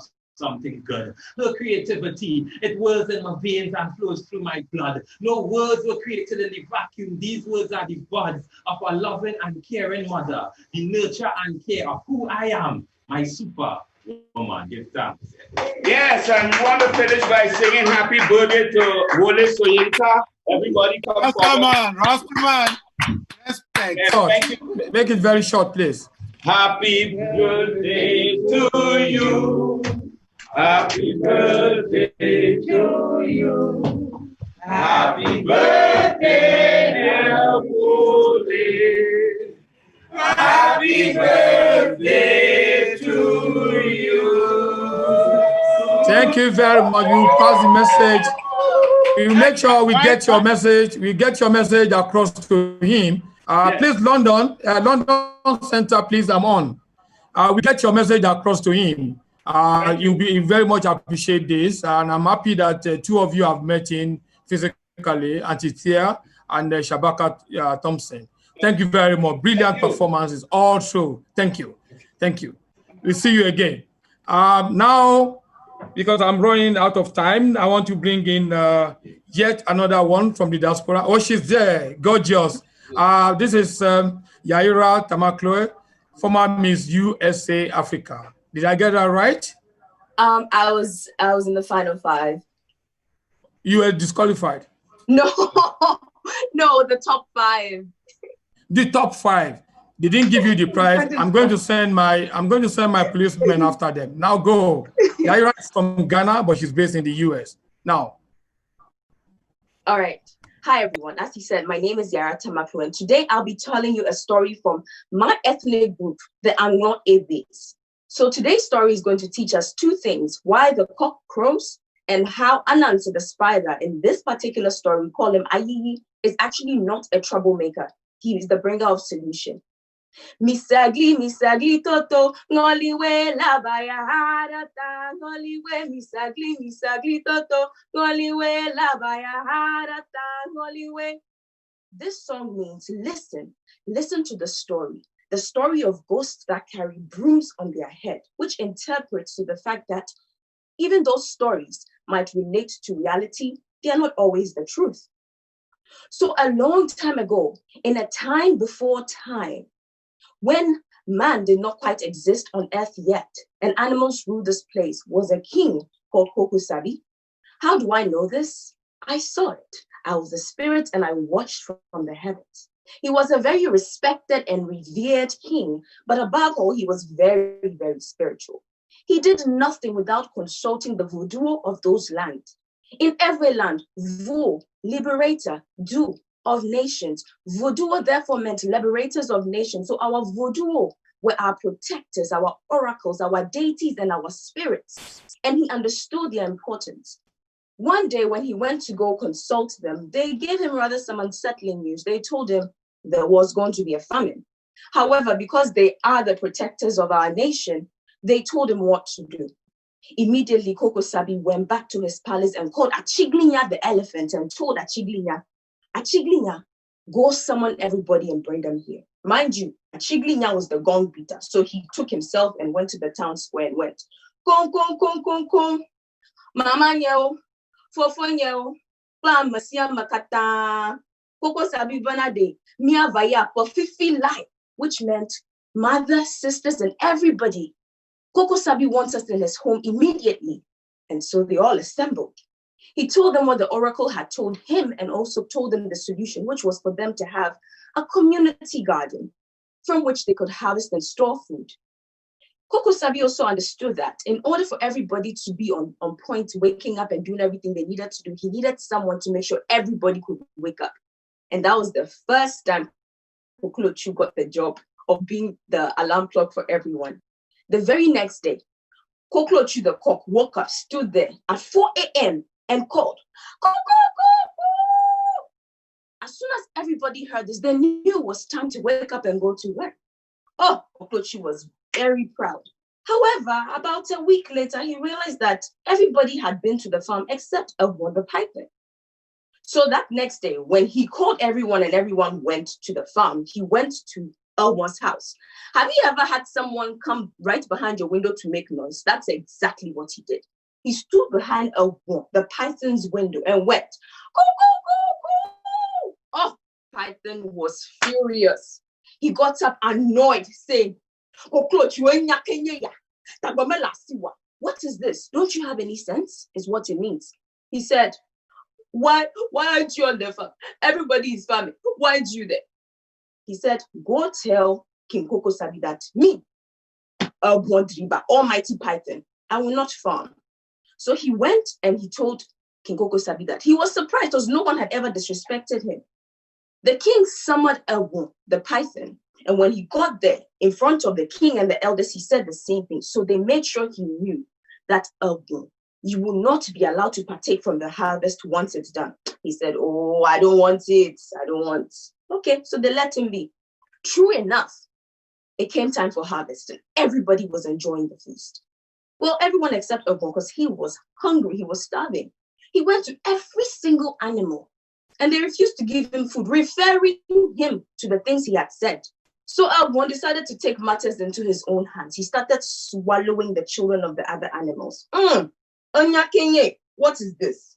Okay, so they called a meeting because they had to do something about this.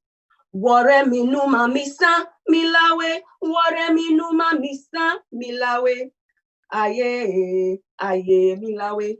This means the python that swallows things cannot swallow a horse. This song was a call to action for them to send someone to put Python in his place. So when they wanted to do this, they decided to send the lion. They gave him everything he needed and they sent him over to Elwon's house. Less than 2 hours, lion comes panting.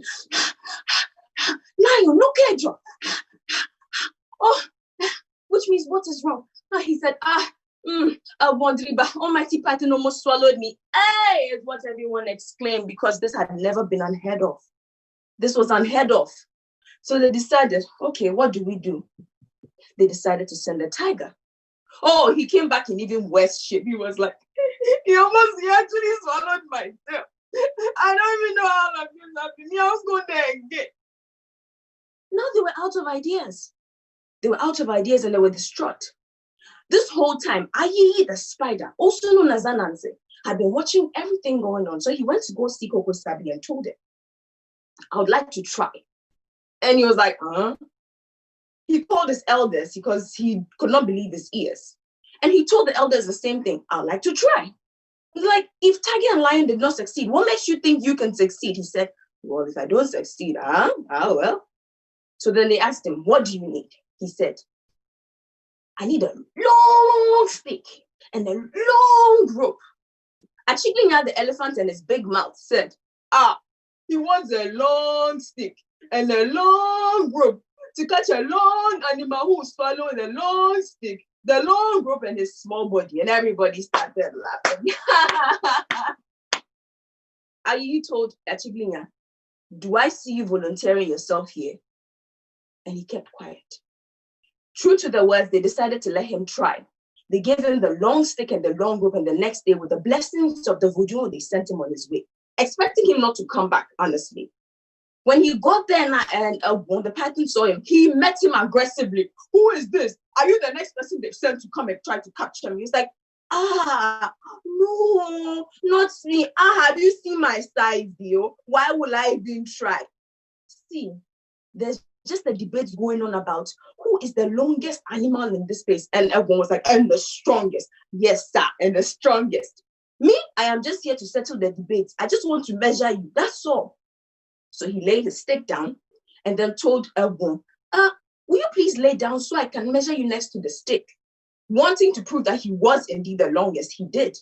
And so Ayi paced from one end to the other end, and then the other end, and said, it looks like you are moving. Can I tie your tail so it doesn't move? So he said, okay. He tied his tail and secured it, and then he paced again. And he's like, Wsice, I know you are long, but your middle is doing some way like that. So, like, let me secure it to the stick so it doesn't move. Is that okay? He said, do it. And then he secured his middle part to the stick. He paced one more time and said, see, me, I've confirmed you are the only one, Elbondriba, almighty python. No one is longer than you. So I know this, but your head is moving a little bit. So let me tie your head to the stick. And he allowed it. I need to tell this new. Can I continue? Yeah, because you are overrunning the time. You know, I told you it has to be 10 minutes. Okay, sorry. Okay. Sorry about that. Yeah, so he secured him. And just like that, he told him, Elbow, look at you have been captured. He called the town folks and told them he had captured Elbow, the python. So this story teaches us that sometimes strength is not what you need to solve situations. Instead, a little bit of wit and wisdom can go a very long way. Thank you. Thank you very much, Yaira. Thank you. And I'm sorry that I intruded on your timing. You were working strictly to time because we have a lot of the announcement of the winners of the essays competition. So I just had to come in there just to make sure that we're not overrunning time. And now we've come to the very heart of today's program. We've had 3 days of programming, and today is actually the day that is very central to the essay, the Wole Soyinka essay competition. As I mentioned earlier on, we had 2,000 entries from 2 categories. The first category is 12 to 16, and then we also have 17 to 22. And if you combine the 2 of them, we have over 2,000 entries. We had entries from 5 linguistic zones of the world. I'm going to quickly just say it now. We had from Anglophone, we had from Francophone, we have from Sinophone, we have from Hispanophone, we have from Lusophone, and the Francophone. Those are the 5. Anglophone, Sinophone, Hispanophone, Lusophone, and Francophone. Now we have winners who have emerged in the zonal category. We have those who have emerged from the senior category. I'll have been able to tell you the price now, but because I don't like the sound of dollar, so I will not mention that. But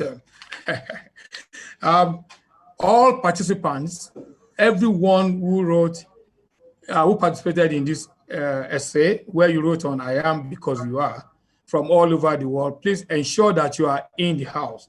I've been announcing earlier on that all of you should be in here 1 hour before.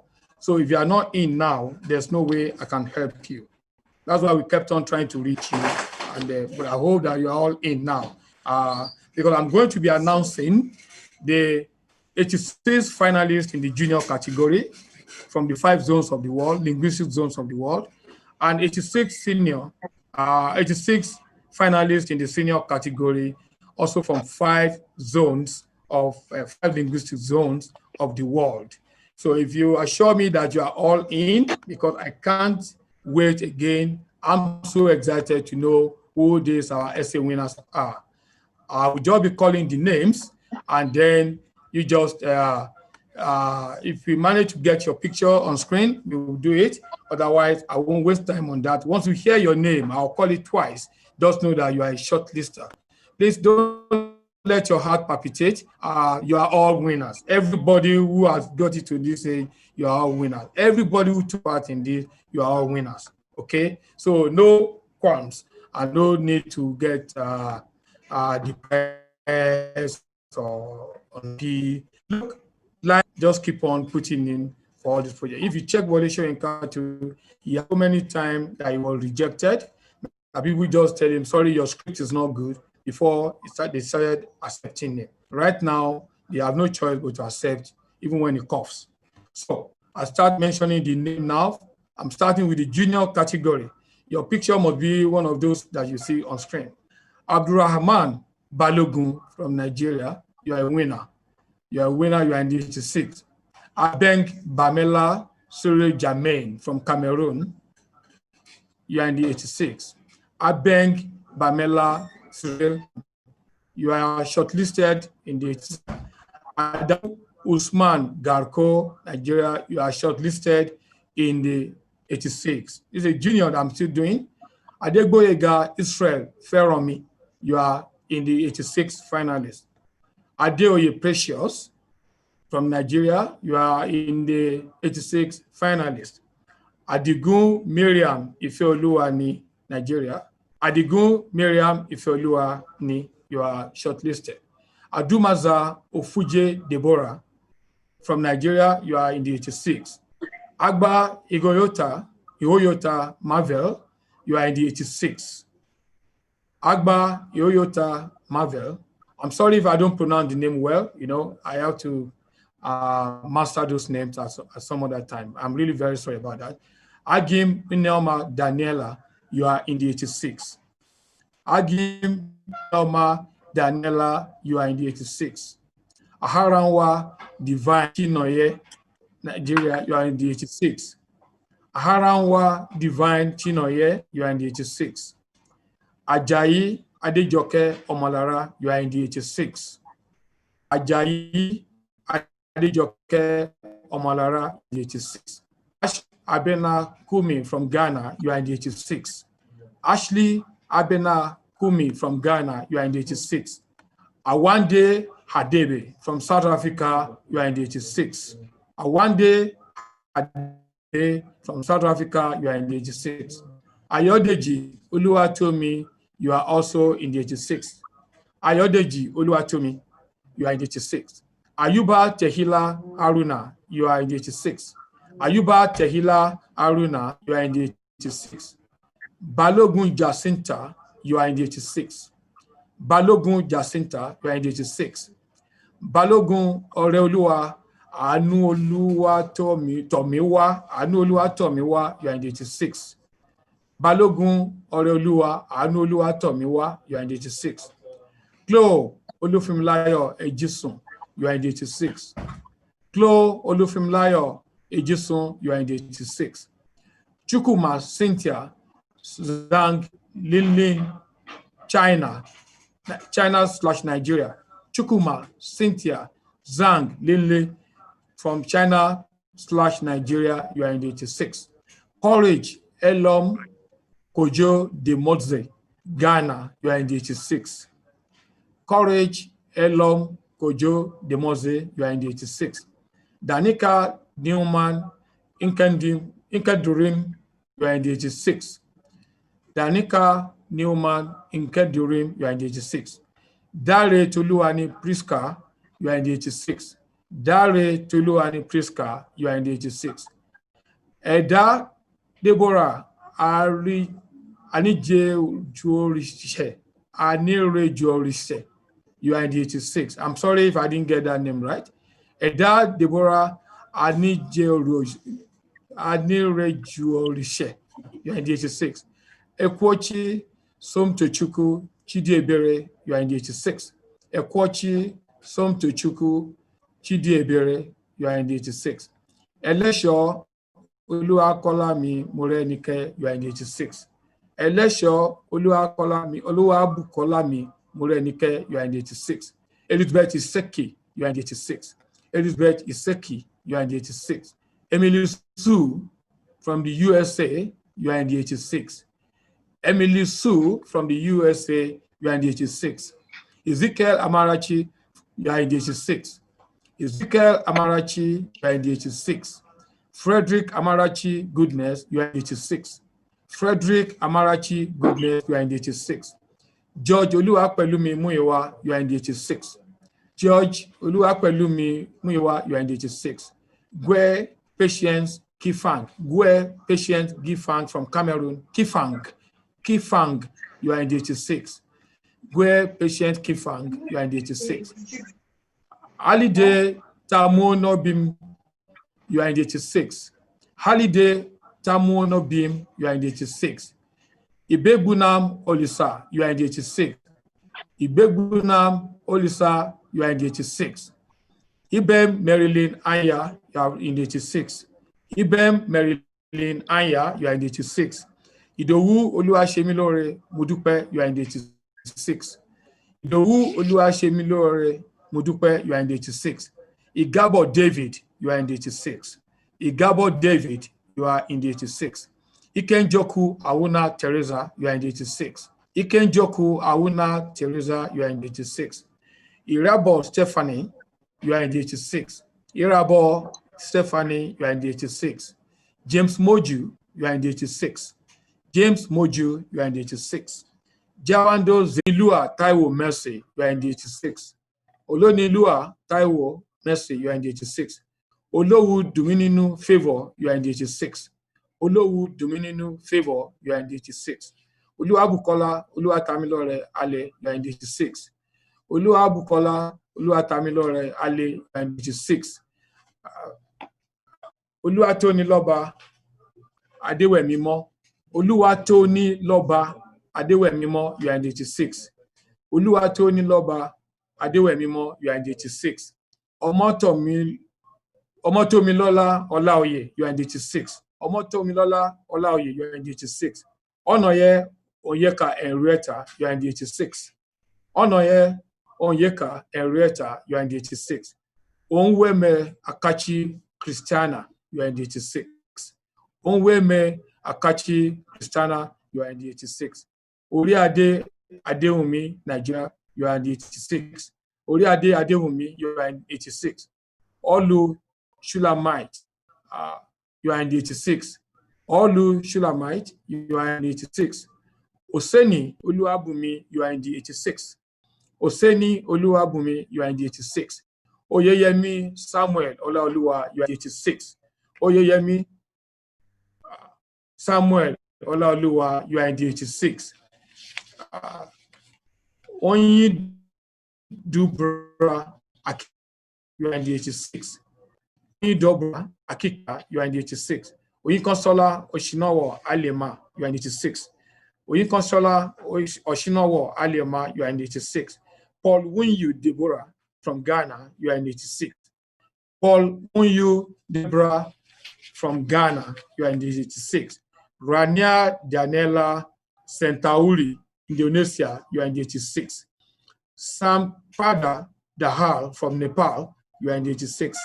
Sampada Dahal from Nepal, you are in 86. Samuel Kapesa from Zambia, you are in 86. Samuel Kapesa from Zambia, you are in 86. Tamara Melissa Young from South Africa, you are in 86. Tamara Melissa Young from South Africa, you are in 86.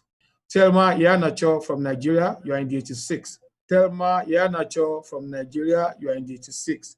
Thierry Ansel Nibom Low from Cameroon, you are in the 86th. Thierry Ansel Bimibom Lo, you are from Cameroon, you are in the 86th. Toluanimi Shonuga, you are in the 86th. Toluanimi Shonuga, you are in the 86th. Tony Taiwo Alimi, you are in the 86th. Tony Taiwo Alimi, you are in the 86th. Sorry, just a little, I'm having a frustration here. Tony Taiwo Alimi, I mentioned you are in the 86th. Ubesie Uchenna, you are in the 86th. Ubesie Uchenna, you are in the 86th.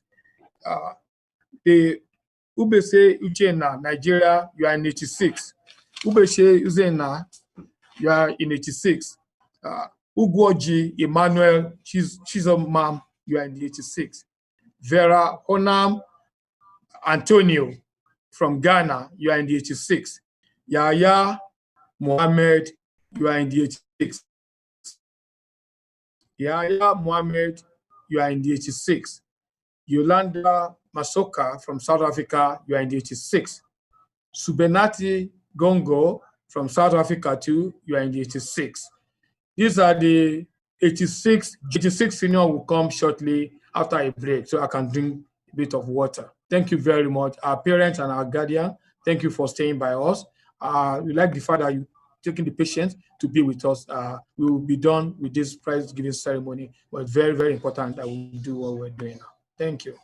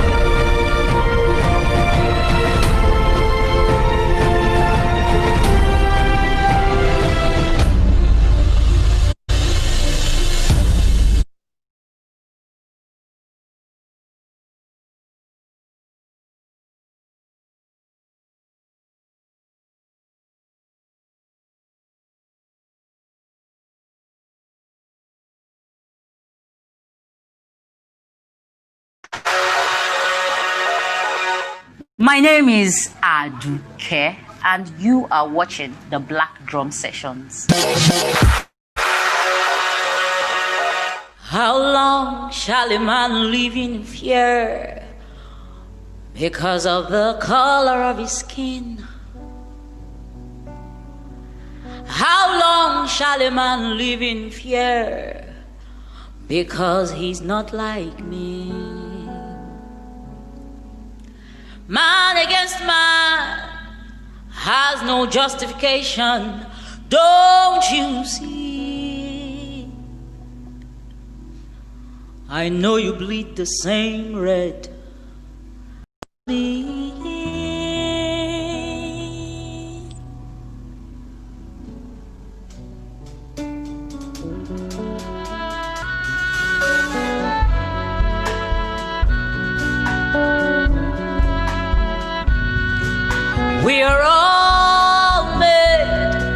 flesh and blood.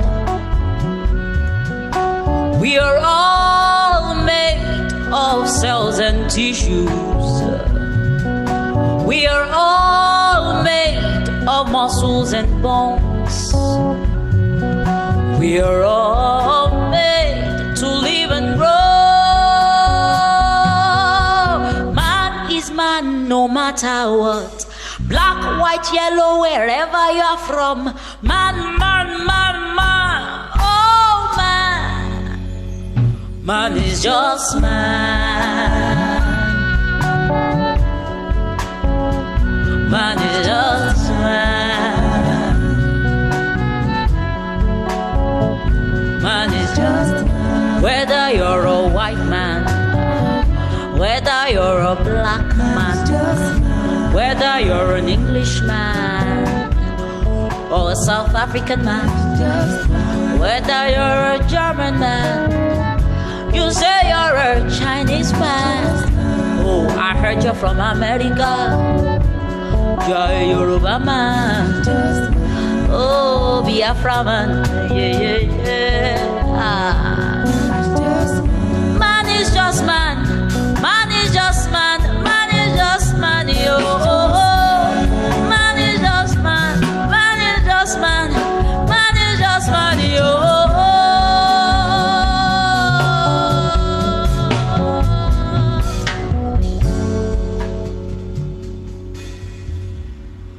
The world has been divided into boundaries, rich, poor, foreign, local. Either you eat or you get eaten. We all forget that we need each other to really live. I know for sure that you breathe the same air just as me.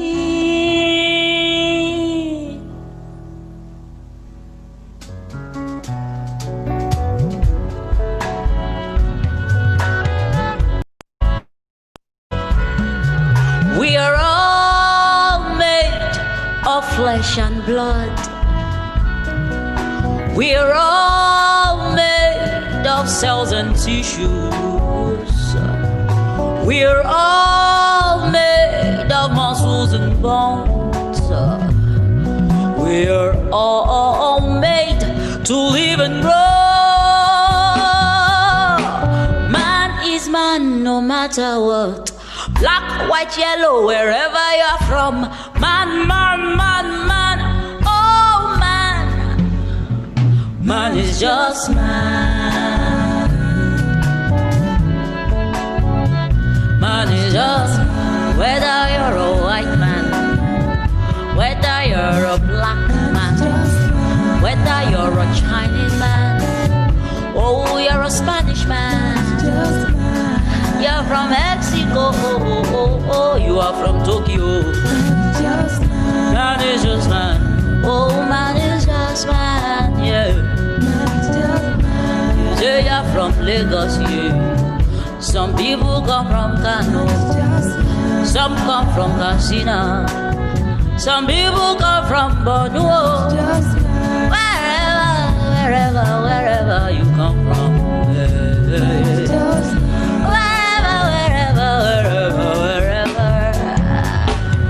Money, there is more that unites us than that which divides us. There is much more similarity than the things that make us different. Man is just man, oh, man is just man.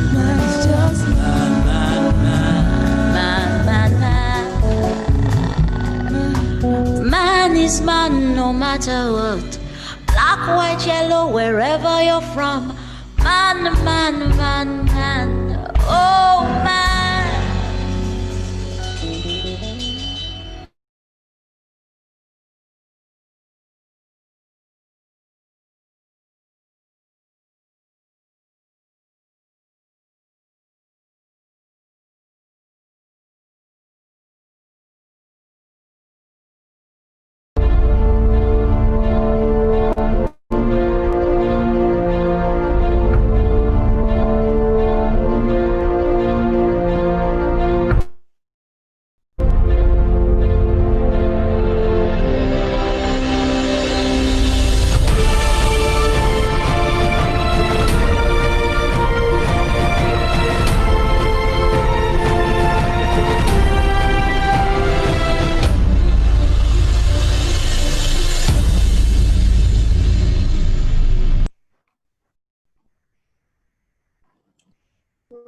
Thank you very much for your patience. That was Aduke. I decided to bridge the gap with Aduke because what she sang about in Man is Man, the title of that track is Man is Man, really addresses what we're dealing with, uh, the state of our humanity post-pandemic, during and post-pandemic. And that's what our children, our students, our youth have written about. That's why I thought I should bring her in to fill that moment so I could drink some water.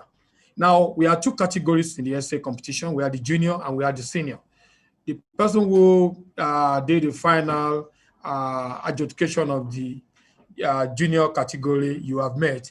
Later, I'll bring the head of the adjudication for the senior category, Professor Dr. Razina Mohammed. I'll bring her later to do that when we get to the second half of this announcement. But the person who was the head of the junior category, or maybe I should first of all pay some kind of tribute to those who adjudicated in that regard.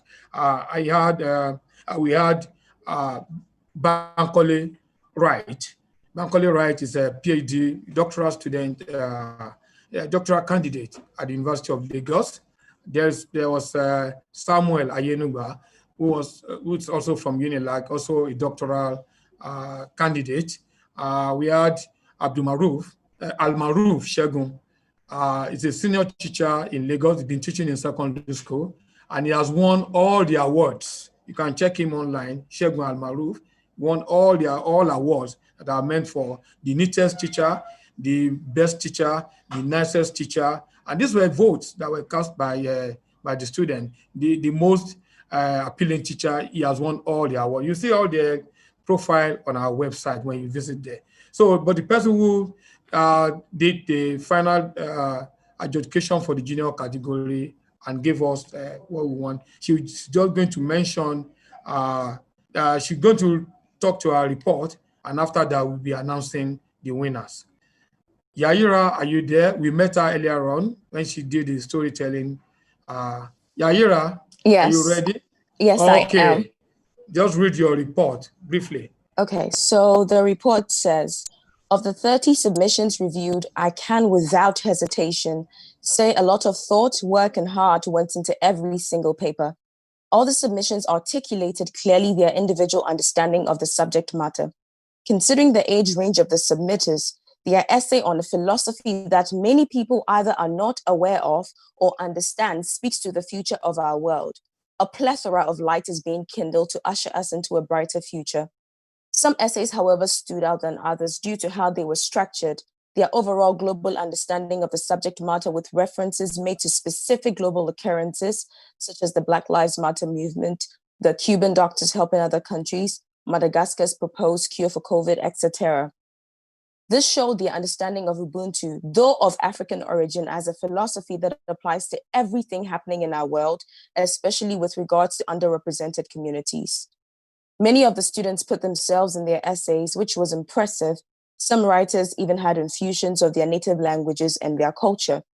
However, I would like to caution some overgeneralizations that were made in some papers, which quote things like, when God created man, he made woman to complement, or we all need neighbors like they need us. The truth is, have you ever had that neighbor that makes your life miserable?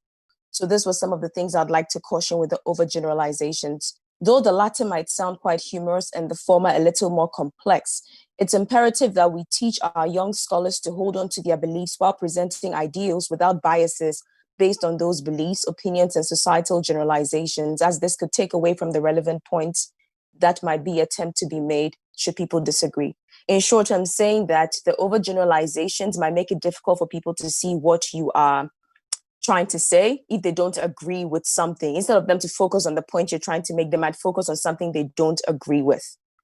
A couple papers reference African countries as a third world, which I think is important because it shows perspective. And what I'm about to say now actually is not for the students, it's for educators. So if there are any educators or adults here, this is to them. This note is mostly for the educators and other adults. The concept of development is based on who sets the standards for those comparisons, and the scale with which the development of a society is measured also falls within the same scope.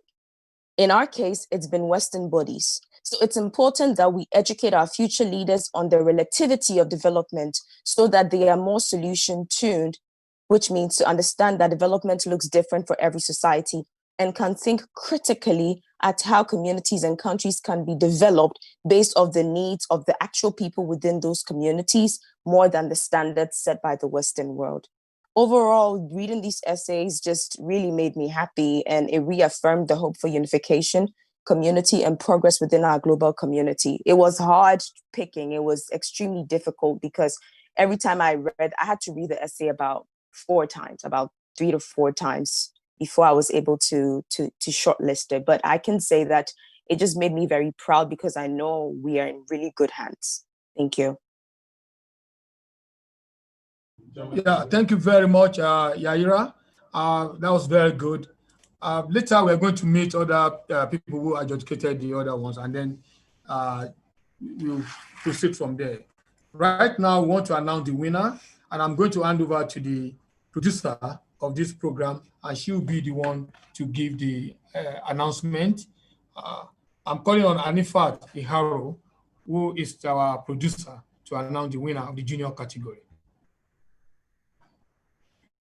Hello, everyone. It's nice to have all of you with us today. I'll be coordinating the results announcements, and we'll start with the French. We'll start with the French essays, the Francophone essay announcements.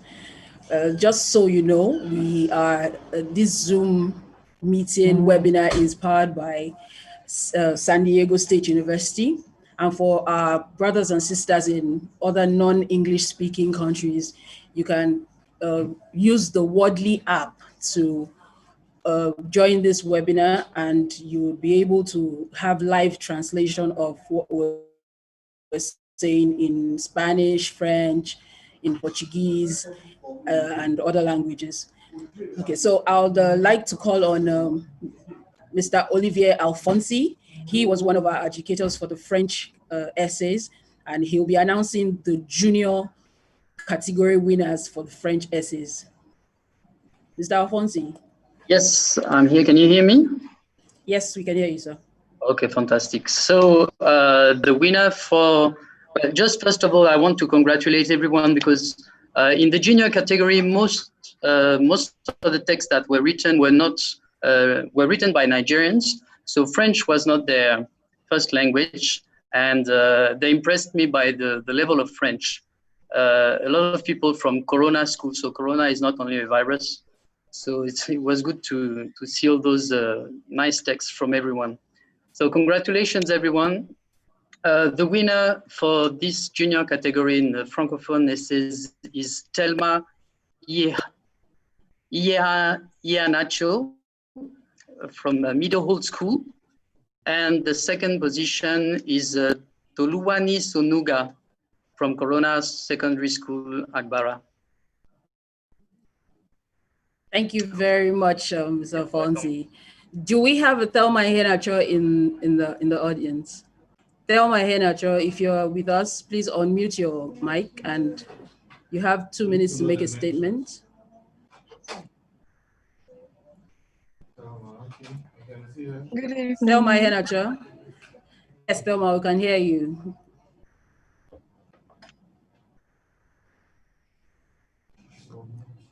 Hello, Thelma. Can you hear me? Yes. Okay, would you like to make a statement? You are our first place winner in the French category. Would you like to say something to us? I'm really shocked and I can't believe it. And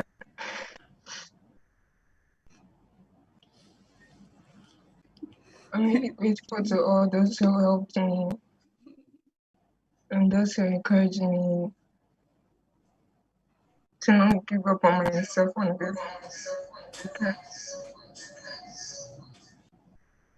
When I started, I was really scared and I didn't think I'll be able to write in it, but I'm really grateful. Thank you.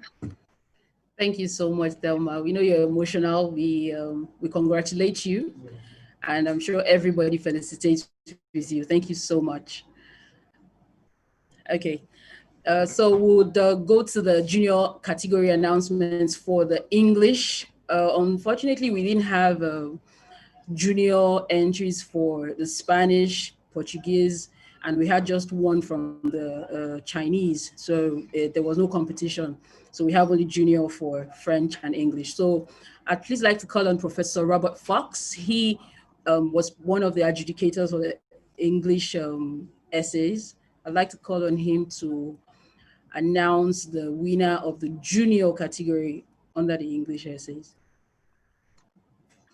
Thank you. It's a pleasure to be able to announce the competition winners for the junior category in English. I'm going to begin with the runner-up, and that is Joseph Devine, who's a resident and a citizen of Nigeria, student at Caleb International College in Magodo. And the winner is Emily Sue, who lives in the United States and attends Torrey Pines High School. And congratulations to both of you for a job well done. Thank you very much, Professor Fox. Is Emily Sue with us, please? Emily Sue, if you're with us, please unmute your mic so we can get a statement from you, please. Yes, Emily is with us. So Hi. yes. Hi, Emily. Hi. Hi. I'm so happy. I had a lot of fun writing this essay, and this meant a lot to me. So I'm so happy I won. Thank you so much, Emily. Congratulations. Thank you so much. Thank you. Okay, so I'll call on Mr. Jam and Anikulapo to come back and go through the list for the senior category, the shortlist, the 86 shortlist for the senior category, and then I'll be back.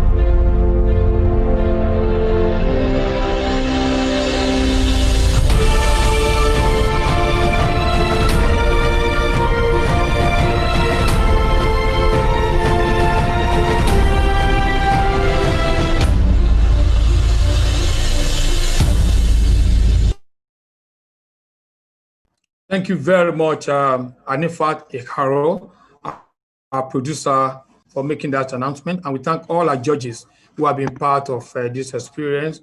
We thank those who appeared to give the note, Olivier Alphonse for French, and Professor Robert Fox, who was actually here a few years ago to give a talk on it, because he used to work at the University of University of Ife in Ile-Ife. University of Ife in Ile-Ife. Well, thank you, Prof. Robert Fox. I'm sure many of your old students will be happy to have seen you on the screen, and many of them are in the house. So thank you very much. Now, it's my pleasure. Thank you. Yeah. Now I want to go into the senior category, and I'm going to be reading out the long names. I hope people don't get bored when I start to call the names, but just bear with us. Today is for our children, and we have to celebrate them. This is part of celebrating them when we are patient with the announcement of their names. They came down from over one, I think for senior category, we had over 1,000, I think 1,200 and something, and we've been able to select the 86 best. As I've said before, the adjudication process went through 5 processes, 5 stages, and we had judges from different places who helped us on this senior category. So I start now. Number 1, Abbasio Diong Ekarika.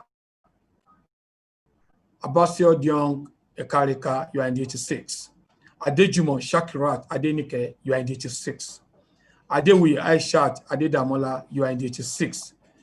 Ajano Viase Emmanuel, you are in 86. Aguna Favor, Ajano Viase, I'm not mentioning the Nigerian because the name, okay, I'll mention them. I'll start again. Abbasio Diong Ekarika, Nigeria, you are in 86.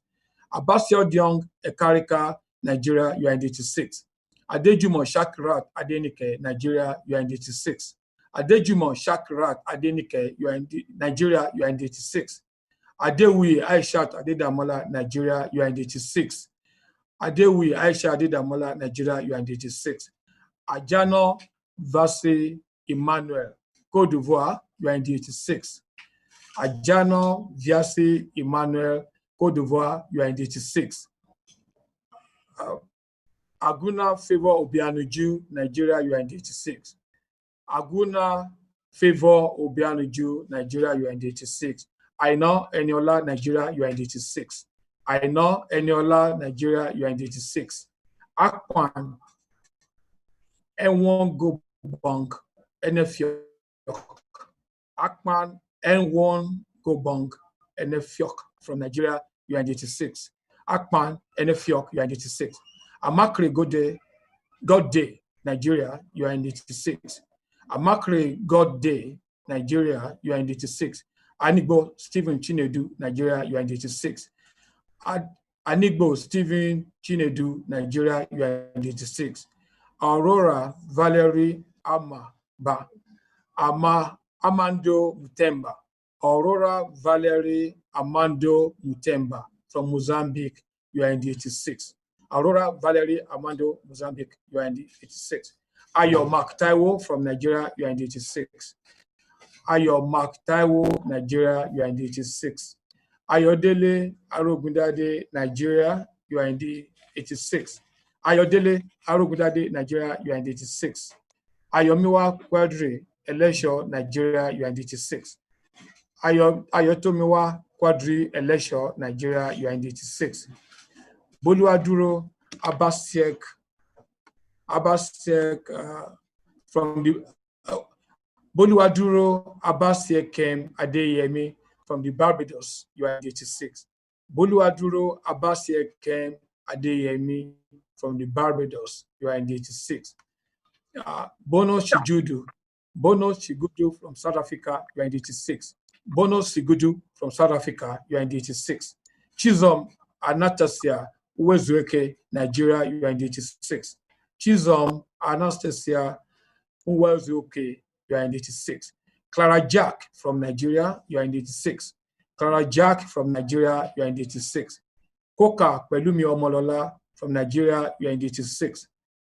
Koka Pelumi Omolola, Nigeria, you are in 86. Daniela Tarkombo from Nigeria, you are in 86. Daniela Tarkombo from Nigeria, you are in 86. David Yanolua Ojo from Nigeria, you are in 86. David Yanolua Ojo from Nigeria, you are in 86. Delcia Da Concercao, I will have needed help there, from Angola. Let me call the full name. Delcia Da Concercao Verisimo da Costa from Angola, you are in 86. Delcia Da Concercao Verisimo da Costa from Angola, you are in 86. Destiny Osarugwe, Destiny from Nigeria, you are in 86. Destiny Osarugwe, Destiny from Nigeria, you are in 86. Dorothy Omoragbon from Nigeria, you are in 86. Dorothy Omoragbon from Nigeria, you are in 86. Ebomoyi Osa, the name is long, so I have to put it well. Ebomoyi Osa Ekoe Nonso from Nigeria, you are in 86.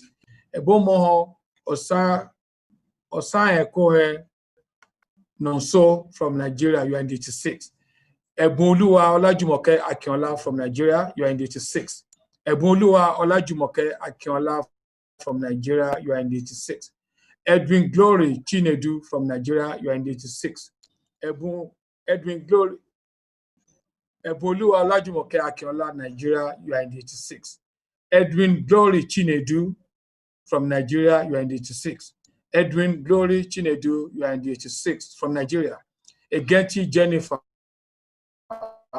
Nigeria, 86. Egenti Jennifer from Nigeria, you are in the 86. Fayomi Deborah Ololade from Nigeria, you are in the 86. Fayomi Deborah Ololade from Nigeria, you are in the 86. Felista Biloge from the Democratic Republic of Congo, you are in the 86. Felista Biloge, Republic Democratique du Congo, you are in the 86. Fina Lamingo Put from China, you are in the 86. Fina Lamingo from Nigeria, from the 86. Fina Lamingo Put from China, you are in the 86. Fina Lamingo Put from China, you are in the 86. Bule Chiamaka Genevieve from Nigeria, you are in the 86. Bule Chiamaka Genevieve from Nigeria, you are in the 86. Giselle Stephanie Zambrana Yucra from Bolivia, you are in the 86. Giselle Stephanie Zambrana Yucra from Bolivia, you are in the 86. Dr. Akubueze Nwaeze from Nigeria, you are in the 86.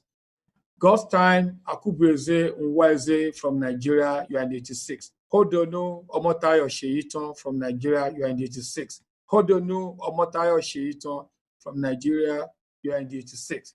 Ibeneme Favor Onyiyechukwu from Nigeria, you are in the 86.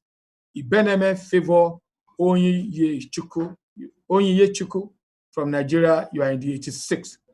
Ijeoma Salome Ogurumba from Nigeria, you are in the 86. Ijeoma Salome Ogurumba from Nigeria, you are in the 86. Ike Chidebube Prosper from Nigeria, you are in the 86. Ike Chidebube Prosper from Nigeria, you are in the 86. Inimfon Kufre Inyang from Nigeria, you are in the 86. Ikra Parveen Awan from Pakistan, you are in the 86. Ikra Parveen Awan from Pakistan, you are in the 86. Ziguzo Chinonso Fidelia from Nigeria, you are in the 86. Ziguzo Chinonso Nigeria Fidelia from Nigeria, you are in the 86. Ichinagbedia Karen Efe from Nigeria, you are in the 86. Ichinagbedia Karen Efe from Nigeria, you are in the 86. Jato Hannah from Nigeria, you are in the 86. Jato Hannah from Nigeria, you are in the 86. Jean-Pierre Nemartin from Republic of Benin, you are in the 86.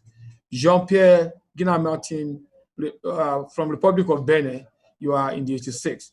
Joshua Oluwatobi from Nigeria, you are in the 86. Joshua Oluwatobi from Nigeria, you are in the 86. Joshua Omale from Nigeria, you are in the 86.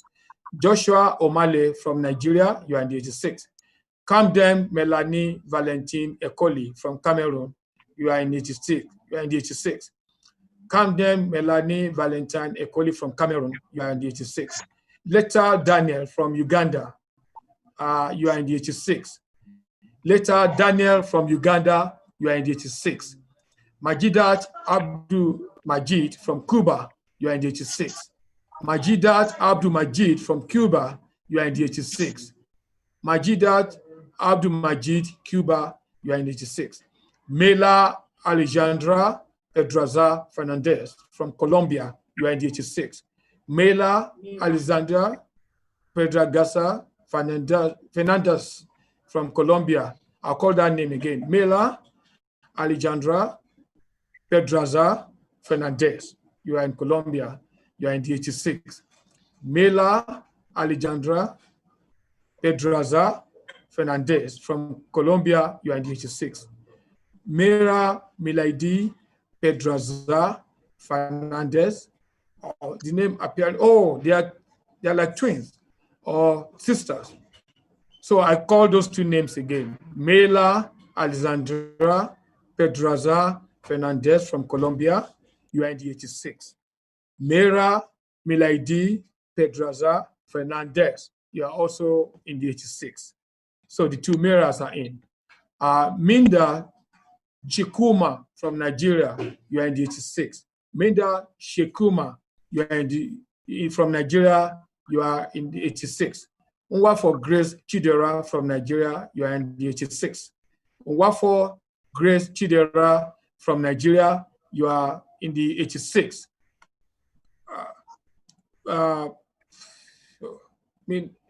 Nwagu Giago.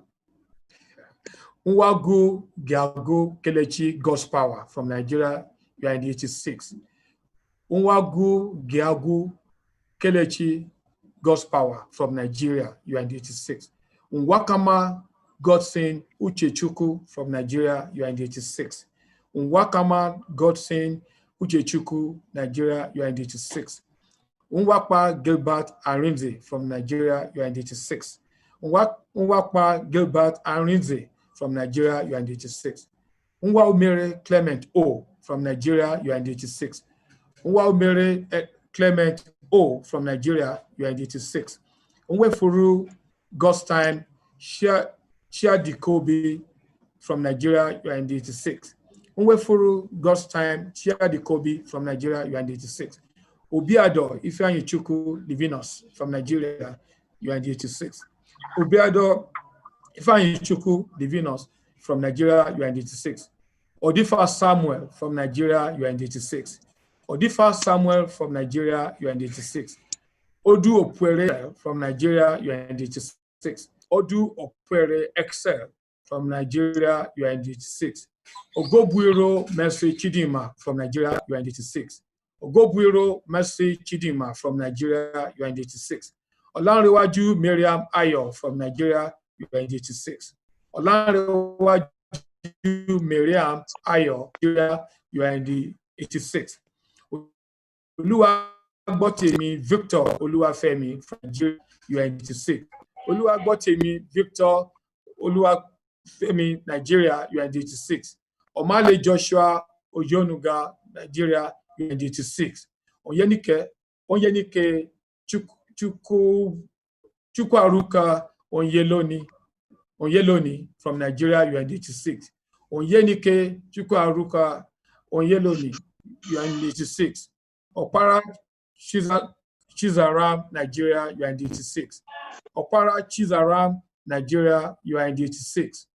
Opatola Nathaniel from Nigeria, you are in the 86. Opatola Nathaniel from Nigeria, you are in the 86. Onyedubu Enoch from Nigeria, you are in the 86.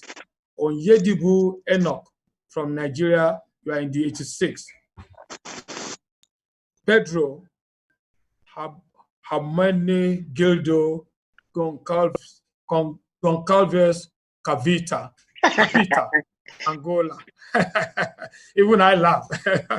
Pedro Hamengildo Goncalves Capita from Angola, you are in the 86.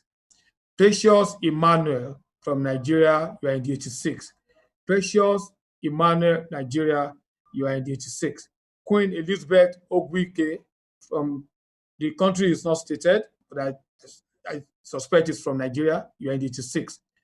That is Queen Elizabeth Ogwike. No country is supplied, but you are in the 86. Psycho Kamara from the Gambia, you are in the 86. Psycho Amara from the Gambia, you are in the 86. Samson Arewa from Nigeria, you are in the 86. Samson Arewa from Nigeria, you are in the 86. Sean Dranreb Lubugin Mayani. I call it again. Dranreb Lubugin Mayani from the Philippines, you are in the 86.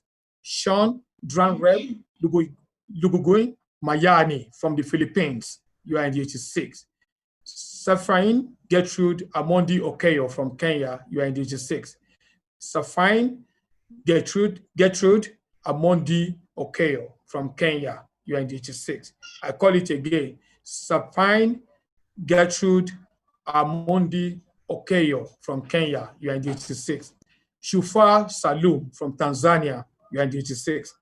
Shufa Salum, Tanzania, from Tanzania, you are in the 86.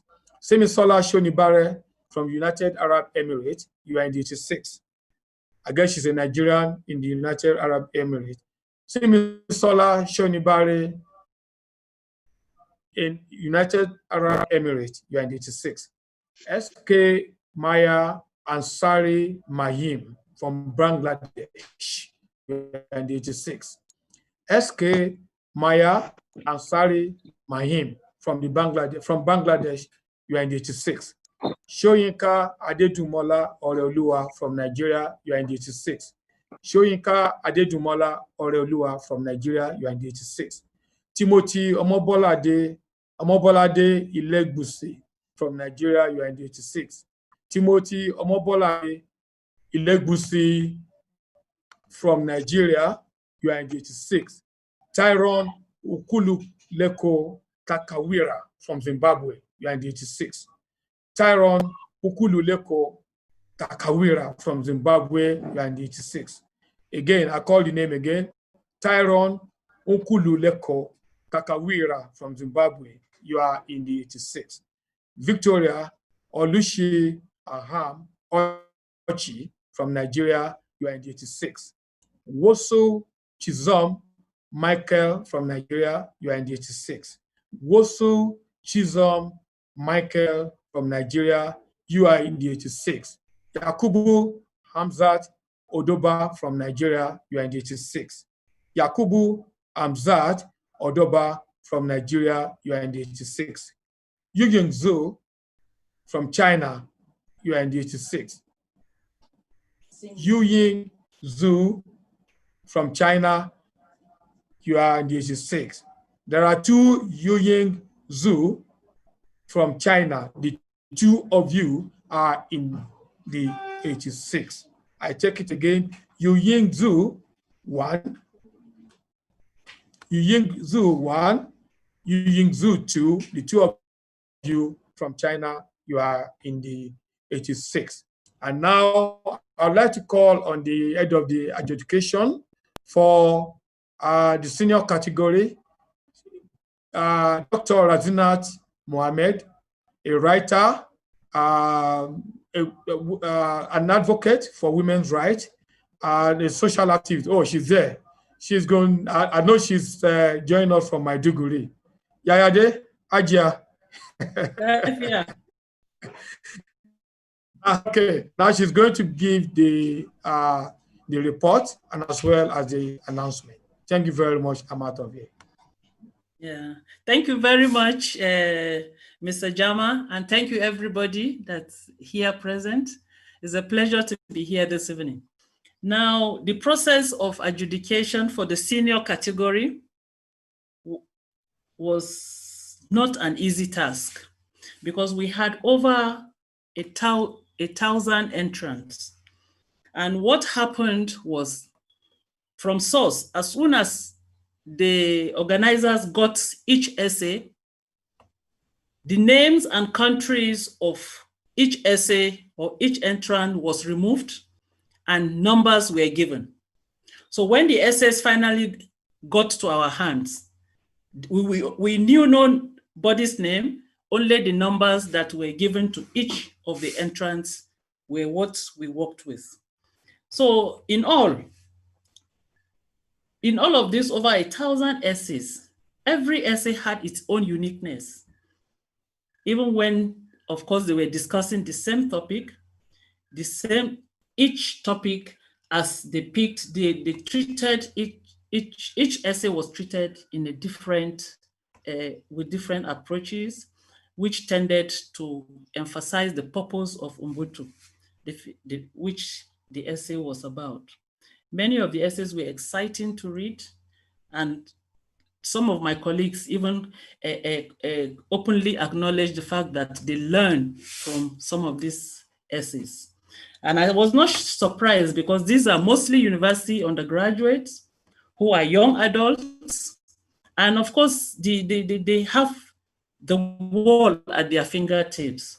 So the judging criteria were such that if you all remember when you entered for this competition, on the website, there were criteria which we posted.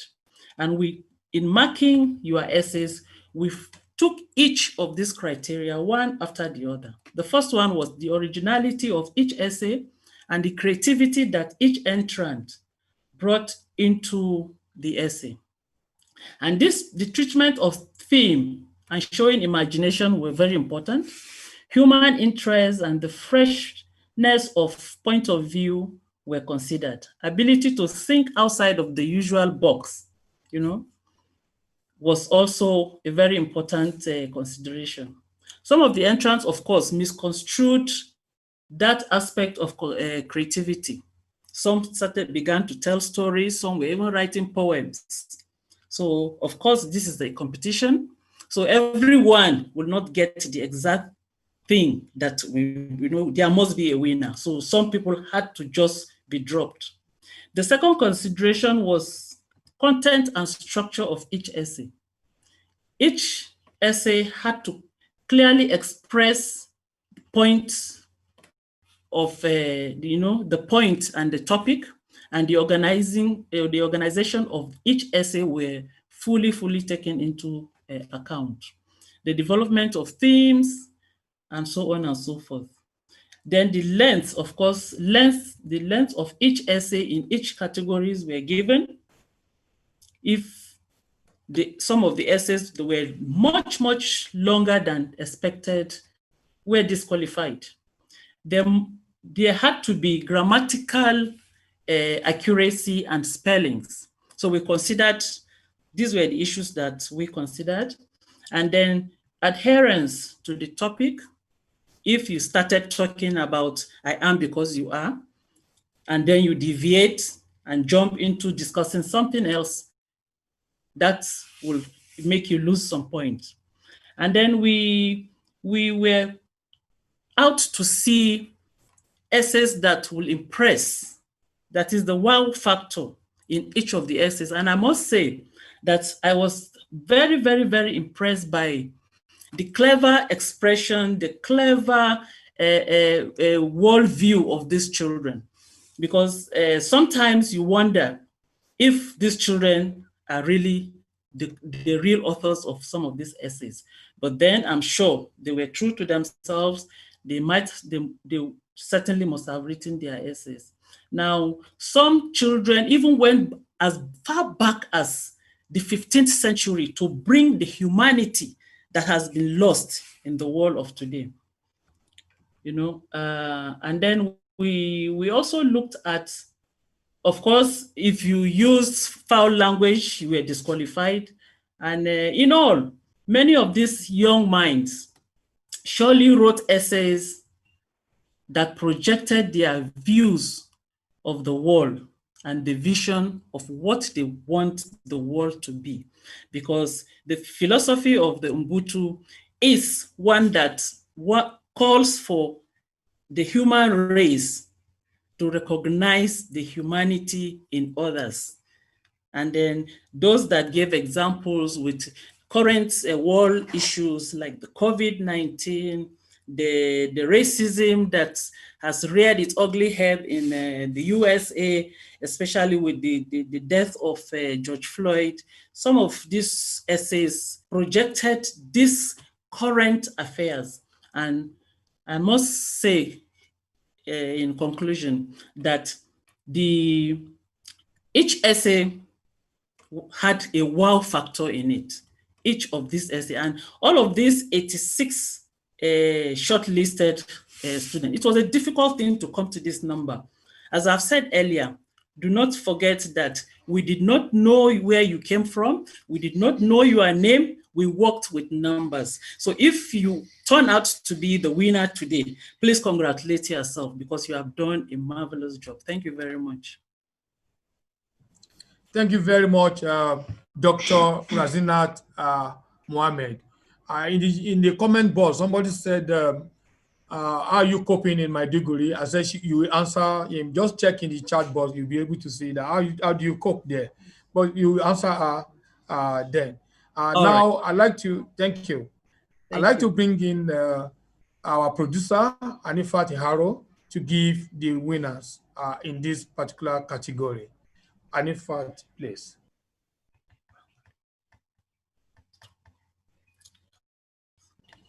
Thank you, Mr. German. So we'll be announcing the winners in the senior category right now. And please don't forget, this is powered by the San Diego State University. And for those of us who do not speak English, you can use the Wordly app to get translations of all that we're saying. And for those of us who don't speak Spanish, French, and other languages, the Wordly app will also help you translate whatever they're saying to English. Okay, so we'll start off the senior category announcements with the Spanish and Portuguese senior winner announcements. And I'd like to call Dr. Aquino Sterling, please, to make the announcements. Dr. Aquino Sterling, please. Hello, everyone. I'm right here. It's an honor and a pleasure to be able to, first of all, have served as a volunteer in adjudicating and reviewing these essays. Really amazing creativity. It's unbelievable to see how our youth, young adults, are actually thinking this moment, thinking the world, thinking our reality, and hoping for a new world. These narratives are just unbelievable, all of them. And I also want to thank the judges, the reviewers for the Spanish and the Hispanic, Latinx, Hispanophone, and Lusophone regions. Armando Guerrero, Maria Carolina Marchi Silva, Pia Linquist Wong, Tania Marquez, and Rodolfo Mata. So thank you so much for your efforts. And I'm going to go ahead and announce the winners. The first winner in the Hispanophone Spanish Senior, let's do the runner-up. Second winner, runner-up is Mayra Milady Pedraza Fernández de Colombia. Así que de Colombia, una chica de entre 17 y 22 años, egresada de la institución educativa 20 de julio. So congratulations to Mayra Milady Pedraza Fernández. The first winner in the Hispanophone Spanish senior category is a Nigerian. Isn't that amazing how Spanish is an international language and travels? And the winner is Samson Ikechemu Arewa of the University of Benin, Edo State, Nigeria. Congratulations to both of you. Amazing job. In the Lusophone Portuguese senior category, the second winner is Delcia da Conceição Veríssimo da Costa, de Angola. Congratulations, Delcia. Delcia da Conceição Veríssimo da Costa. Second winner. And she is at Instituto Superior Politécnico Alvorecer da Juventude. The first winner in the Lusophone Portuguese senior category is Pedro Hermenegildo Gonçalves Capita, also from Angola. And Pedro Hermenegildo Gonçalves Capita is at the Escola do Segundo Ciclo do Ensino Secundário. So congratulations to these winners. It's been an honor and a pleasure. Thank you so much, Dr. Christian Aquino Sterling. We have Samson Arawa in the house. Samson Arawa, a Nigerian who has won the Spanish essay competition. Could you please say a few words in Spanish to the organizers and everybody?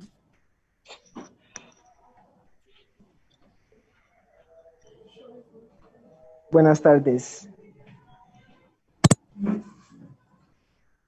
Buenas tardes. Okay. As a Nigerian, could you put on your video, please, so we could see your face? Thank you.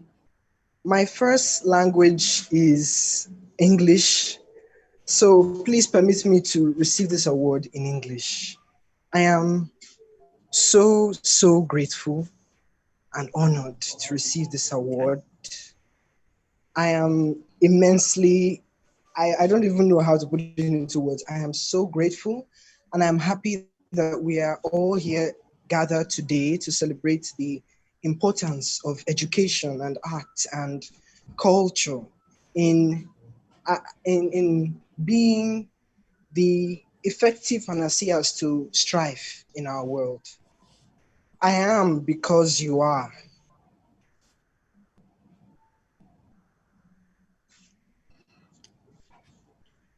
Hi, Sam.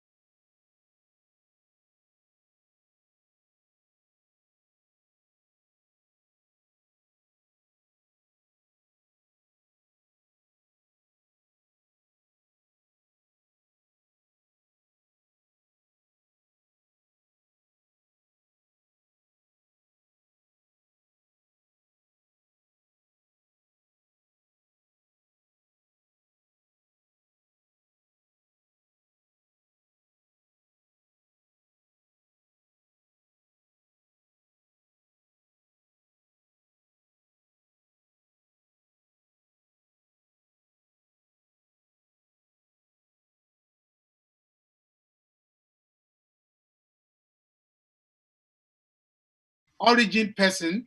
I'm Yoruba person, but if I were to write, I'll write in English. So it does not take away Samson's ability to write and win, but I just want you to shed more light. And sorry, audience, we need to go through. It's part of the learning curve for our project. Thank you. I think it's actually wonderful to see how youths are actually using their resources in order to be able to communicate in different languages. So the idea here for me in this case is that the ideas, right, were actually very well communicated. And were communicated in Spanish, regardless of the modality that was employed to be able to do that, which is translation, right? So in this sense, I'm not, I don't think that we were actually judging the proficiency in Spanish of the writer of the essay, but the ideas that this person was able to convey. And certainly he was able to do that through a translation. So that's my idea. Thank you very much. We'll get back to Lagos zone. Apology for that transition, but we need this clarity for our larger audience. There are over 1,000 and they might be wondering what's going on. So thank you. Congratulations, Samson. And thank you, Dr. Aquino Stanley. All I know is that my executive producer, Teju Karim, will pay for that advertisement of his voice. But we love your voice. Thank you very much. I'm back to our producer, Anifat Iharo, to give the winning names now, to proceed with the program. Thank you very much.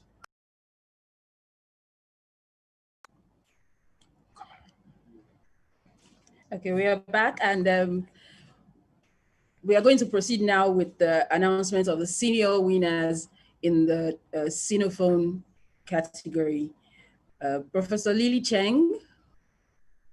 Professor Lily Cheng is in the house. The Chinese Yes, I am. speaking. Yes, thank you very much. Yes. 大家好. Greetings regarding this wonderful opportunity for some Chinese youth to participate in this essay category. For the junior and the senior groups, the Chinese students have very different type of age arrangements. So we are able to figure out a way to give 2 winners, and I am trying to get the 2 runner-ups to be sure. But we will give the 2 winners at this moment. And maybe within a few minutes, I can come back to you with the 2 runner-ups. So the 2 winners in the categories from China are Zhu Yuying and Li Shaoyuan. I hope I'm pronouncing their names correctly. Zhu Yuying and Li Shaoyuan. And we'll be back with runner-ups later. I won the first place. Yeah. Okay. So I hope I have the correct pronunciation and the correct tones. 中国来的朋友们，中国因为这一次参加的人数不是很多，可是我们有2位都得到了优胜，一位是朱玉莹，一位是李少元，另外还有2位其他的，我们等一下再公布。Thank you so much. Merci beaucoup. Thank you so much, Professor Lily. Do we have the winner in the house? Any of the winners in the house? Just say something for 3 minutes, 2-3 minutes. And also the winner of the Portuguese essay writing, Pedro Capita. Okay, I'm on the line. House, yes. Hi, Pedro. Congratulations. Am I speaking in Portuguese? Yes. If you're comfortable with that, please go ahead. Ok, eu estou bem feliz. Eu tive que pensar muito para escrever o que escrevi e estava com muito medo julguei que podiam pensar que fosse cópia, mas graças a Deus estou aqui. Então estou à espera do resultado. Muito obrigado. Thank you so much, Pedro. Thank you very much. Congratulations again. So Okay, we'll move on now. We'll move on now to the French senior category. Good to see you, Pedro. Thank you so much. Congratulations. Okay. Same to you. So we'll move to the French senior category now. Mr. Alfonsi, you're still with us for the French senior category winners. Mr. Olivier Alfonsi, please.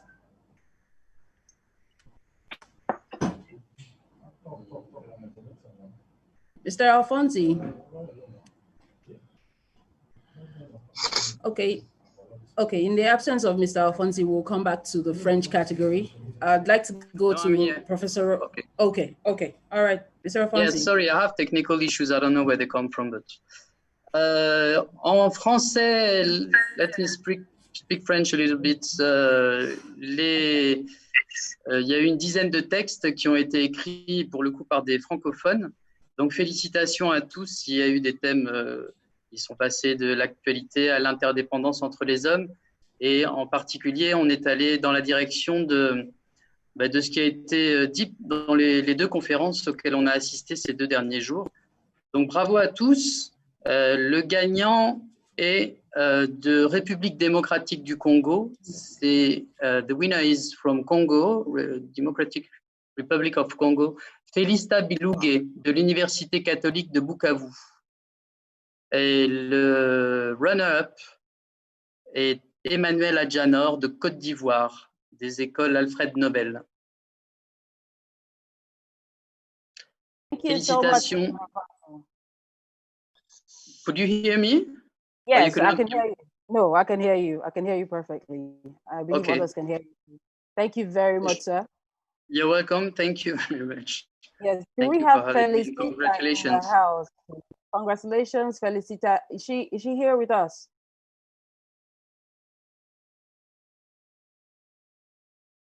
Okay, I don't think Felicita is with us. We'll proceed now with the English speaking essays for the senior categories.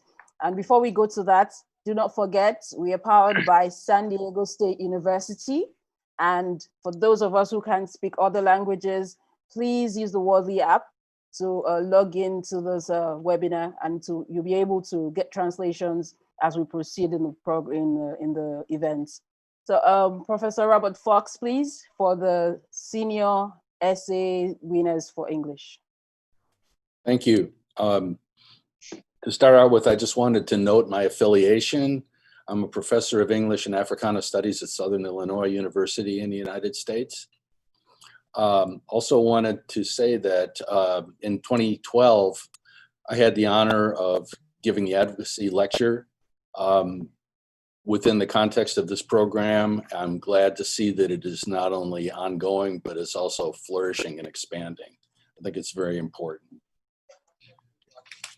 As far as the winners in the English category are concerned, I will announce first the runner-up, and that is Boluwaduro Abasiem Adeyemi, a citizen of Nigeria, but resident in Barbados, attending the American University there.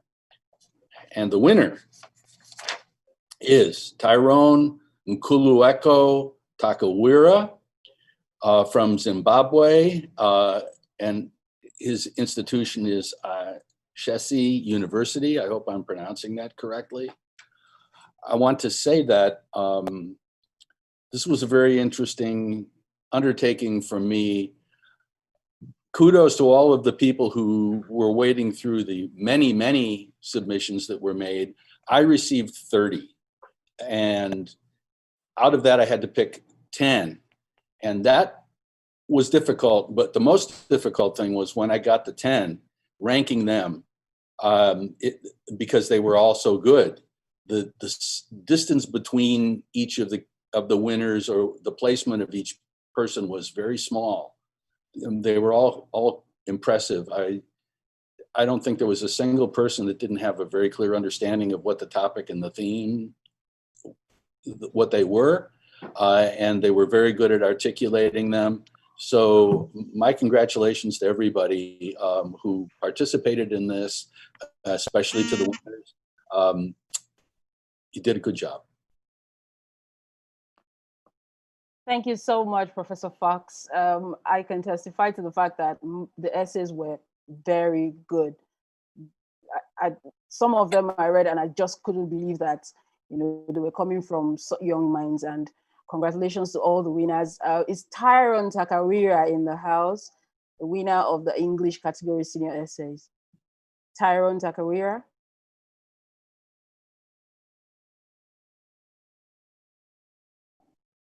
Yes, he's in the house. Tyrone, could you unmute your audio, please?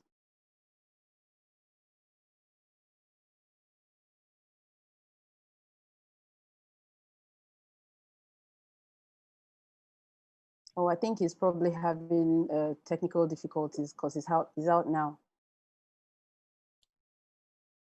Okay. Okay. We'll proceed in the announcements by going now to the overall global winners, the global winners, junior and senior, global winners, junior and senior. But we'll take a 2 minutes break so that we'll be able to take some water and breathe, and then we'll be back for the global winners. Please stay tuned, don't go anywhere.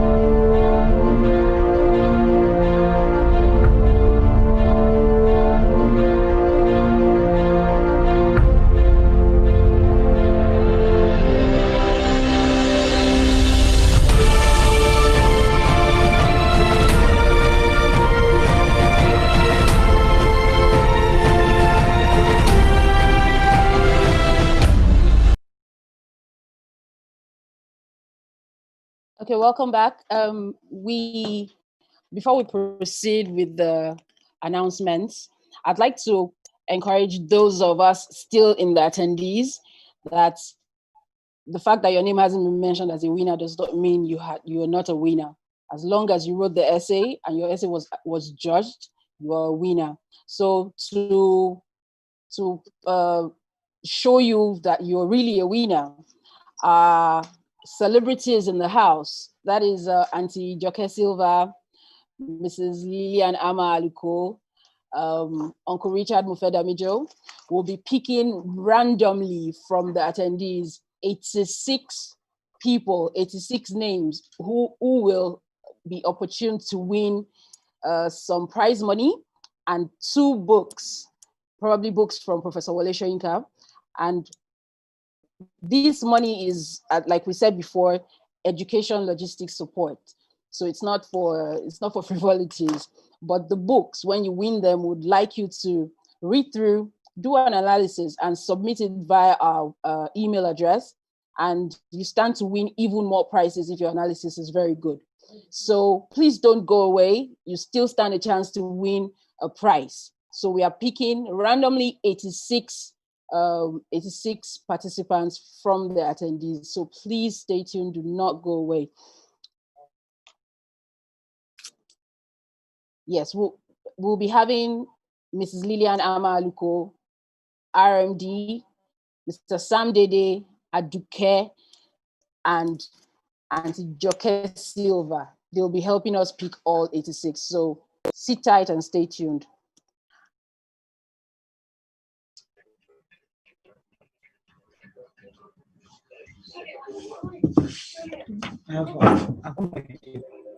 Okay, back to the announcement of winners. Back to the announcement of winners. So far, we have gone through the junior category, the French winners, and the English winners in the junior categories. And we have also gone through the senior category, the Chinese winners in the Chinese language, winners in Portuguese language, winners in Spanish language, and winners in French language, and winners in English language. Now we'll be moving on to the global winners. The global winners, they are the big winners of the day. And to help us with that, we have with us Professor Omofolabo Ajayi Soyinka, our big mommy, our big auntie. She's been with us for such a long time and she's been a huge supporter of the project. Auntie, could you please unmute your mic, please, and proceed? Thank you, ma'am.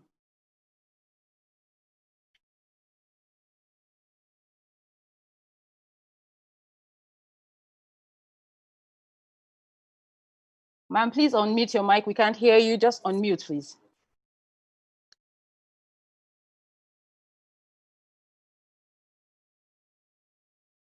Can we request? Can we send Okay. Okay, we can hear you now, ma'am. And congratulations for doing all of this, getting all this together.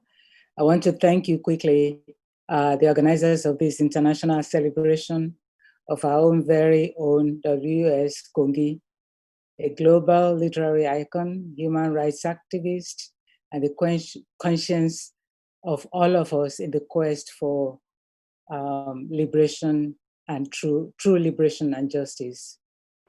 Congratulations to these 5 global finalists. Each writer brings a unique and informed perspective to the theme. Each paper is engaging, deeply thoughtful, and displays a strong global awareness, but with a good dose of local understanding and application. It is truly inspiring to meet these winners. And as we say, the big masquerade comes out last of the shrine. So here they are. And what a promise of positive healing that these essays bring to our troubled world.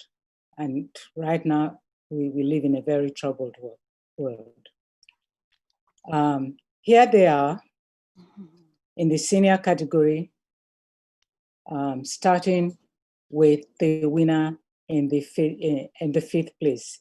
I have 5 finalists here.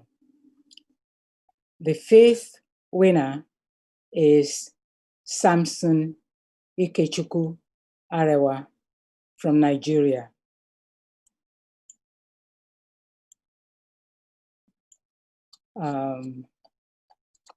Just a little. Okay. Let me go on to the 4th winner. And this is Felicia Bilige Sam. Oh, sorry. Let me check my list again. Seems I in G4. Yeah. Oh, sorry. The fifth win.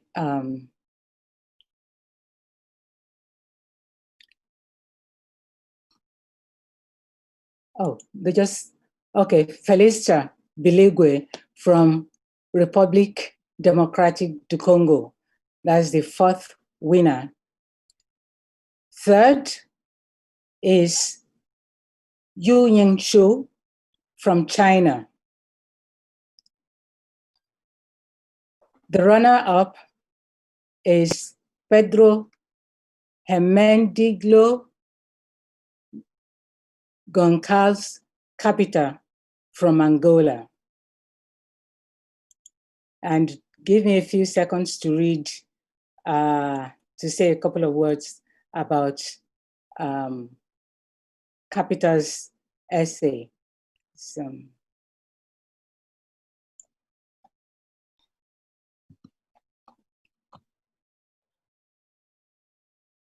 This essay takes a historical, sociological, and pragmatic route to land on Ubuntu. It explores how human codependency enables us to survive difficult times and suggests how we can rebuild afterwards.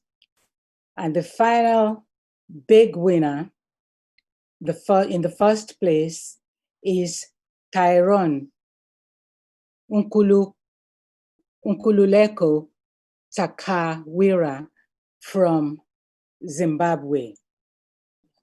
This is a truly, truly inspiring essay.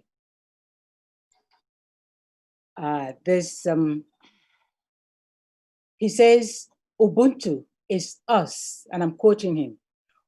Ubuntu is us when we let go of our egos and recognize our interconnectedness.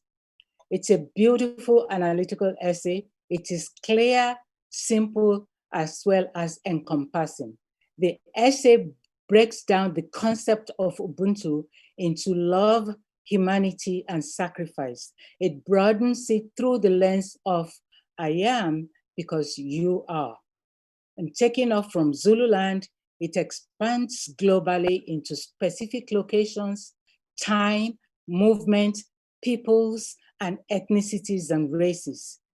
In its own unique style, it weaves together very eloquently a story of different poignant happenings across time and space. It is truly a global winner. So congratulations to Tyrone Nkululeko Takawira from Zimbabwe. And to all the others also, congratulations. Everybody in this project is a winner.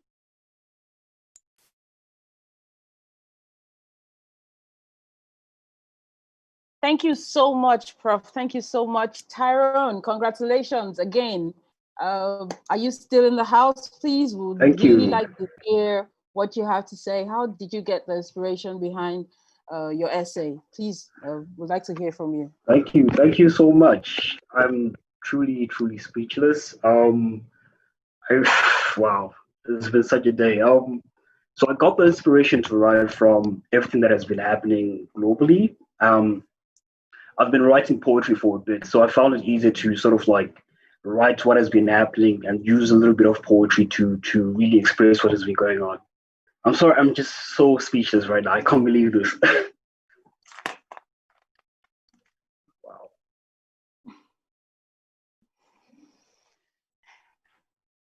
Thank you so much, Aaron. Thank you Sure. so much. It's great to have you here. Congratulations.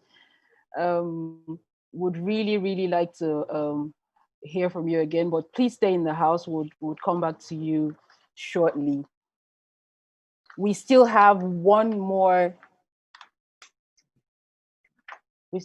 two more categories to go.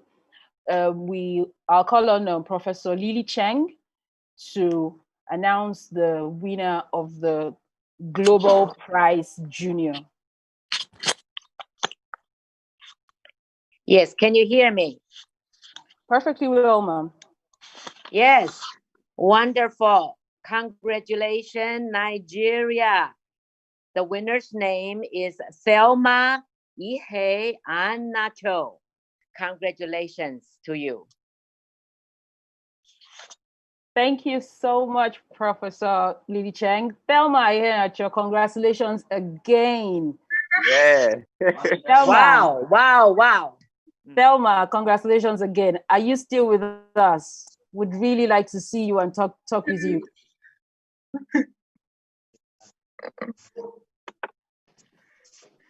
Thelma. Yes, can you see me?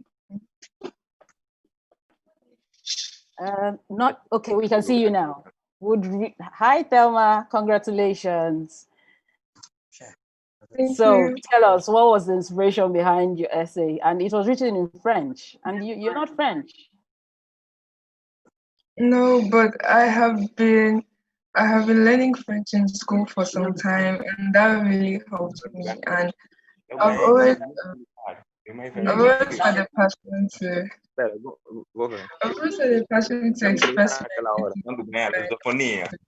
That's what helped me with writing it, and I got a lot of inspiration from the present world, all the issues that has been happening, and I'm so thankful. I'm speechless. Thank you. Merci.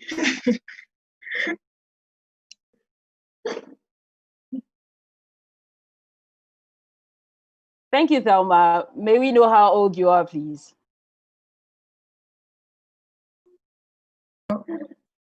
Je suis 15 ans. For those of us that don't understand French. I'm 15 years old. Great. Thank you so much, Thelma. Congratulations. Huge congratulations to you. Okay, we still have Mr. Fonzi, you want to say something to Thelma?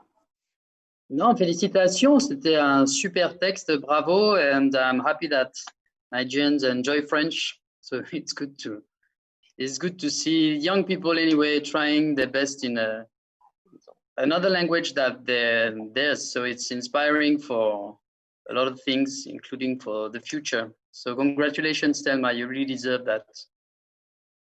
Félicitations, bravo. Merci, monsieur. Thank you very much, Mr. Afonsi.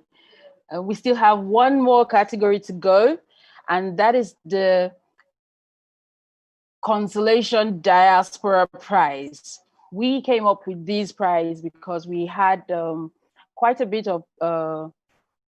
lot of people that were not Nigerians that put in for the essay competitions, but we had a larger number of Nigerians. So we put this together for the non-Nigerian essay entries, and these were judged accordingly, just like all other essays. And to give us the winners today, we would like to call on Ms. Yera Tamakloy. Yera, are you still with us? Yes, I am. Yes. Oh, great. Okay. Okay, good. I was muted for a little bit. So hi, everyone again. So to announce the Consolation Diaspora Prize, I would like to start with the runner-up. The runner-up from Nepal who attends White Heaven Academy is Sampada Dahal. Sampada Dahal. I don't know if he's here. Congratulations to you. And the first prize, funny story, when they sent me this, I actually looked at the school. I'm like, that was actually my neighboring school when I was in high school. The winner from Ghana is Vera Honam Antonio of Aburi Girls Senior High School. Vera Honam Antonio from Ghana, who attends Aburi Girls Senior High School. Congratulations, Vera Honam Antonio. Congratulations to you, Sampada Dahal. Congratulations to both of you. You've done so well, and we are very proud of you both. So yeah, these are our winners for the Consolation Diaspora Prize. Ms. Yara, we still have the Consolation Diaspora Prize for the senior category. Okay. Vera, and yes, could you please announce that also so that we can? The senior category has not been sent to me quite yet. I only have the junior category. Hold on.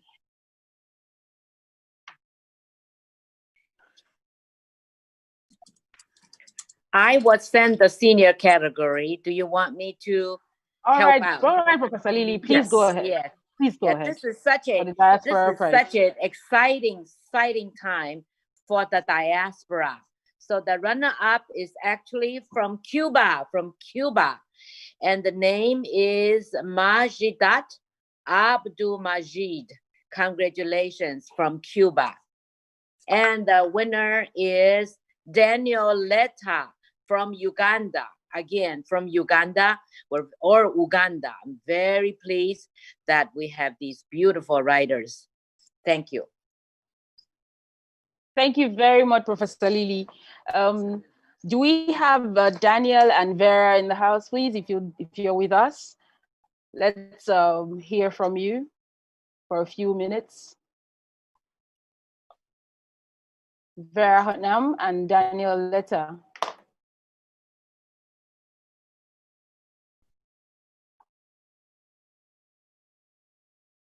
Okay, if they're not with us, then we'll take their comments much later. Thank you so much to all our judges, to our announcers, Professor Lily Cheng.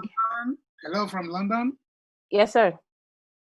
We still have 2 more to announce from Sino, which is the junior and the middle class and middle age. We have a mix-up here in London, and you, the producer at the secretariat there, will help us out. Please, after you leave the screen, could you help us out with those 2, Madam Producer, and send to us so that we can do that announcement. Thank you. All right, so I'll do that. Thank you very much to our announcers so far, Professor Robert Fox, Professor Omofolabu Ajayi-Shoyinka, Dr. Christian Aquino Sterling, Yaira Tamakloy, Mr. Alfonsi. Thank you so much. We appreciate your help. We'll be back soon with the last announcement. I'll hand over to Mr. German now to continue.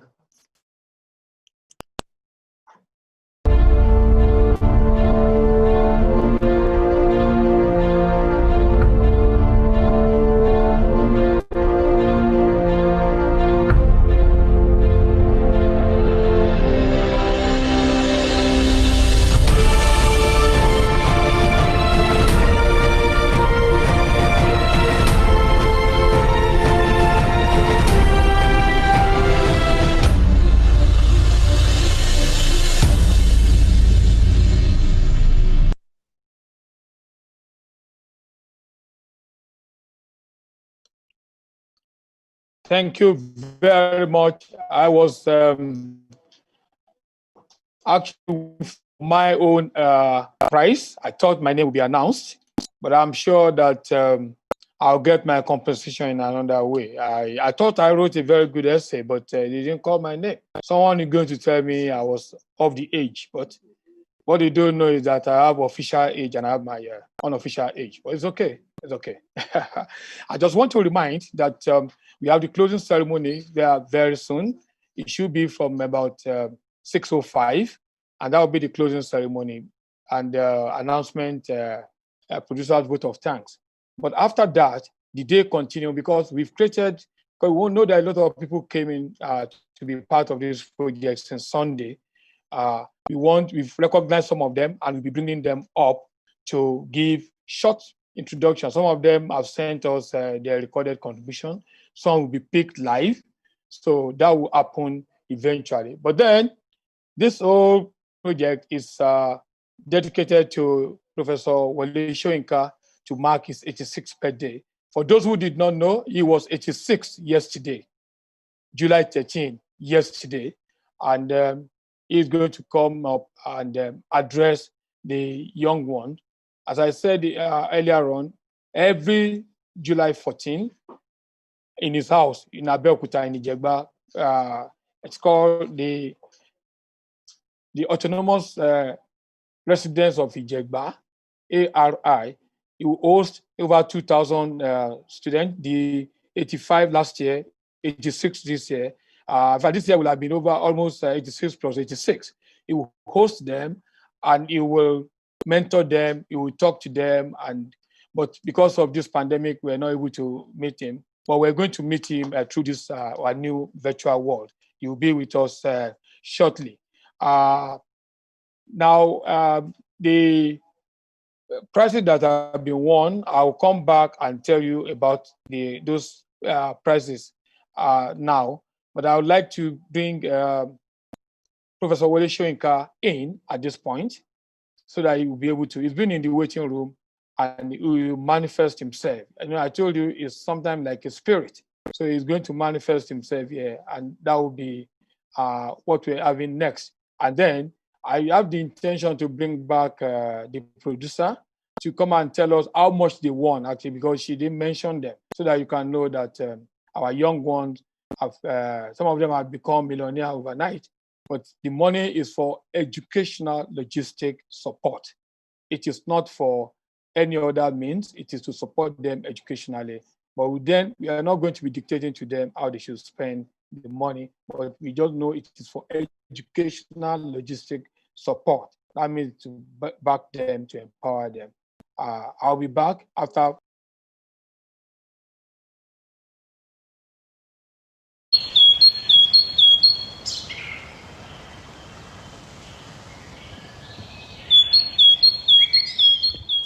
Yes, I thought that this year, in lieu of a normal meeting, which has been made impossible thanks to this ravaging COVID, that I'll just read you a poem which I read at the United Nations last year in honor of children. The event was the anniversary of the UN Declaration of the Rights of the Child. I entitled it, "The Child Before a Mirror of Strangers." As if you were never here before, as if you have forgotten that you were what we are, but you, self-betrayed, raise walls of deafness to deflect pleas of innocence. As if the world you taught has lost its axis, ceased to spin. As if you have forgotten when you watched, entranced, the dance of leaves on stream currents, your image wobbling in their depths. As if you never chased or raced to leave your shadow.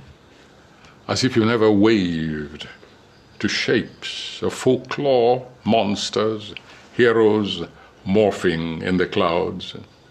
As if you ever peddled differences among your kind at that first guileless sight, till knowing winks and whispers, otherness, words, pauper, pagan, dirty, low-born, turned partners in prank of yesterday from closeness, henceforth fiends from outer space, non-human. As if your arms, drug-empowered or orphaned, were ever forced to cradle ponderous arms, senses fused to death commands, as if your shoulders caved under abnormal loads to earn a pittance on a night of slums where the sun is total stranger. As if a child is not the unlisted heritage of time, the one perennial season.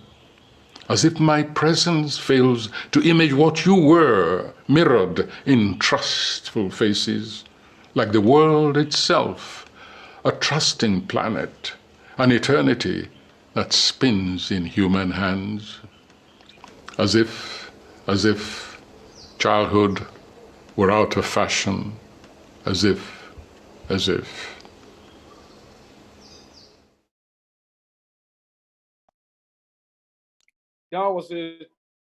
That was a statement from the Nobel laureate, the celebrant, the one after whom this whole project is named and fashioned, the grand inspiration behind this project that has been running for 11 years. This is our 11th year, and today is the climax. We're very happy to have him. Our young one, I'm really, I'm pleased to say that if there was no pandemic, Professor Shoyinka you'll have been in his house. No matter from where you are, from Pakistan, from Bangladesh, everywhere you'll have been in his autonomous Republic of Ijegba, ARI. You can Google it now. That's where the Wole Shoyinka Foundation is. That's where his house is. And this particular project has been able to turn the environment into a cultural hub. I don't know if you've been to where Shakespeare was born, Stratford-on-Avon. You know that they built a whole commune of artists around him. It's more or less like a grand cultural village in Stratford-on-Avon. And then Goethe in Germany, they built a whole community around him. So that's the exact thing that we're trying to do in Abeokuta. And we've succeeded in planting a huge theater facility there that is more than the size of a football pitch.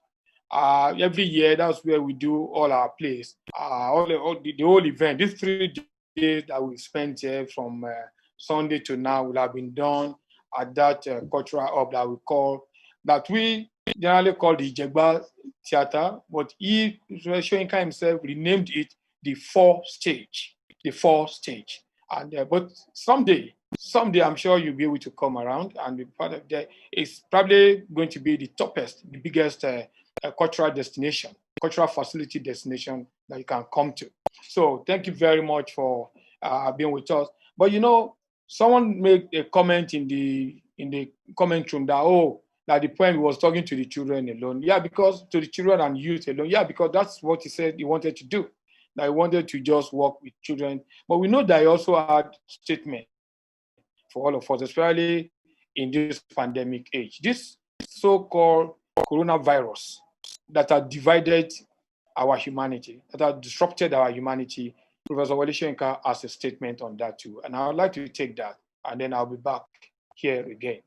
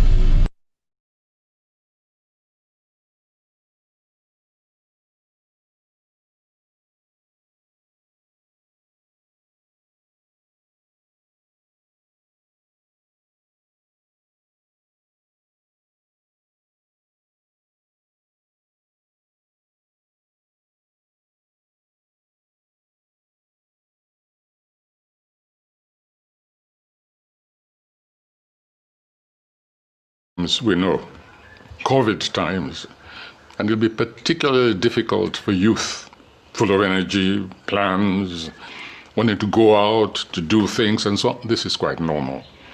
But this is a period which imposes discipline on all of us. And when we use expressions like 6 feet apart or 6 feet under, it's not meant to be totally literal. It encompasses so many things. It just means obey the rules, obey the instructions of the health people, the health workers, who incidentally have paid very heavy price during this period. And the least you can do is recognize the sacrifice that they've made for humanity in general, and especially for our own immediate community. So 6 feet apart or 6 feet under, choose, is a message which says, wear your masks, obey the injunction to wash your hands, sanitize your hands, clean surfaces which may be infected, collaborate with the health workers and with your own parents who are more knowledgeable, or should be, about these matters. And remember something which many people are not yet aware of, even though it's been written about, it's been broadcast, it's been enjoined on people. It is this, that those who are infected do not necessarily show symptoms at the time. And so they can be carriers. In other words, without showing symptoms of infection, they are capable of infecting other people. So you see, by protecting yourself, you are actually protecting other people. And the people whose lives you save might be your own family, your own sister, your own parent, uncle, etc., etc. So it's a question of looking after one means looking after every other. So try and think of your community all the time. This period will go away, but in the meantime, it requires self-sacrifice and it requires self-discipline.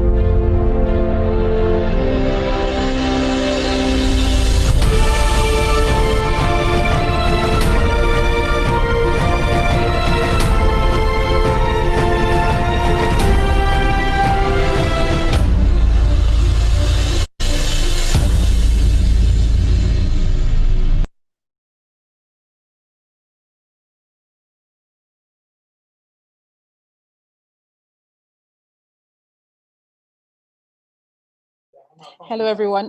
We're back and would like to officially now announce the winnings of the winners in the respective categories. We didn't say it the first time, so we're going to say it now. I'm going to start with the global, the winners, the Consolation Diaspora Prize winners. For the first place under the senior category, Consolation Diaspora winner, you'll be going home with $200. The runner-up will be going home with $100. For the winner in the Hispanophone category, senior, will be going home with $500, while the runner-up will be going home with $300. Winner in the Sinophone category, senior, will be going home with $500, and the runner-up will be going home with $300.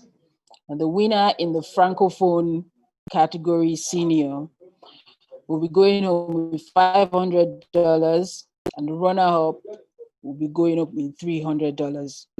The winner under the Lusophone category will be going home with $500, and the runner-up will be going home with $300. The winner in the Anglophone category will be going home with $500, while the runner-up will be going home with $300. Now, the global winner, senior, will be going home with $1,000. So now we'll go to the junior category. The global winner under the Consolation Diaspora Prize for the junior category will be going home with $200, while the runner will be going home with $100. The winner in the Hispanophone category, junior, will be going home with $300, while the runner-up will be going home with $200. The winner in the Xenophone category, junior, will be going home with $300, while the runner-up will be going home with $200. The winner in the Francophone category, junior, will be going home with $300, while the runner-up will be going home with $200. The winner in the Lusophone category, junior, will be going home with $300, while the runner-up will be going home with $200. The winner in the Anglophone category will be going home with $300, while the runner-up will be going home with $200. Now, the global winner in the junior category will be going home with $600. So that's the list of all the prizes. And please remember, this prize money is not for frivolities. It's for education, logistics support. So it's to go into your education and the things you need for school and things like that. Thank you so much. We'll be back shortly.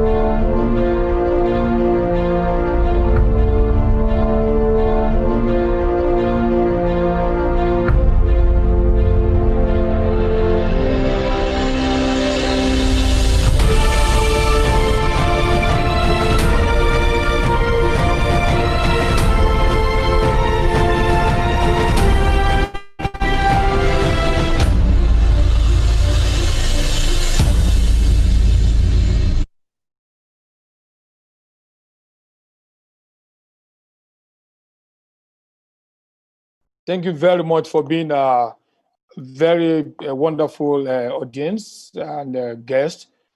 We are continuing with the prizing ceremony. Because we know that people have been with us since Sunday, we want to give reward to some of the people who are there. And that's why we said that we're going to have mostly celebrities that we try to set up as models for some of for our young ones. Because people talk about celebrities and stars a lot, but we want to set up some kind of movement. You know, people who could mentor these young people, so that because we know they are very fond of the celebrities and stars, but we don't just want them to follow just about anybody. I don't want to mention names, but at least I'm sure you know that there are some celebrities that you never want your children to, your young one to emulate. Even though they have their own contribution that they make, I'm not in the position to discredit anyone, but we have selected some celebrities, some stars. I prefer to call them stars because they bring values and virtues to to our life. And we are all about values and virtues. So we would like to bring some of them up to help us with what looked like a raffle draw, but not a raffle draw as such. We want to compensate people who have been with us in the next session that we're going into. I mean, this will lead us to the next session where we have some people who are going to make contribution to the project. They will be giving performances and video entries and the rest of them. But before that, we have just celebrated that we're going to ask them to get on into that mood. Now we're going into the contributors section. But before then, I'd like to just, if you're still very patient with me, I'd like to just do something that will show a bit of what we have been doing all this year. I may not be able to to bring the entire story to you, but I'll take a bit of the story and then we can then go into the contribution segment and what I've called the quality or the qualitative raffle draw. I'll be back shortly.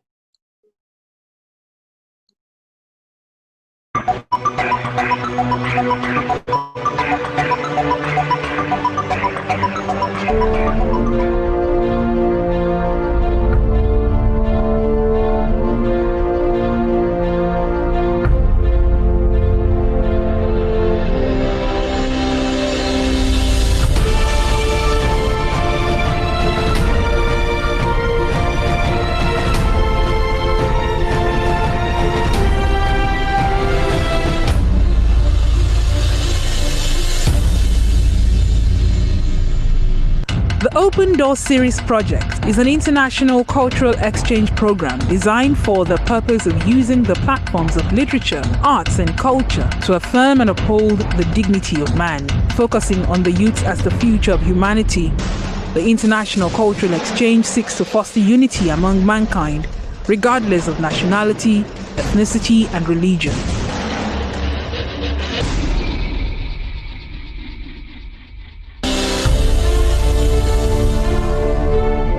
Our first edition premiered on the 76th birthday of Professor Wole Soyinka, fully sponsored by Zimiraj Multimedia in collaboration with Global New Haven. The international cultural exchange participants toured Nigeria, Barbados and London, where Henry Folusho of Folag treated us royally and gave incredible support. The plays preempted by Nee Coker Jr. and Seven by Rachel Hastings, directed by co-executive producer Segun Ojewi, professor and head of directing at Southern Illinois University, Carbondale. The essays for that year had senior and junior categories. The senior version had the theme of the year as its topic, with various prizes at stake, including an all-expenses-paid trip to London, which was won by Gbenga Adeniji, a journalist with Punch newspapers. The essay competitions were fun for all the participants. In 2011, the governments of Ogun and Ondo states joined Zimiraj Multimedia Limited and its partner Global New Haven in sponsoring the International Cultural Exchange. The tours this year took us to several states in Nigeria and London. I Love My Country was the theme for that year, and Dance of Liberation, an adaptation from Wole Soyinka's Kongi's Harvest, was the play that graced our stages. This year, the essay competition took a different form, as only secondary school students were allowed to compete. Aliyah Ibrahim from Zamani College, Kaduna, emerged victorious and smiled home with a scholarship worth 250,000 naira, a laptop computer, and a desktop computer for her school. 2012 was a breakthrough year for us, as we had our first platinum sponsor in the Ogun State government of Senator Ibikunle Amosun. Our dear Ondo State government, ably led by the Iroko, Dr. Olusegun Mimiko, faithfully continued their friendship and support. The theme, The Mind of a Patriot, resonated in the play Home by Sam Art Williams, directed by co-executive producer Segun Ojewi. which we took on tour. Professor Robert Fox of Southern Illinois University, Carbondale, delivered the advocacy lecture with the title From Tigritude to Transcendence, the Conscience and Conscientiousness of Wole Soyinka. Sapruchi Ngbahurike of Graceland International Secondary School, Port Harcourt, won the WSSA trophy and, like Aliyah before her, carted away a scholarship, laptop and a desktop. WS78 came to an end with the exciting two-day event in London with dance workshops, lectures and performances.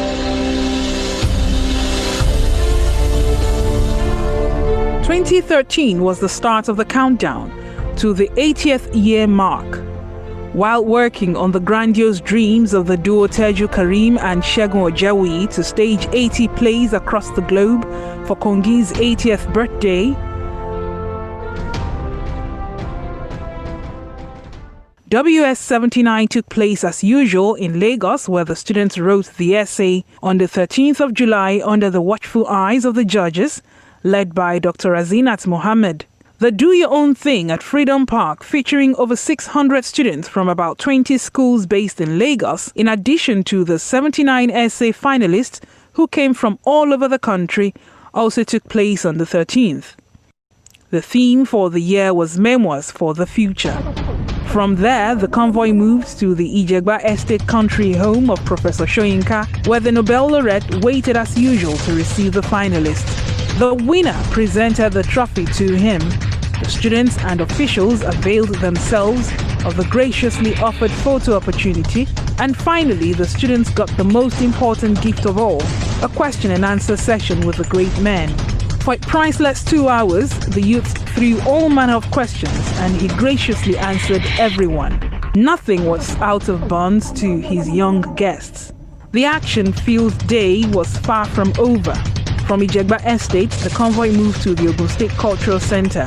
They were joined by 1,000 Ogun State students colorfully clad in the state's traditional fabric, Adire, a gift from the project WS79 organizers. Thereafter, Ogun State First Lady, the beautiful Mrs. Olufunsho Amosun, accompanied by the State Commissioner for Health and son of the Nobel laureate Dr. Olaokun Soyinka, arrived. The First Lady mentored the youths. There were performances of poetry, spoken words and dances by the students. Then, the distinguished host took photos with the very excited students.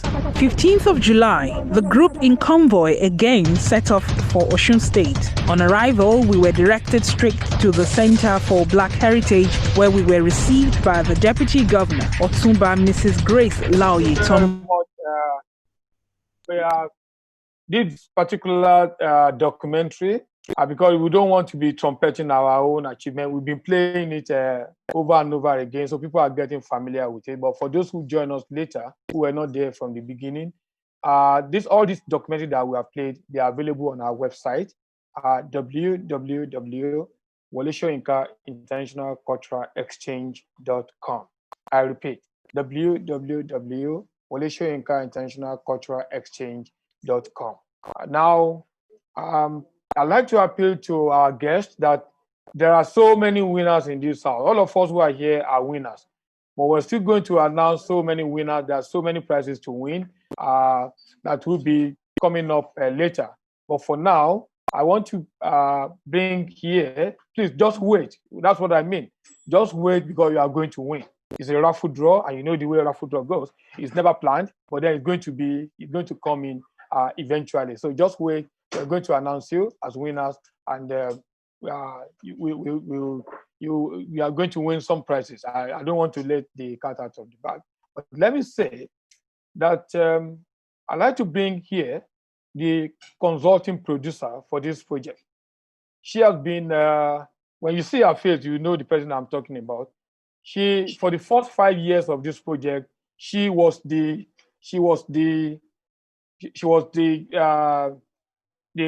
producer for this particular project, and she handed over to Anifat Iharo, who was announcing the winners.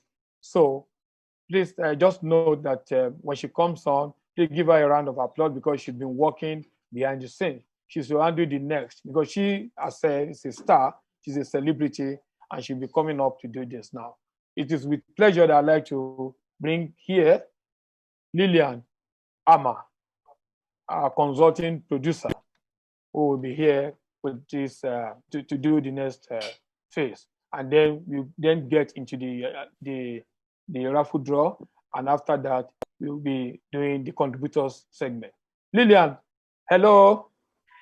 Hello, thank you, Mr. German. How are you? Very well, thank you, and very well done. Thank you very much. Go on, please. Okay, thank you very much. Good evening, everyone. We're going to do the raffle draw now, and I have our celebrities in the house to help us do the raffle draw. So I'm going to call them by name, and I'll give them the numbers, and they will send their selections to the Secretariat. So the first person I'm calling is Professor Duro Oni. Professor Oni, are you there, please? I hope you're there and you can hear me. Your numbers are 1 to 20, sir. And we want you to pick 10 numbers from numbers 1 to 20. Send your selected 10 numbers to Mr. German at the Secretariat for collation. The next person I'm calling is Mr. Oluwajayi. I can see Professor Oni. Prof, I can't, okay. Yeah. Did you hear me, sir? I should pick 10 numbers from okay, number sir, your 1 to numbers 20? Are 1 to 20. Exactly, sir. All right. Thank you. So just send those numbers to Mr. German at the Secretariat. All right. Thank you, sir. The next person is Mr. Oluwajayi. Mr. Ajayi, are you in the house, please? Oh, yes, I'm in the house. I'm here. Okay, I can see you, sir. Good evening, sir. Your numbers are 21 to 40. 21 to 40, sir. So pick 10 numbers from 21 to 40, sir. Thank you. I am the next person who is speaking. My numbers are 41 to 60, so I'm going to pick 10 numbers from 41 to 60 and send to Mr. German. The next person is Dr. Sam Dede. Dr. Dede, are you in the house, please?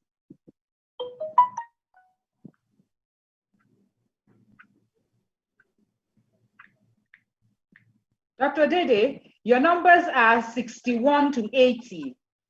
We'd like you to pick 10 numbers from 61 to 80, sir, and send to the Secretariat. I'm not sure he's there, but I hope he's there. The next person I'm going to call is Aduke. Aduke, are you in the house? Yeah.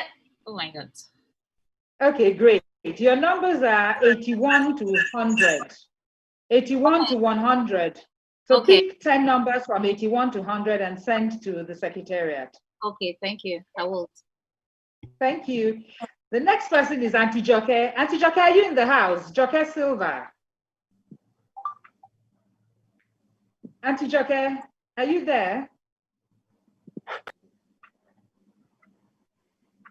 Okay, I think Auntie Joke is in there somewhere. While she's getting ready to unmute herself, Auntie Joke, your numbers are 101 to 120. So you're picking 10 numbers from 101 to 120 and sending those numbers to the Secretariat. Thank you, Ma. The next person is Awam Ampa. Sir, your numbers are 121 to 140, 121 to 140. Please pick 10 numbers from that and send to the Secretariat.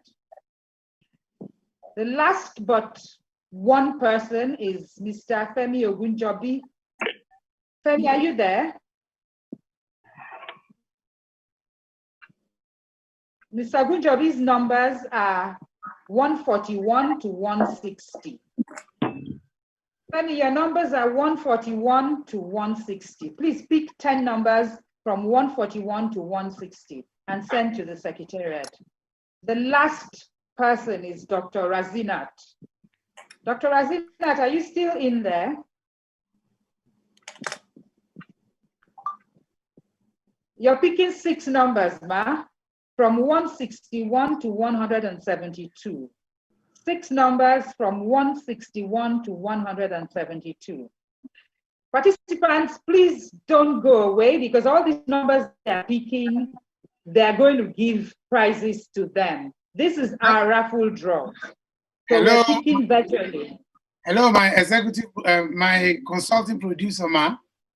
Sir. Can you reassign those that are not on, that have left? Can you reassign? I can tell you, we can't get to Sam Dede. Can you reassign Sam Dede to Professor Lily Cheng? Okay. Can you announce that so she can help us choose? Okay, Professor Cheng, I can see you, ma'am. Okay, would like you to help us pick 10 numbers, ma, from 61 to 80. Okay. 10 numbers from 61 to 80. Okay. Lillian, thank you, ma'am. Sir. Can you reassign another one? My brother and my senior, Professor Jewu is there. I'm sure he won all the way from Southern Illinois, Carbondale. Can you assign one to him from... okay. From who? The people I didn't get responses from. I didn't get from Auntie Joke and I didn't get from Dr. Ankpa. Yeah, could you reassign Dr. Ankpa for Professor Jewi? So it's from a professor to a professor. Okay. Professor Jewi, good evening, sir. Prof, are you there? Okay, I'm sure Prof is there. He's our co-executive producer. Prof, please, I'm assigning Dr. Ankpa's numbers to you, 121 to 140. Could you please select 10 numbers from that, sir? And I think Femi Ogunjobi is back. So, Miss Lillian, Madam Lillian, hello? Yeah, I can hear you. Yes. Hello, I can hear you, ma'am. You reassigned my numbers to somebody else, I just heard. No, I didn't. Your numbers are for you. What's the number? 161 to 172. Yeah. 161 to 172. 6 numbers. You're going to give us 6 from that. All right. Thank you, ma'am. Femi, I hear you're in the house. Femi Ogunjobi. Your numbers are 141 to 160. Femi Ogunjobi's numbers are 141 to 160. Oh, it's gone too. Who is it? Hello? We see. Hello. Oh, okay. Bomputaba, sorry. Yesu. Gashina, but can you reassign the last one to Professor Mabel? Professor Mabel? Yes. Okay, Professor Mabel, good evening, ma'am. I'm assigning Auntie Joke Silva's numbers to you. That's 101 to 120. 101 to 120.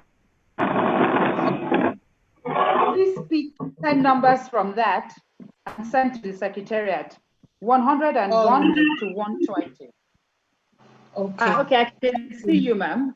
Thank you so much. You're welcome.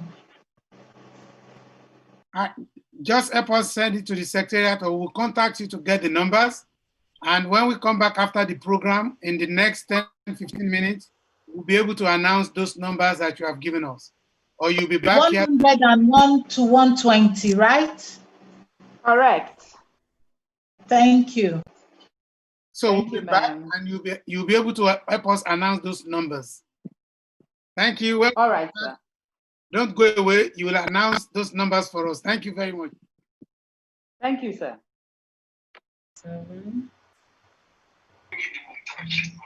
How do we? Mr. Chairman, back to you. Hello. Hello. Hello, Mr. sir. Tatai, go ahead. Yeah. How do we send the numbers? Do we announce them or we text it? Come back and you announce. You text it to Chairman. That way. Oh.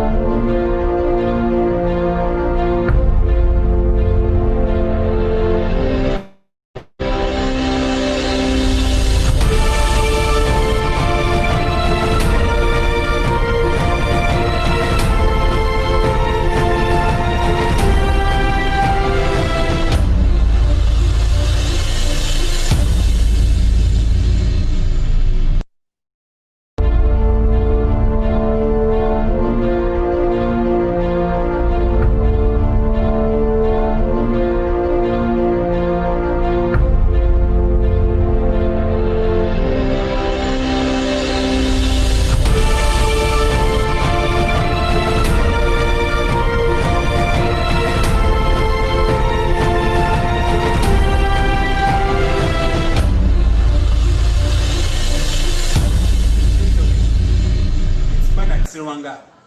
A master drummer.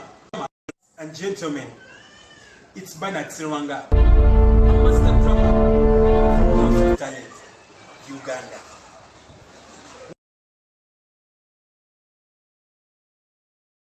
Well, thank you very much for being very wonderful audience. Because we're doing a reality show now, so we have to be we have to pick people who are going to help us with those prizes that we just announced. What we want to do now is to get into the contributor sector. And this particular section is to bring in people who have been with us all this while and who have indicated interest to send in contributions. Some of them are on video. They recorded themselves on video. Some are going to read live. So we'll manage it as it goes. But we pay the contributors back to back before we get to those who want to do live presentations. So we'll start with the videos now, and then we'll get to the live contributors eventually. Thank you.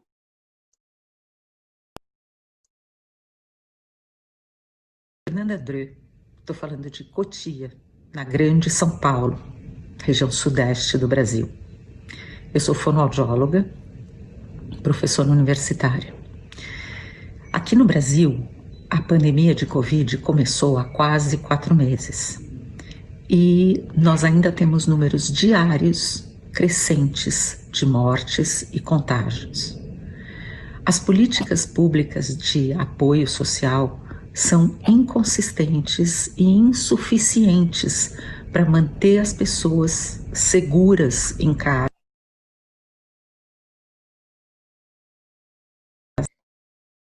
Social. Isso faz com que as diferenças sociais, as desigualdades sociais, que já eram enormes no Brasil, se tornem cada vez mais amplas e cada vez mais nítidas.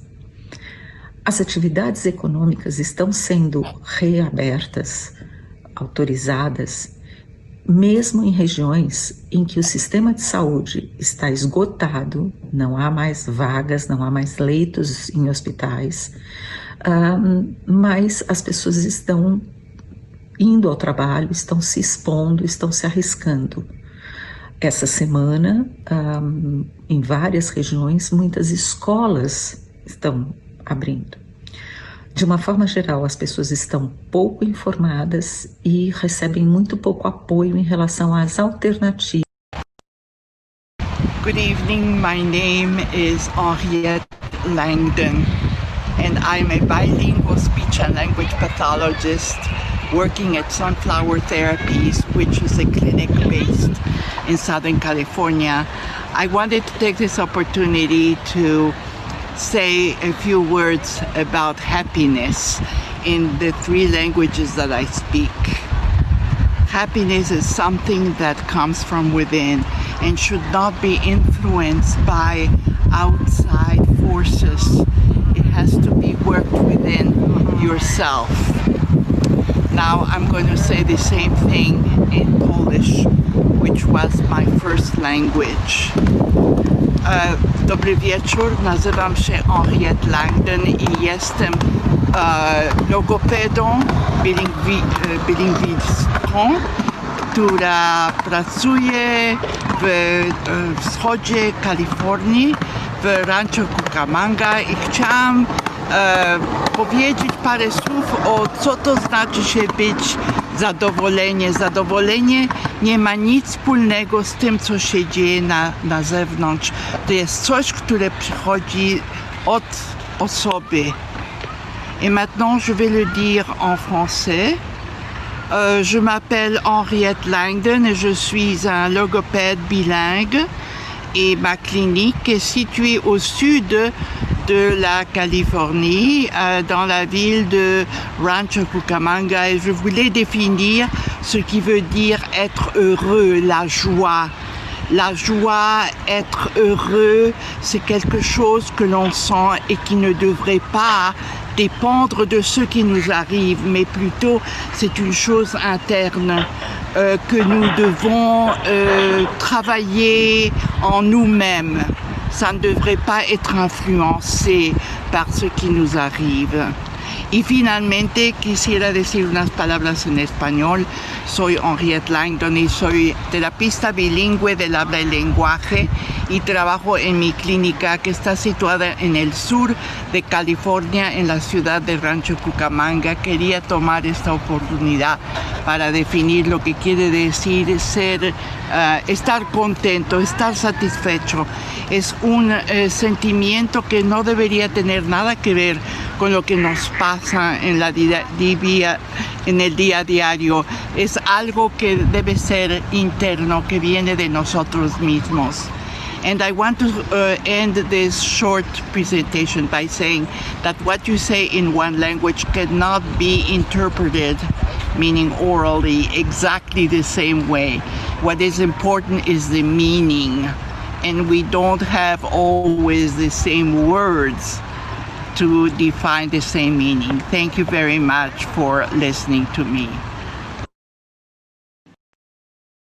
Pleasure to be here today at the invitation of Dr. Lily Cheng. Thank you for having us here. My name is Henriette Langdon, and I am bilingual speech and language pathologist, and with me I have my partner, Hi, my name is Dr. Maxine Starr, and I am a trilingual marriage and family therapist licensed in California, and we work together. We co-own and are partners in an interdisciplinary family-owned and operated business since 2015 in Rancho Cucamonga, California. And you can tell from my accent that I am not a native speaker of English, and I speak 4 languages. So between the two of us, we speak 7 languages, and we also believe in multicultural and multilingual aspects of feelings, emotions, and thinking. And it's really wonderful to be able to talk about happiness. Everybody may interpret the word differently. Some people think that you have to smile, you have to laugh. It depends on your temperament. Well, we're commenting on the pursuit of happiness based on the African proverb, Ubuntu, I am because you are. So from a psychological perspective, this would indicate that, given everything that's going on, it's definitely taking a toll on people's emotions and how, they are used to running their day-to-day lives. And with that, it's sort of forced a lot of people, ourselves included, to reflect on what we have and not necessarily try to get our happiness met by reaching specific material gains. It's never been about that. It's more of a posturing and how you can posture yourself and really reflect on your gratitude and your ability to show up for you, because your energy reflects off of other people. So we've been talking a lot about the concept of self-care, haven't we? Yes, absolutely. And I do agree with you that happiness has to come from yourself. You cannot be happy because something happened to you or because you have. Well, you can, but it's not going to last. But, it's nothing. So, is there something else you would like to add? Thank you again for inviting us to just say a couple of ideas regarding the idea of happiness. And please stay tuned, because we are going to be actually rolling out some different opportunities, right? Yes, and I would like to congratulate Dr. Soyoka for his wonderful contribution to the literature and his fantastic accomplishments. Thank you so much. Thank you. I'm Eweruma Ogome, a law student of Afebawala University at Ekiti, Nigeria, and I am 19 years old. I'm here to read my article on the South African philosophy, Ubuntu. The South African concept of Ubuntu concerns and entrenches the essential human virtues of compassion and humanity. As the truth about humanity that cannot be avoided, Ubuntu is the essential, all-important truth that shields our being. The very important philosophy says, I am because you are. In essence, it means that no man is an island. Simply put, it means that In the society, we are like weavers that flow into one another, interdependent and in need of one another. This is the core of human nature. At another level, Ubuntu tells us that a person is a person through other people and affirms our humanity through our recognition of other members of the society. I believe that the global humanity is important to the future of the world, irrespective of race, class, age, and gender, as well as the health status, especially in this fight to reclaim its integrity as we fight COVID-19. Kindness is always a mirror, reflecting how we treat other people and how we would want to be treated by them. How we see or love the human family is how we see or love ourselves. Therefore, the recognition of the feelings and emotions of this universal family and its members is a recognition of mine. In all, the standard of measurements of my sense of humanity is my love towards the human family in sickness and in health. The neighbor principle established by Lord Atkin says that if I reasonably foresee that my actions will cause harm or damage to you, I should not do them. I am of the opinion that this is similar to the Ubuntu philosophy, without the liability, of course.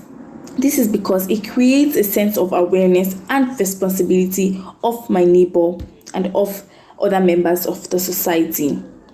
Ubuntu emphasizes the oneness required to knit the society together. This awareness in the minds of citizens awakens the conscience of unity and of purpose, and also of the need for togetherness in this fight against the COVID-19. The plethora of wrongs happening in the society today show that there is an Ubuntu-less consciousness. But this is not the way things should be, as Ubuntu tells us that we need one another, and therefore there is no need for humanity to be torn apart by the ills of the society. Bigger Thomas, in the book Native Son by Richard Wright, became a criminal due to the circumstances of his birth and upbringing in his family and the society, which birthed anger in him. Once he found an escape for this anger, he just couldn't stop. The society was not there for Bigger Thomas, therefore Bigger Thomas was not.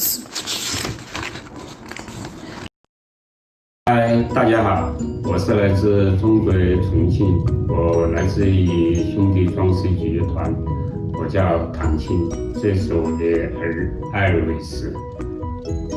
Hello everyone, my name is Elvis and this is my dad Jing Tang. 感谢这次主办方和美国圣地亚哥州立大学刘教授的盛情邀请。 Thanks for the invitation from Dr. Lili Chang. 这次我们和我的儿来参加主办方“我是因为你是”这个主题活动。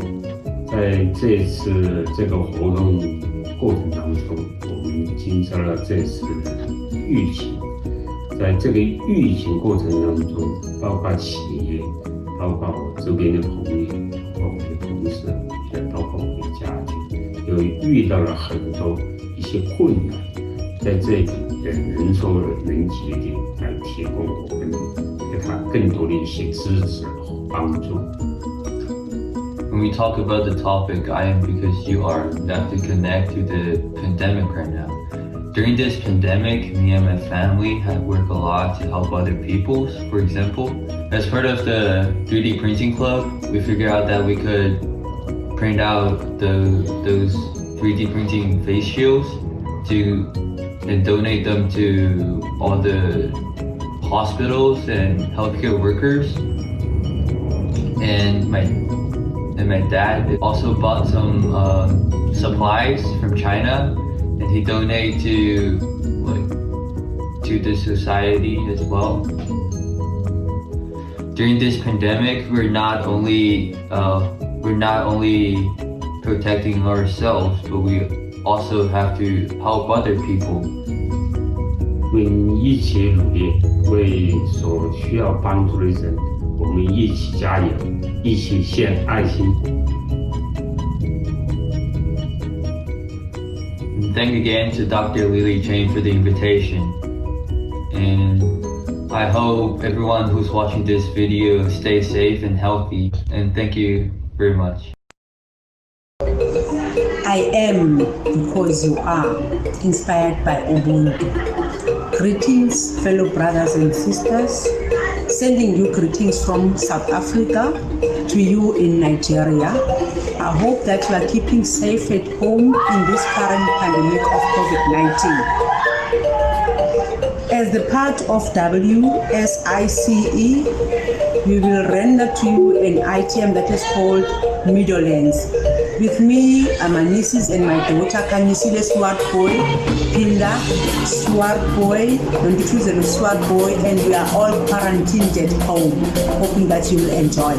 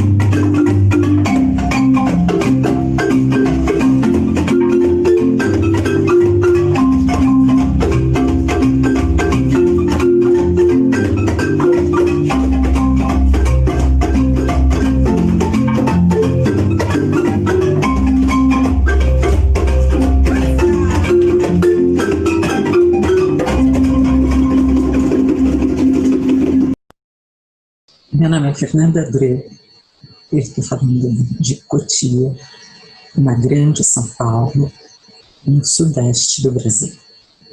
Eu sou fonoaudióloga, professora universitária. A pandemia de Covid chegou no Brasil há quase 4 meses.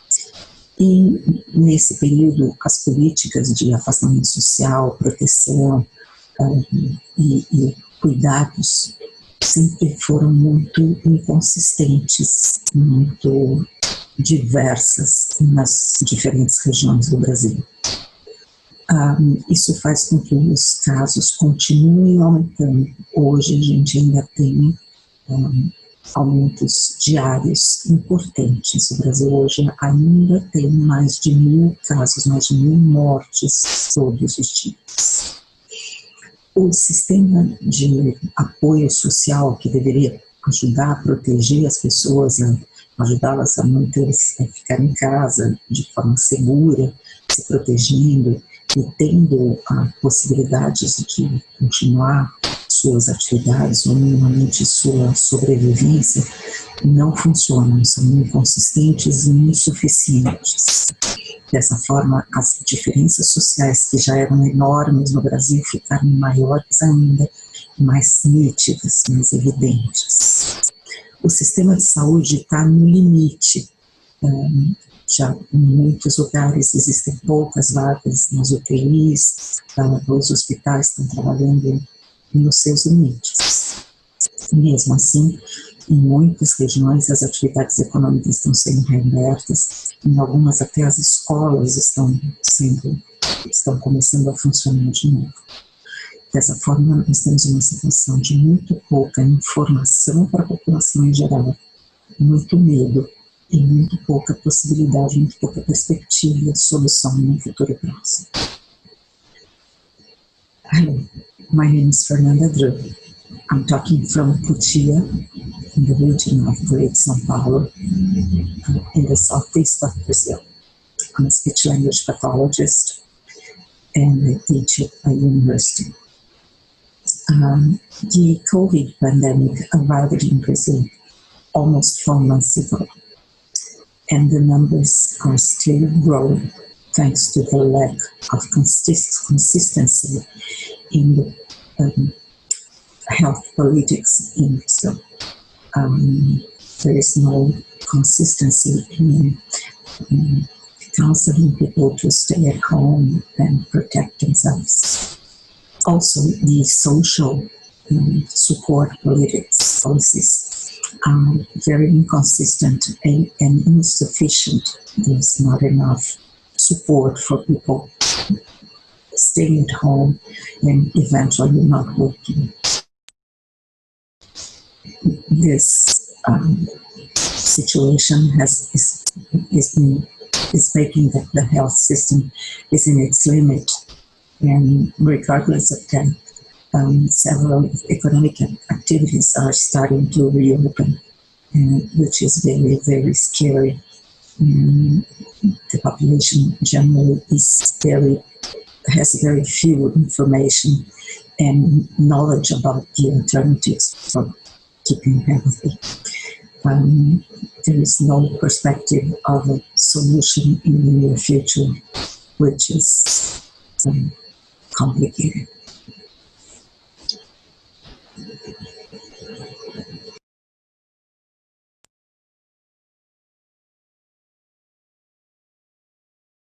Thank you very much for staying put, and I've been sending messages in the chat box just to respond to those who are saying what's going on.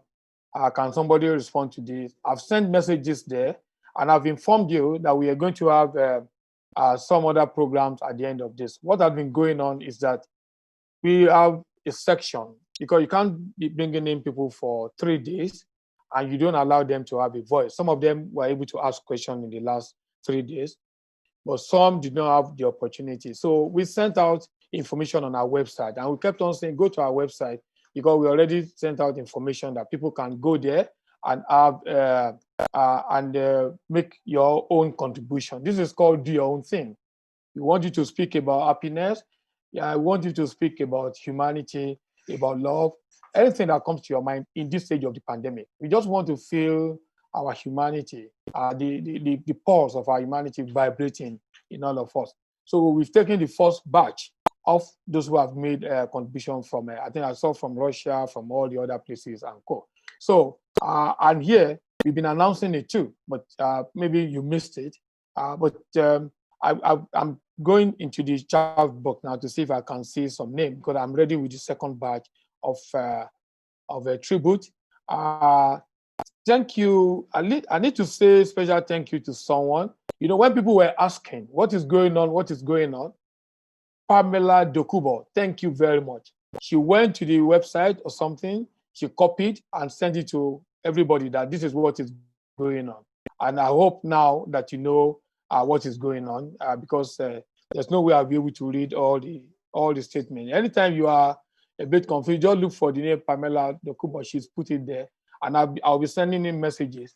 I just need to remind that after all of this, while we're selecting those numbers and giving giving prizes to those who have chosen by those celebrities, we're going to still have 2 films. And I expect you to, in fact, I invite you to sit tight and watch the film Oriki. You know, we talk about identity. We talked about new world. We talk about what we're taking to the global village, because everybody talk about global village, global civilization, and co. What are we taking there? Well, we decided to take something about Oriki. We want to encourage our people to bear their names with pride. Bear your name with pride. But the only material that we have found that has responded effectively to that particular question of owning your own identity, respecting your heritage, and because if you don't respect your heritage, nobody will respect it. So we've been able to appeal to the director, producer of the film Oriki, and this is Mr. Femi Odugbemi.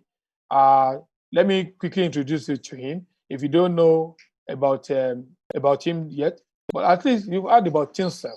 That was one of the founding producers of Tinsel on television, the longest running television series on television. Sorry, the longest running series on television, the longest running drama series on television in Nigeria, and people get to see it all over the places. And then we're going to have, we met Professor Shoyinka the other time talking about the pandemic, but still, his office is located at the Freedom Park in Lagos. And during the COVID, during the stay-at-home lockdown, no social distancing, no physical contact, and so he just vanished from Lagos. Said, "Look, Lagos is pandemonium." That he wasn't even talking about the rising number. He was talking about the fact that even though there are all those protocols, people were not even respecting the protocols as such, and so we kept on having that spiking number. So he moved back to his village, to his home in the bush, in the forest. But one day he sneaked back into Lagos, and the CEO of Freedom Park was able to track him down. They told him that, no, we just want you for 2 minutes. He went on for almost 20 minutes, although he spoke more about how we should not allow the pandemic to disrupt our normal life. So that will be the last film that will screen tonight, and then WSIC will adjourn. That means there are 2 films still coming. We are closing officially at 8:30. We've been closing that at that time belt every day. 8:30 is our closing time. But we don't want you to just go away with all these talks, and so that's why we want to show those 2 films almost back to back, so you can take something home about identity and about how to cope in the pandemic era. Thank you very much. Now I will quickly check in the chat room. I saw some messages in the spirit of this, but you know what? If you want to say something about the pandemic, about happiness, about love, anything you want to talk about, please just raise your hand. And you know the way you raise your hand? You go to the participant. There's a button called participant. Just click on it.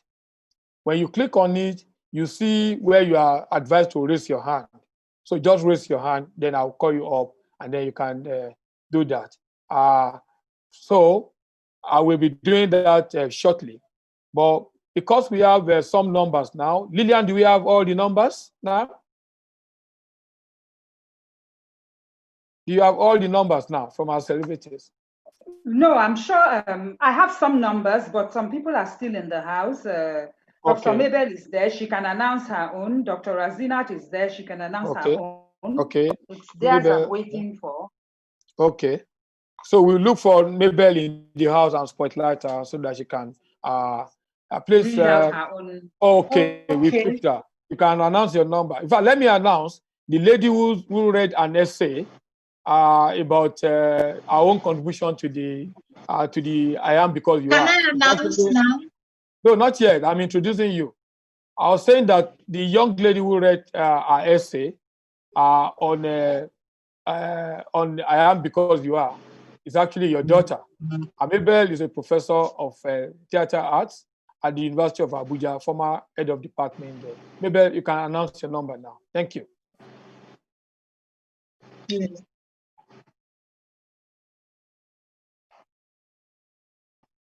Go ahead. Thank you very much, German. Okay. I was given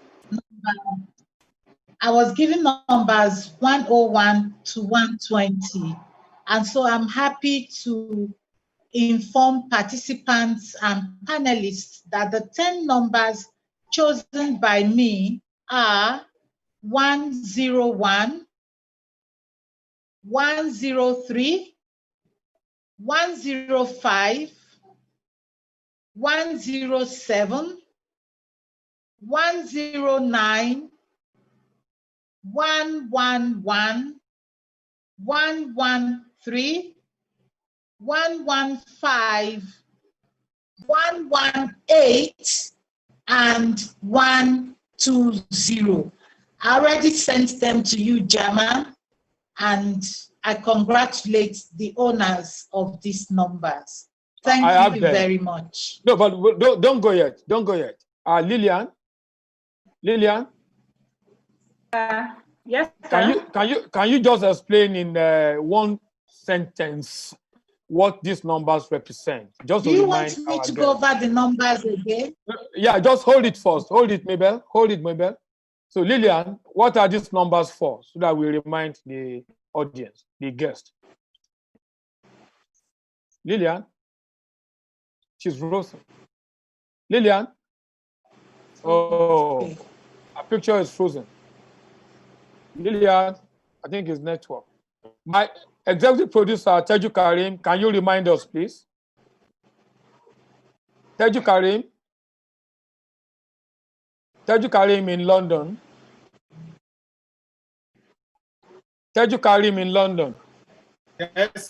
Yes, please. Yeah, can you remind us what these numbers are for? Because people are asking in the chat room what the numbers are. Can you just remind us so that maybe I can go over a number again? What are the numbers meant for? The numbers are the lucky numbers. Anyone that is taken becomes a lucky number. And that number is matched to one of the 86 senior or one of the 86 in the junior category. There are 86 senior, there are 86 junior. That comes to 172. And we just want to reward 86 out of this 172. So the 86 selected number becomes the lucky ones. They will get 4 books and they will also get money prize. And that will also qualify them to write whatever they understand from the book that will be given them over this period. And then that will allow them to also get some sort of soft scholarship going forward. All of that can be gotten, information can be gotten from our website. The exercise now is to reward 86 out of the 172. And how do we do that? We are asking our celebrity to select those 86 numbers. Some sort of excitement, that's all. Thank you. Thank you very much. I like this because our life is about communal life. We celebrate our humanity through this kind of experience. So, Professor Mabel Ewerioma, former head of Department of Theatre at the University of Abuja, can you just go over your number again now that we have that before I call in Dr. Razina?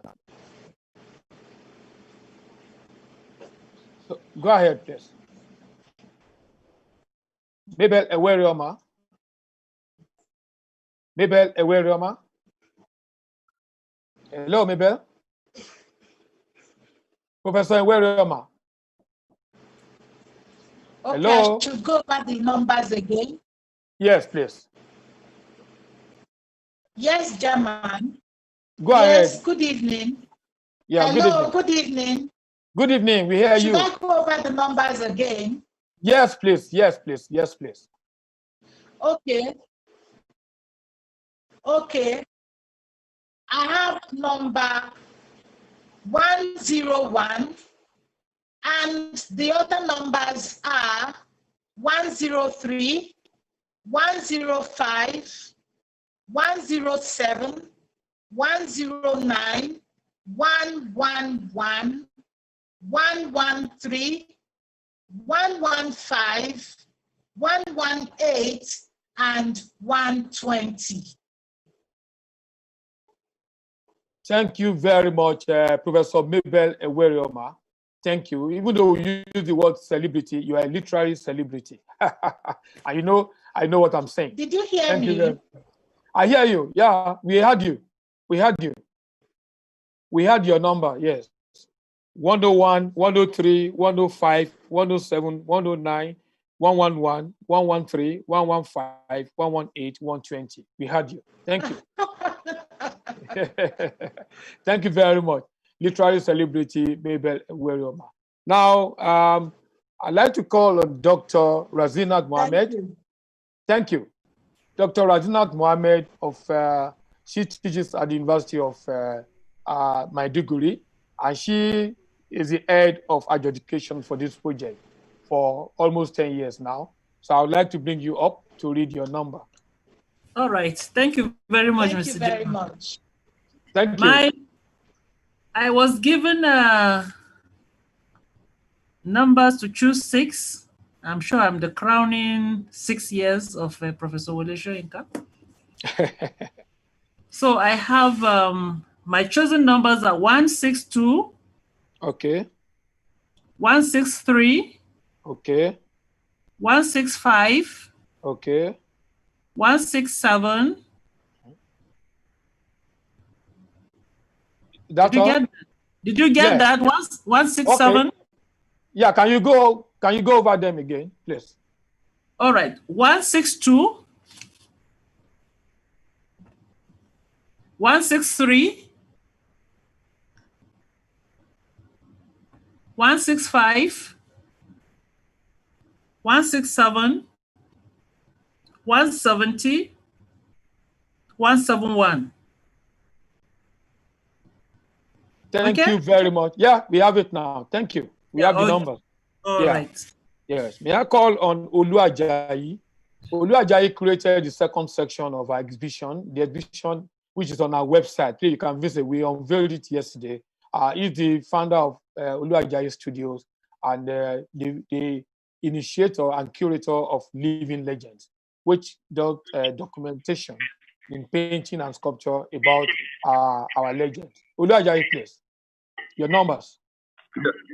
Okay, can you hear me now? But we can't see your face. You know, I love your face. Thank you very much. Now, numbers are 22. Okay. 23. Okay. 24. Okay. 26. 28. Okay. 30. Okay. And the other? 32. 36. Okay.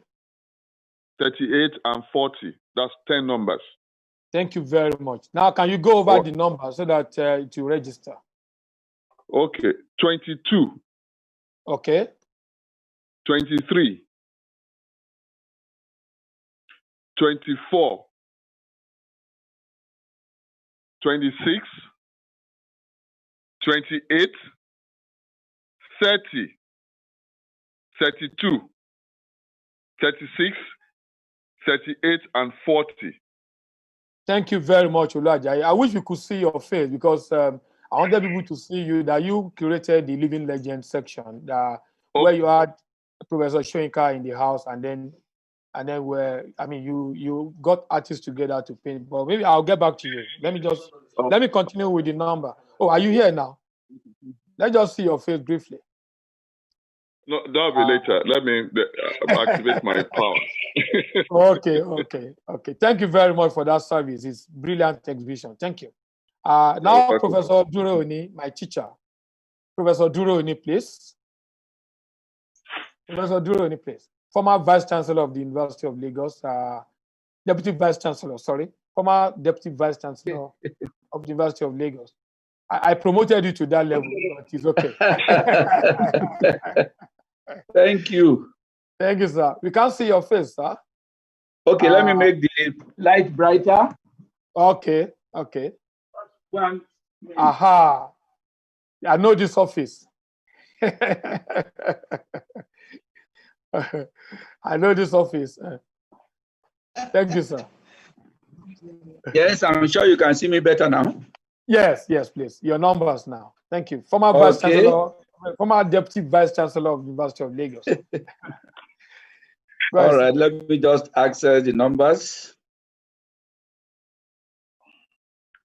Right, number 1, I'm to do from 1 to 20. Yes, please. Number 1. Okay. Number 2. Okay. Number 5. Okay. Number 7. Okay.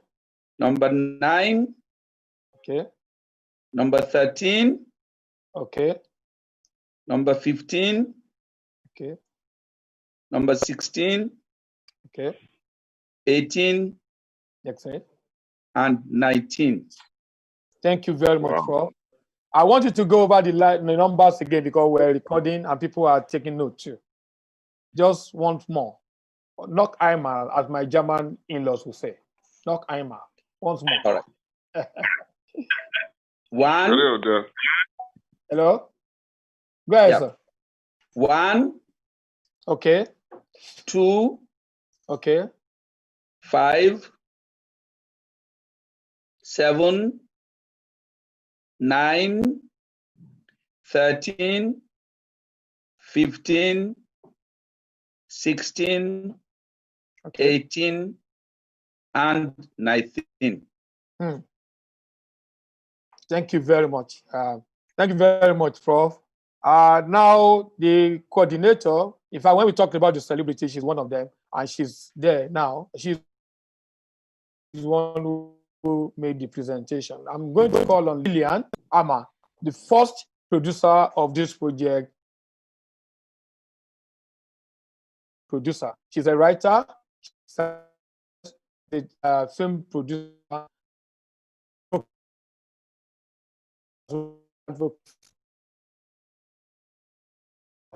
our consulting producer.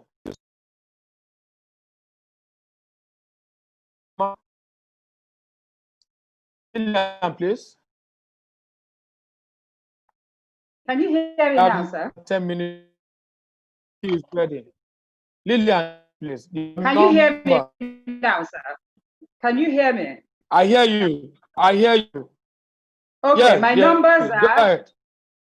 My numbers are 41, 43, okay, 45, 47, 49, 52, 54, 56, 58, and 60. Did you get it, or should I do it again? Yeah, we got it. Yeah, you can go over it again. But we had. Okay, 41, 43, 45, 47, 49, 52, 54, 56, 58, and 60.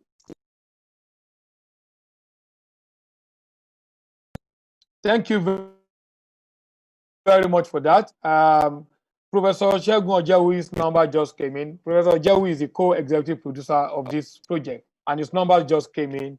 And it's not where there's a network, so I'll just read the number so you can record it. Number 153, 160, 146, 143, 159, 147, 156, 149, 152, 155. I go over it again. 153, 160, 146, 143, 159, 147, 156, 149, 152, 155. So we're still not in 85 yet, or it is I'm sure we are over 60 now. So the other numbers will come in, and I'll come back to announce them. I think what we'll do now, because I have just about the film Oriki starts at 7:32. 7:32. I think I would like to still have my time. So I want to go to the chat room and see who else I can bring in who want to say something about law. But raise your hand. Go to where you have participant and just click where you have raised your hand. I will then call you from there, please. Okay. Go to raise your hand, and then we'll call you in from there. Go under participant. I have 16 there now. Okay. I've been told I have 16 hands. Okay. Joan Idenala. Hello, Joan. Joan, please, I have less than 10 minutes, so I want to do this sharp, as we say in Lagos. Joan, you are not there yet, so let me call someone else. Aka Chidera, you want to say something about humanity, about love, about happiness, anything you want to talk about. This is our own time. Akachidera. Akachidera. Hello, Akachidera. Hello. Okay, I can't get you. Faisal. Faisal, I see your hand up. Faisal. Faisal. Okay, Akachidera, go on, please. Announce say what you want to say about happiness, about humanity, about love, about living in this condition. Please go ahead. I believe that happiness should stem from within and should not be concentrated or be focused on the things that happen around you, because people are the major factor that contributes, like many times contributes to happiness and malhappiness. So if we should allow people to control our happiness, would perpetually be hurt. So we should try as much as possible to be happy within ourselves, regardless of the situations and the people around us. Oh, okay. Thank you very much, Akachidera. Yes, sir. That is good. I want to remind you that all this process is being recorded. Thank you. I'm clapping here too. All this is being recorded. All this is being recorded, and your voice and your contribution will be part of our final document. Now I want to go to. I'm sorry, I'm trying to get all the names. More names are just coming. I may not be able to take everything. But let me take Uthman Yusuf. Is Faisal there? Faisal, you have been permitted to speak, but I didn't hear your voice. I want to go to someone else. Okay. Uthman Yusuf, I have the number from Aduke, the singer, the superstar singer, but I'll be calling that later after this. Paul, are you there? Okay. You've been permitted to talk. Okay, who is this? Okay. Are you Faisal or Uthman? Usman. Go ahead. Go ahead, Usman. Yeah. Okay. I don't know. Perhaps I got the message wrong. I tried to do a spoken word piece. I don't know if it's something else. No, go ahead. Go. It's allowed. Go ahead, please. Okay, sir. Thank you. Okay. Yeah. I begin. I do not love you. No, I don't love you. I do not love you like my phone loves my charger. But I love you. I love you like my charger loves my phone, because no matter what the case may be, rubber or plastic, I'll always be there for you everywhere you go. And I'll make you blush with the glow of love. I love you. I love you like the stars love the night, like the moon loves the sky, like the sun loves the day. Because no matter where you go, no matter where you are, I'll always be there to stay. I'll always be there for you, like the you in the body of Uruguay, like the you in the spelling of Ubuntu. Because I am because you are, and you are because I am. And so you are the I am in my iambic pentameter. You pests are husband, but you are the anapest that makes my sonnet beautiful. You are not a pest, but you are the pestle that makes my mortal whole. And so you make me immortal. But lady, if you dare kiss Daniel, oh my bad, oh, because you would create some fire in me, I'll become the choir boy. And you know what that means? I will burn you low, you will burn down low like a burn gallows. So, lady, be faithful. Because I am, because you are because I am. That's a piece. Very much. No, I don't like to spoil a good thing. This poem is going to be my last from that house. I want to go home with and just go and sleep. So I'm not going to call another person. Thank you very much, Uthman. That is brilliant. Please, I need to have your number. Just look for me. Give me your number. I run a spoken word poetry, and we have the Lagos Poetry Festival in October. I would like to tell Efe, who is also part of this project, to put you on. Wow, I love this. I love Thank it. you very Thank much. you very much. Thank you very much. That's my. I don't have money, but I've given you a prize. Thank you. Thank you very much, sir. Now I'd like to call. Yeah, thank you, Uthman. I'm really happy about it. Yeah, I'd like to bring in Aduke to give a number. Aduke, after her will be Shabaka Thompson. Aduke, please. Sharp, sharp. I have 1 minute to get to the film. Go ahead. Oh, okay. Okay. Go ahead, please. Good evening, everybody. So my numbers are 84, 92, 96, 85, 87, 98, 100, 93.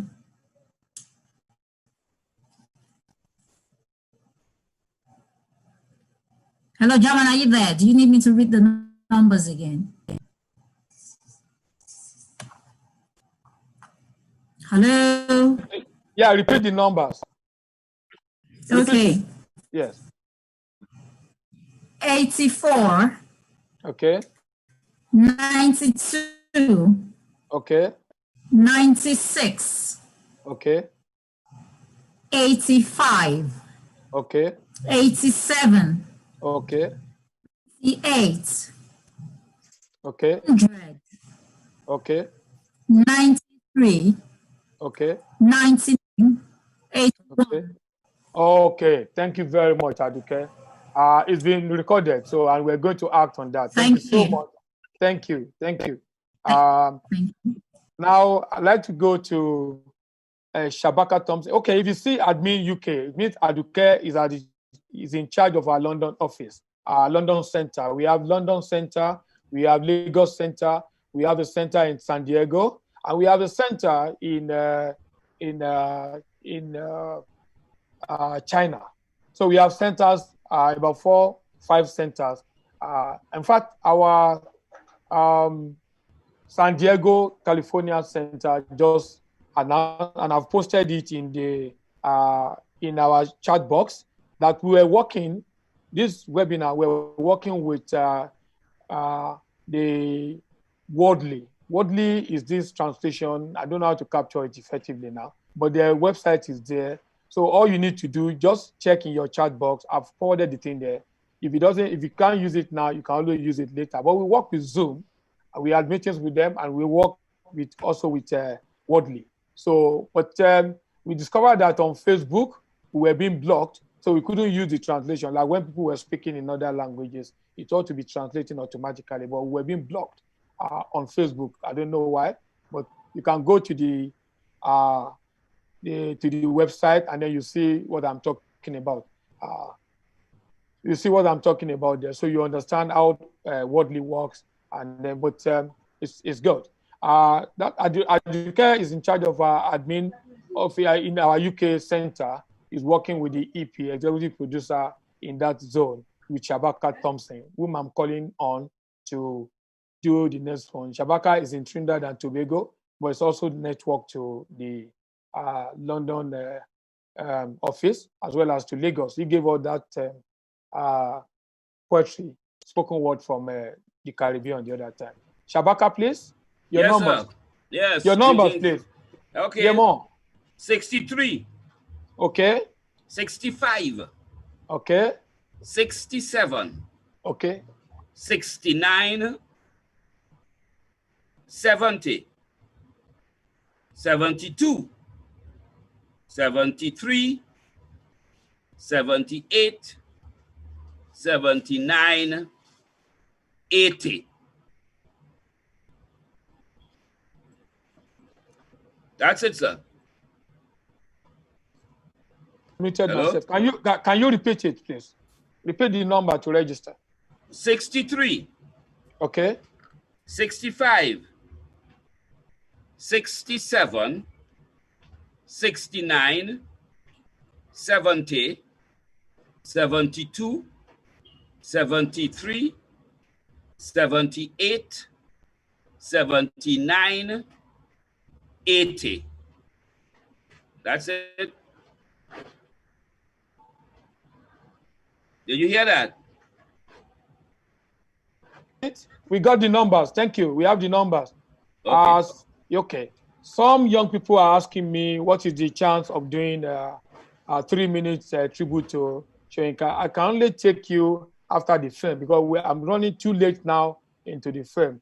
And I can't go back to that because we started this almost 1 hour now, and I can't go back to that. I'm sorry. The next item is the film Oriki.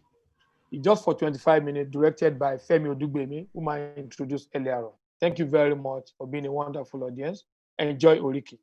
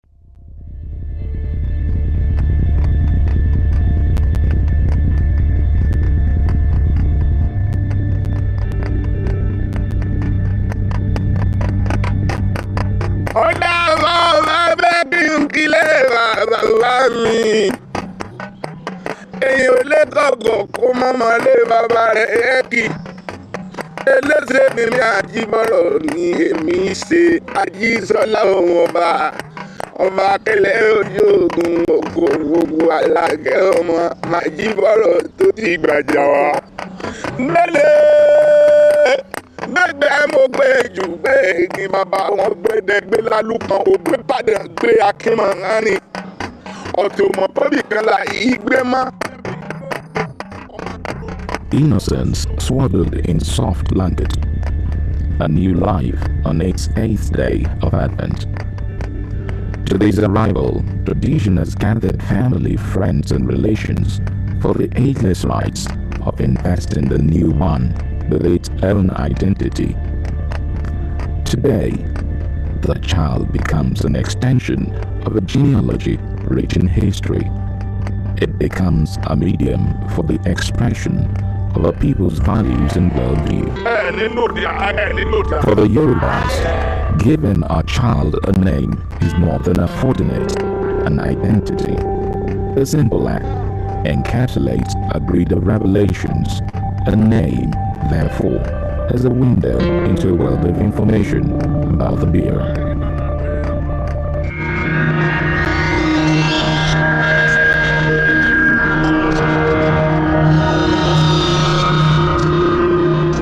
Yami, àsìkò tó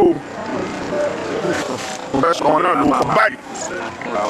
A sọ ọmọ yìí ní Mọ́rẹ́nikẹ́,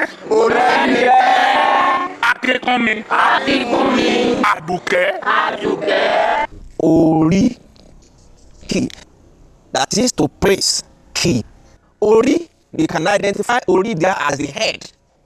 That is, if you say it is now Ori plus key, the interpretation we can give to it in English is that praising the head. And when the Yoruba people talk of Ori, they are talking about not only the physical head, they are also talking of the inner head. And they are also referring to the pristine source of the person. Ìran pèròríkì, ìran nǹkan tí bàbá ti ṣe, ìran ara yín tó ti ṣe láti ayébáyé làwọn èèyàn mú jọ láyé ìgbà náà ẹ̀ sọ lóríkì. Ordinarily, a Yoruba man has three names, three appellations. Your name, then your Oriki, Akande, then your Orile, your progenitors, those who were the founders of your tribe. Orikis are generally rich. It says a lot about the man, his background, where he's coming from, where they expect him to go.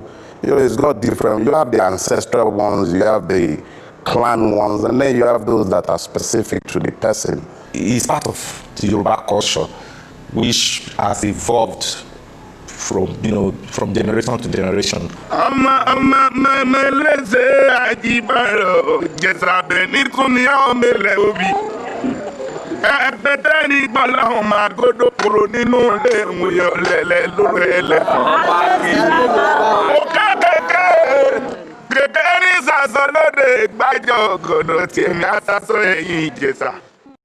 Ilé làáwò ká tó sọmọ lórúkọ, ìdílé jagunjagun ò lè sọmọ lọ́ládé, ìdílé ológun ní jákin.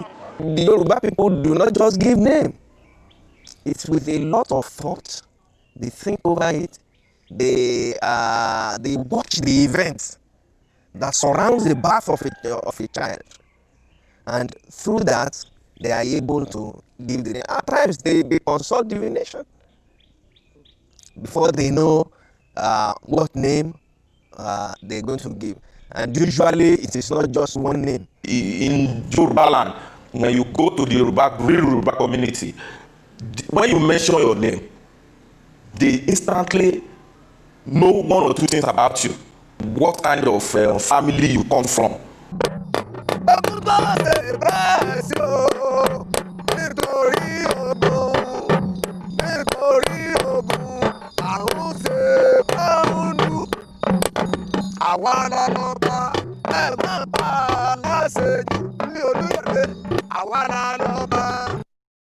There is also Orile, Oriki Orile. So this is a lineage poetry. There are many delays, that is families, compounds that come from the same lineage, and they now live in different towns and places. But their Oriki Orile lineage poetry will be the same. Your progenitors' names or place names come as a matter of knowing where your tribe begins. And if you saw an Ijiman in any part of the Yoruba land, still an Ijiman. If you saw an Ikoyi man, anywhere they are Ikoyi. Ikoyi ọmọ àgbọ̀n inú wọn níyàn bí lọ́lọ́ aláta èjì ọmọ àlérí ikú kògùn gbọ̀ngbọ̀n ọkàn lè kógun ọmọ àbàtì ẹ̀yọ̀. Yàn bí lọ́lú ọmọ akúdógún ọmọ àsùndógún mo àkàkà dárí wọ̀ọ̀rún rọ̀rọ̀. Ikoyi ogun ìdàwó ìdàgbòrò ẹ̀sọ́ Ikoyi ọmọ àdìlẹ̀ kógun ó tó dé. Orípa méje lásìgùn lé wọn ìjèjì ni mo sì mọ̀. Alápásá ogun ní lọ ọlọ́bẹ̀ ìsìlù ogun ní lọ enípínípìnì ogun ní lọ bálákóṣúwájú ọlọ́fà àtẹ̀lé eníbàlárin alákàtàǹpọ̀ ni ó sọ̀mọ́ kẹ́yìn ogun ọ̀sẹ̀sẹ̀ kò yí ogun bírọ̀. Then we have Oriki Oba.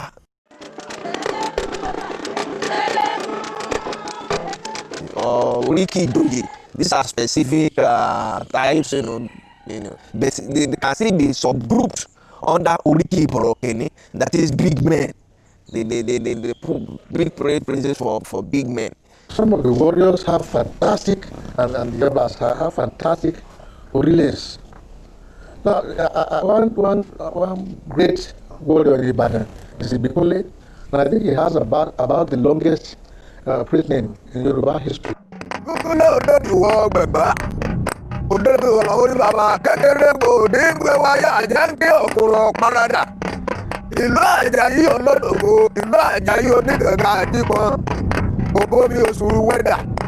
Ẹ̀rí Àjàyí bàbá tí ò lè bàtà. Olú àmì Aléwọ́lá, ikú ní Màlúwàrí Àjàyí gbà mí o. The town itself has its own Oriki. Ibadan has its own Oriki. Ìbàdàn ọmọ àtọ̀rọ̀sùn. Ìbàdàn lórí orí ọ̀lẹ́ ọmọ àjẹ̀fún mi ara ò fọ́ọ̀rọ̀ mu. Ìbàdàn mẹ́ta. Àbá àgbà lọ́rù lóògùn mọ́lá olólùkọ́. Ìlú bàdà tó bàbá kú lódì.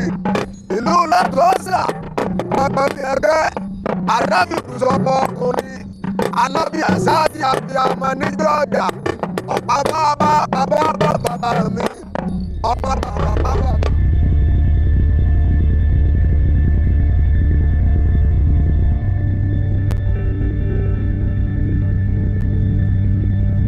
Western education has not encouraged us. We were even made to see Oriki as being fetish. We were made not to agree to anybody to say our Oriki to us. The sophistication of the Yoruba culture lent itself to a vibrant literary and poetic tradition. It is within this frame that Oriki, as an art form, flourishes. For centuries, Oriki has been the basis of formal praise poetry amongst the Yorubas. Usually laudatory, it brings to life the positive attributes of the person being praised. A gale of motivation and inspiration borrows through an elated personality, connecting him with his best energies. I have a daughter, my first child actually. I gave her my grandmother's name. And her name is Igbai Lola. It's a very strange name, I've been told, but that little girl, you call her Igbai or you call her Lola, she will tell you, no, don't call me that. My name is Igbai Lola. It says something. I'm speaking into the child's destiny, into the child's future. My intention, my hopes, my aspirations are born out in the name I've given to my children. It's not just a name you pluck out of a book because you like the sound of it. Yoruba names does not have coinage like Dwayne, Jermaine. All those things are later day additions brought about by pop cultures of MTV and what have you. And unfortunately, it's becoming the way to do things now. I believe in the power of the word. After all, Christ says, I'm the word. And this whole universe is created through the word.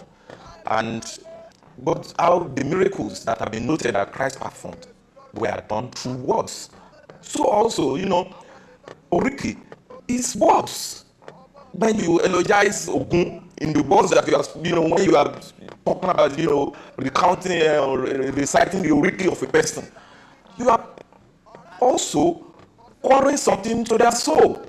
When people start these lazy, intellectually indolent arguments that our Orikis are demonic or fetish, I begin to ask a question. Diana, which is a name that most people give their female children, is actually the name of a goddess. I think it's the goddess of hunting or something like that. And nobody questions this when they name their children after goddesses. And then you tell me that there's something wrong with Pharaoh Timi. I'm not about to go and sit down with the Ifa priest tomorrow to ask him for anything. He got nothing to give me that Jesus has not given to me. Knowledge is transcendent. The limit of the knowledge that our people have as at that time may have influenced what kind of religion and attitude they have towards our great God. I cannot encourage my children to get involved with it. That's why I will not allow. In fact, if I take my children to my hometown, for example, I would rather not have somebody rubbing their head and shouting their Oriki, because some of those things evolved from pagan background. I mean, I would rather have my pastor pronouncing the promises of God into my children's life than somebody pronouncing the deal that was made with Yeshu, the deal that was made with Shogun by my forefathers, recounting it and pouring it on my child's head. No, I won't like that. I won't like to ask me to do a wholesale abandonment of my oral history, of my roots, something is wrong with that.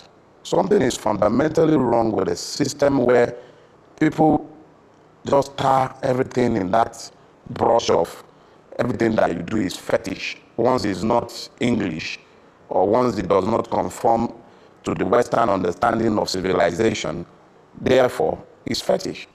The witch doctors in those days, if they want to harm you and they want to do something negative to you, they don't care about your name. They go to your wiki, they will say, Oriye. And calling the Ori, they will say, Lagbaja, Omo Lagbaja, Omo Tabete, Doto Sheko. But they will call it and they will refer to the Oriki, to the history of the family, to nail you down, to say, this is the person we want to deal with. So sometimes you see some of the lines actually, they contain exploits that are fetish, that may not be able to align properly with modern day living and all that. For instance, some of the conquests and the number of eggs that are buried in the family compound and those kind of issues. You probably don't want to have that recited, but there are still positive lines in some of those orikis.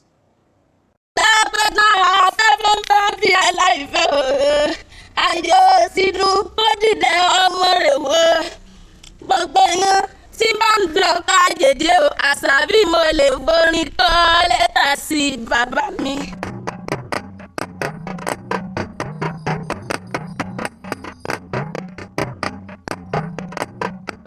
Well, I recall my grandmother severally calling me Omorida Bongbo Fibane Lori.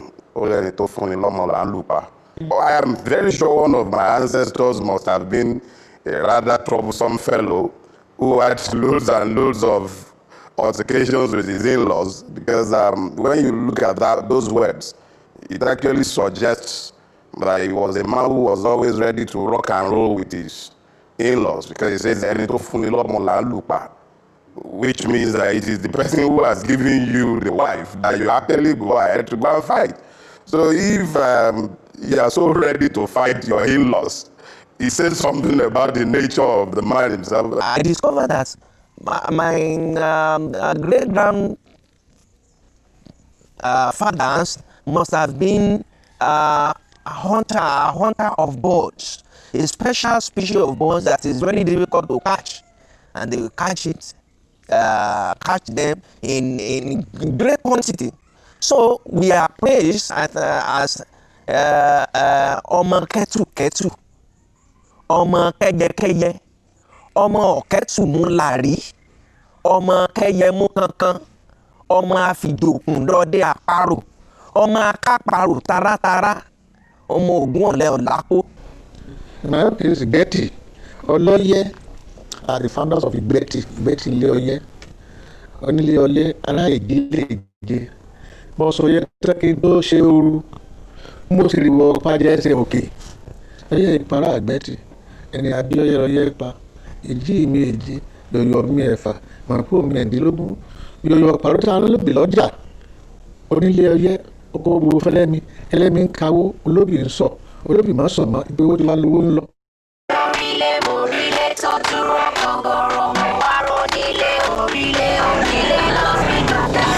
Even though, in present times, a systematic pillage of Yoruba cultural values has been orchestrated by modernity and urbanization, Oriki has escaped a total erasure, as it has found a way of spilling into the social firmament of a fun-loving, pleasure-seeking people that Yorubas are.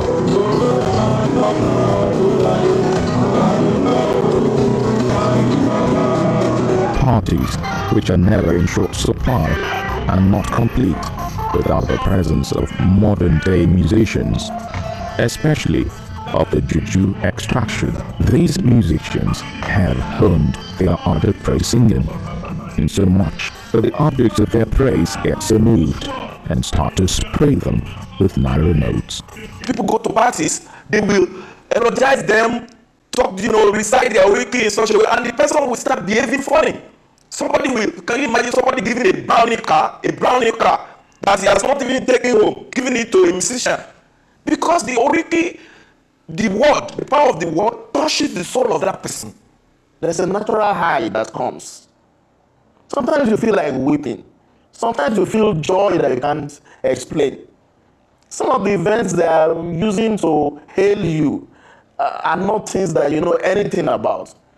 But it does come to excite you and make you to feel like you are actually part of the event. Any wholesale abandonment of a culture would continue to lead us in the direction we are currently headed. And that is the one in which nobody has a sense of history any longer. Everything that has to do with our history is suddenly evil, is bad, And if you don't have any sense of where you're coming from, how can you know where you're going? I'm very worried about losing our culture.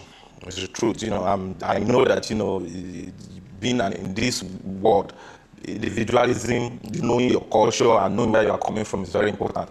But then I have come to the opinion that we are fighting a losing battle. Because as a Christian, the Bible says it clearly that, we will speak one language, we will become one. That is why, if you believe in the Bible, when the human race wanted to stay in one place and speak one language, and then the building Tower of Babel, God confused them, knowing that the time is not ripe for that. But it's like, time is ripe now. The Bible already said that we use one currency, we speak one language, the world will become a global village. It's happening. So it's a losing battle. You can't fight against the will of God. As a Christian, that's what I'm saying. We are always importing ideas and other things, from elsewhere. But we do not think of what we as a people are going to contribute into the global culture. So if we do not take time, if we are not careful, our culture will just fizzle out like that. When I was working in WNBS, branched out to become Radio YO. What I did was to commission a man, a leading poet. He was living there, to recite to us all the Orioles that he knew. And he was a great Oriole chanter. And at that time, the University of Ilorin was recording this and making it part of their studies. Like if it was dream for Ifa, when one day was there. So it's something that some should keep on working on. The Christians amongst us must understand that they should apply wisdom.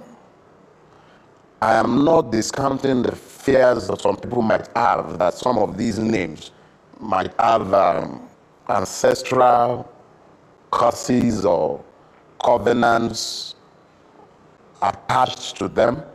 And I can also understand their worries about continuing a family's pairs of proliferating it. I can understand that. But what I cannot understand is the wholesale condemnation of our culture. And the names, the languages, the flora and fauna speaks volume about who we are and where we can care to go. The only way we can preserve the culture, that even the children will find it interesting and want to be part of it, is for it, to be consciously reviewed, because no culture is static. Culture is dynamic. And, it's unfortunate. Immediately after Nigerian independence, if we've had a conscious effort to retain our language, to bring our language to a level that it can still retain the culture and still modernize, move forward, it will have been a beautiful thing. But unfortunately, the culture and language are not being taught at primary school anymore. I think we all need to go back. We all need to gain more understanding and knowledge of where we're coming from and where we want to go. I think what we need to do is to move to relevant technologies that can help us to do the preservation. This documentary you are doing is one of the things we can do. Virtually every royal family can be encouraged to document their origins. A lot of them still have various abalagbas in the family that can be put on tape. We need to find a way to keep some of our historical records. We cannot allow them to just be deleted and go into oblivion just like that.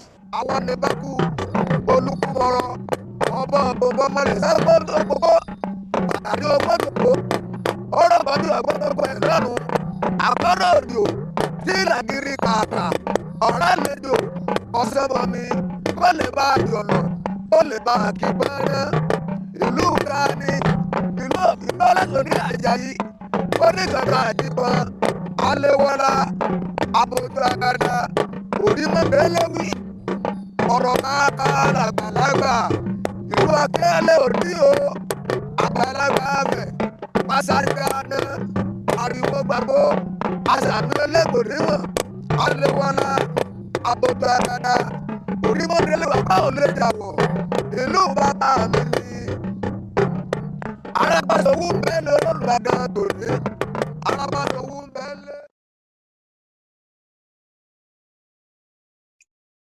Thank you very much for staying behind.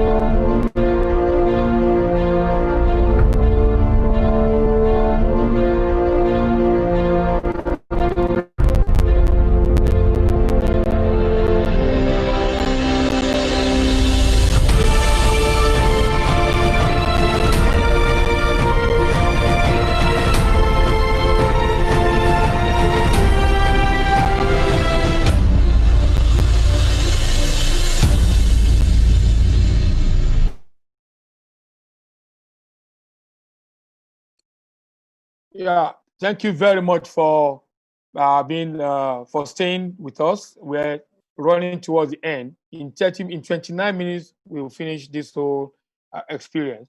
One number that was missing, one of the celebrities, Star, that was missing, he didn't announce his number then, is back in the house. And I'm talking of the Almighty. Almighty God is Almighty, but this is an Almighty star actor, star artist, and TV personality, Richard Mofe Damijo, RMD for short. RMD, please, are you there? We want to have your number now. Okay. Can we see your face? Oh, yeah. Can yeah. you see? Okay. All right. My numbers are 121. Okay. 129. Okay. 121. 121, 129, 127. Okay. 125. Okay. And 123. 123. May I ask you to just repeat it so that? Okay. All right. 121. Okay.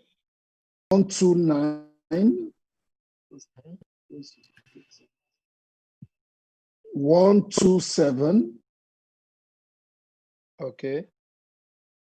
125 and 123. Okay. 123. Okay. Thank you very much. Thank Karen, you. deeply, we're staying on you. You know, okay. You know, you are very scarce. You know, you are very scarce. People don't get you. Everybody is complaining in the chat. See you. Now that you are here, you know, this year we're dealing with him of because you are. Yes. And I know that you hosted some sessions on Instagram where you brought Joker Silver and brought some other people, and you were talking about what should happen to our humanity with this pandemic that has made us not to be able to relate.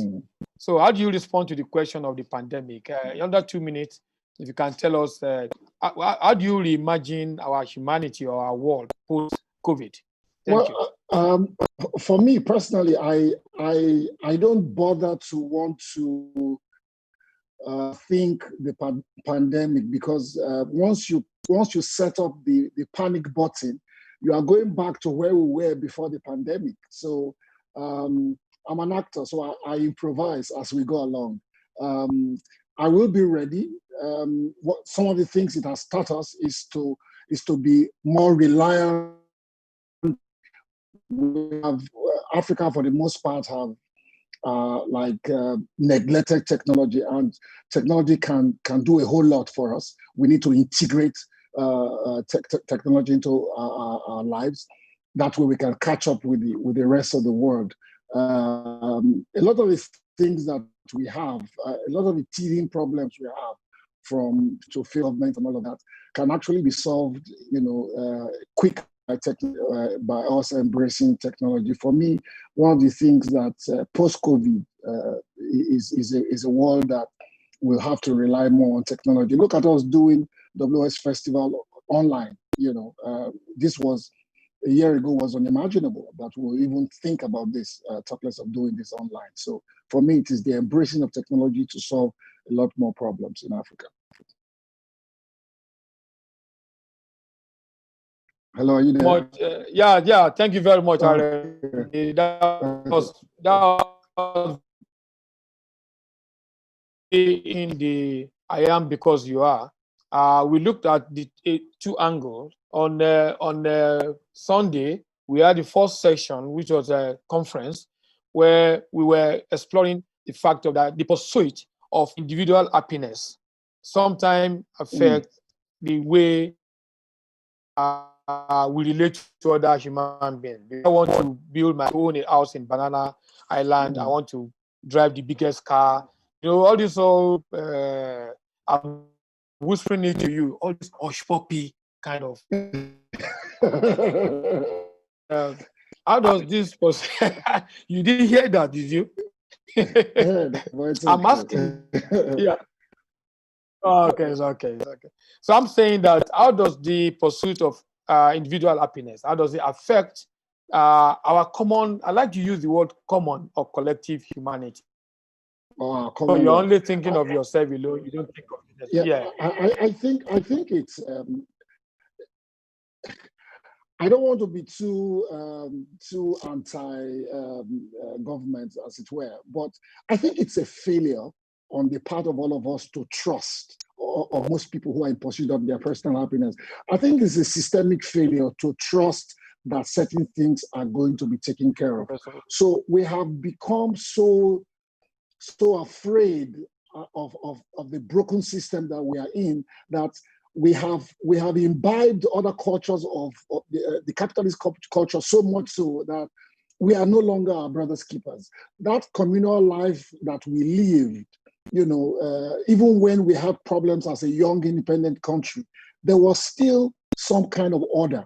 In today's Nigeria, you don't find that communal feeling or order. You don't get the feeling that your certain things will be taken care of. So you are your own security, you are your own light provider, you are your own water provider, and a lot of things.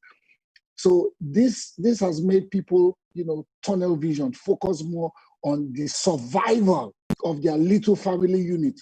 Before, we were not so focused on survival because survival was a given. Now it is like, with population explosion and all of that, and a system that does not have cushions that will absorb all of this, we are so focused on surviving and on self that we do not care how we achieve our desired goals, whether it is trampling on the next person or the other. We don't care. It is by any means necessary. It's the me generation. We took it hook, line, and sinker. We took it from America. We took it from the West. And we are more interested in, I was watching a documentary where we were talking about Ricky and all of that. People are a lot more interested in foreign doctrines that negate the very things that make us, Africans, or make us Nigerians, or make us Yoruba, or make us Robo, or make us who we really are. Before it took a village to raise a child in Africa. Now it doesn't take a village anymore. It takes a small family unit. You can't interfere in the affairs of your next door neighbor. I grew up in a polygamous home. That is unforeseen now.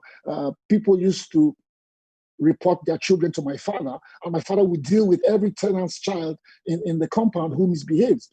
The fear of my father, who is not even your father, is the beginning of wisdom for any child within his purview. We have lost all of that because we are all in a broken system where we can't even trust, that somebody else is government is going to watch over us, either local, state, or federal. So we are so honed in trying to survive that we will do it by any means necessary. Thank you very much, RMD. You know why I'm happy? We have a lot of young people in the house. In fact, they are the major people that this evening is for, because we just announced the winners of the various prizes in the industry competition. So I'm happy that what you have just done is mentoring them and to tell them of the kind of direction we should go. But I want to put you on the spotlight. This whole project is around Wole Soyinka, and is the one that really inspired. The project is not, in case people conflate it, the project is not about celebrating his birthday, but the project is inspired by noble character and his illustrious career, and the fact that this is a very refined human being, the one we should actually put out there as the face of our nation, as the face of the Black man, as the face of Africa, so that when we are being chased by some guy who said that we all come from shithole countries, we can say this is not a man from a shithole. It's a man you can't match That's him. a name. His name is Donald Trump. Please, I am not mentioning them. I still want to get my visa. Okay. So now we're so I want you to say, I know you have written a fantastic, I wish you could recall it, the way you frame it in the brochure. You contributed a piece for us in the brochure for this festival. It was up. I brought it down because I wanted to correct one or two things there. Now, are you able to pull it up and just read that fantastic stuff? Because you brought all the title of his plays and you were driving it around him. That is creative. Thank you. You went back to your writing style. I wish I could bring it up and post it there so that you can read it. I was speaking, I was on the live interview yesterday with Dele Mojo, and I was saying that I'm not a fan of Soyinka, I'm a devotee of Soyinka. So it's unfortunate that a lot of these young people do not have icons that they can that inspire them. And unfortunately, like I was saying, because we are a very broken society. The name you whispered to me, the hush puppy that you were whispering to me, those are those are the people they see, and because survival is the name of the game, it's about money, and our pop culture right now doesn't even help because it is a romanticization of popping champagne and popping Hennessy. Who were my heroes when I was growing up? All I wanted to do was own a house in the middle of a forest like Prof. All I wanted to do was teach the university campus and be able to inspire and drive, young people to be the best that they can.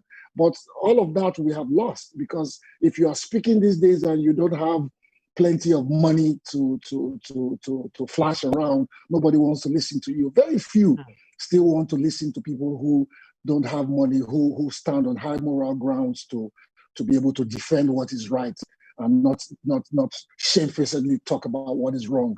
Because these days, what people are doing is just standing on social media and saying things that are completely wrong, to young people, but they buy into it because all they want to do is to make the money and flash the money and show up on Instagram like celebrities, without any kind of background. Thank you very much. Now I've posted your statement on Soyinka in the chat room. Can you read it from there? I'm not very techy. Let me see if I can go to the chat room. I wish I could send it directly to you by WhatsApp now. WhatsApp. If you can send it, then okay. Let me see. By WhatsApp. Okay. While I'm trying to do that, you remember that when we started, because we need to give all this credit. When we started out, you were actually one of. I see it. Okay.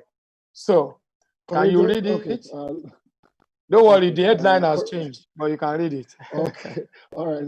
Courageous fights are consistent in struggles to liberate us.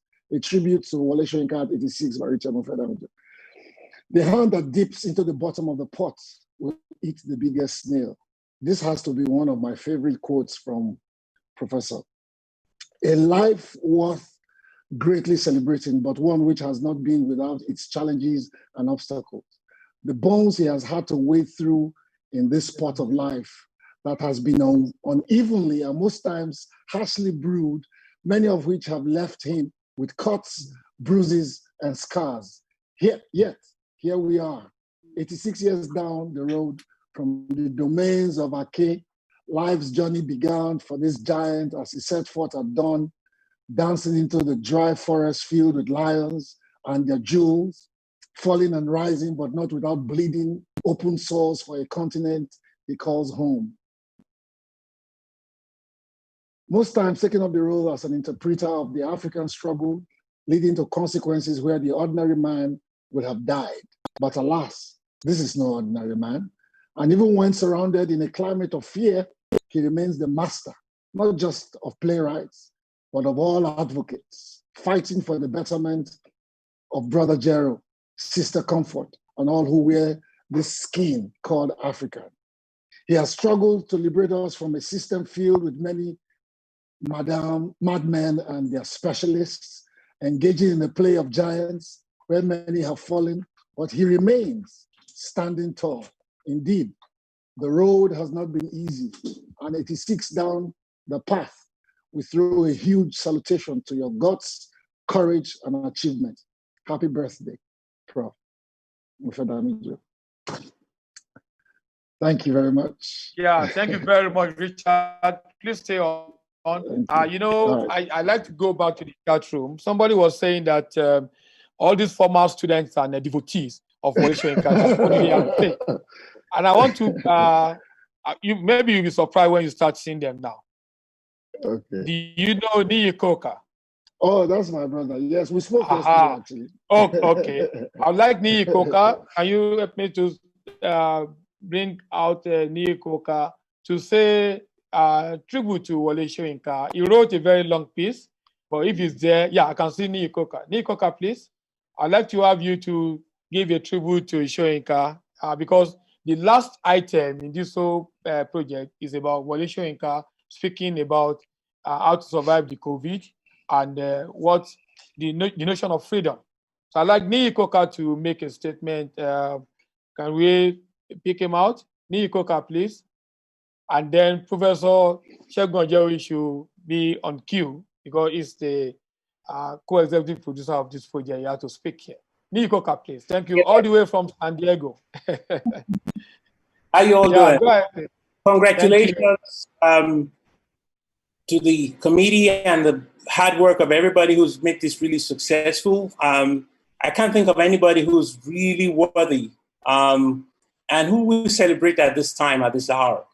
As I, said in the essay that you received, that, I am because you are, I am because we are because I am. And how many people really in the we think about that I? And our own WS is actually that I. He's an I, and he's an I that we turn around today to just check on to see how he's doing.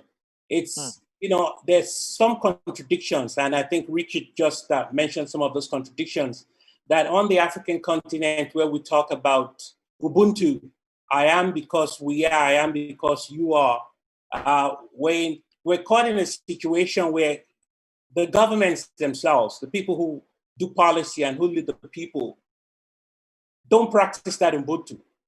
They're not thinking about we are. It's a very sad commentary that, going 60 years after independence, you still have a lot of the I am because I am, and I am going to take care of I. Professor Soyinka has continued to fight that fight and understands that we are all connected and that one person, or we really cannot be free if one person remains under, subjugated.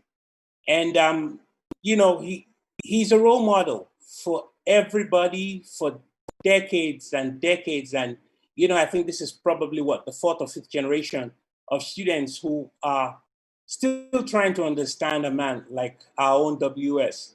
And we're really excited that we're celebrating this day with him, for him, about him, because he has done everything possible. He's actually given his life that we all, in many, many ways, he's laid his life down for a better generation, for a better country, and I dare say for a better universe, because I don't really want to go into, his decision to leave the USA after, red-headed, carrot-head became the president.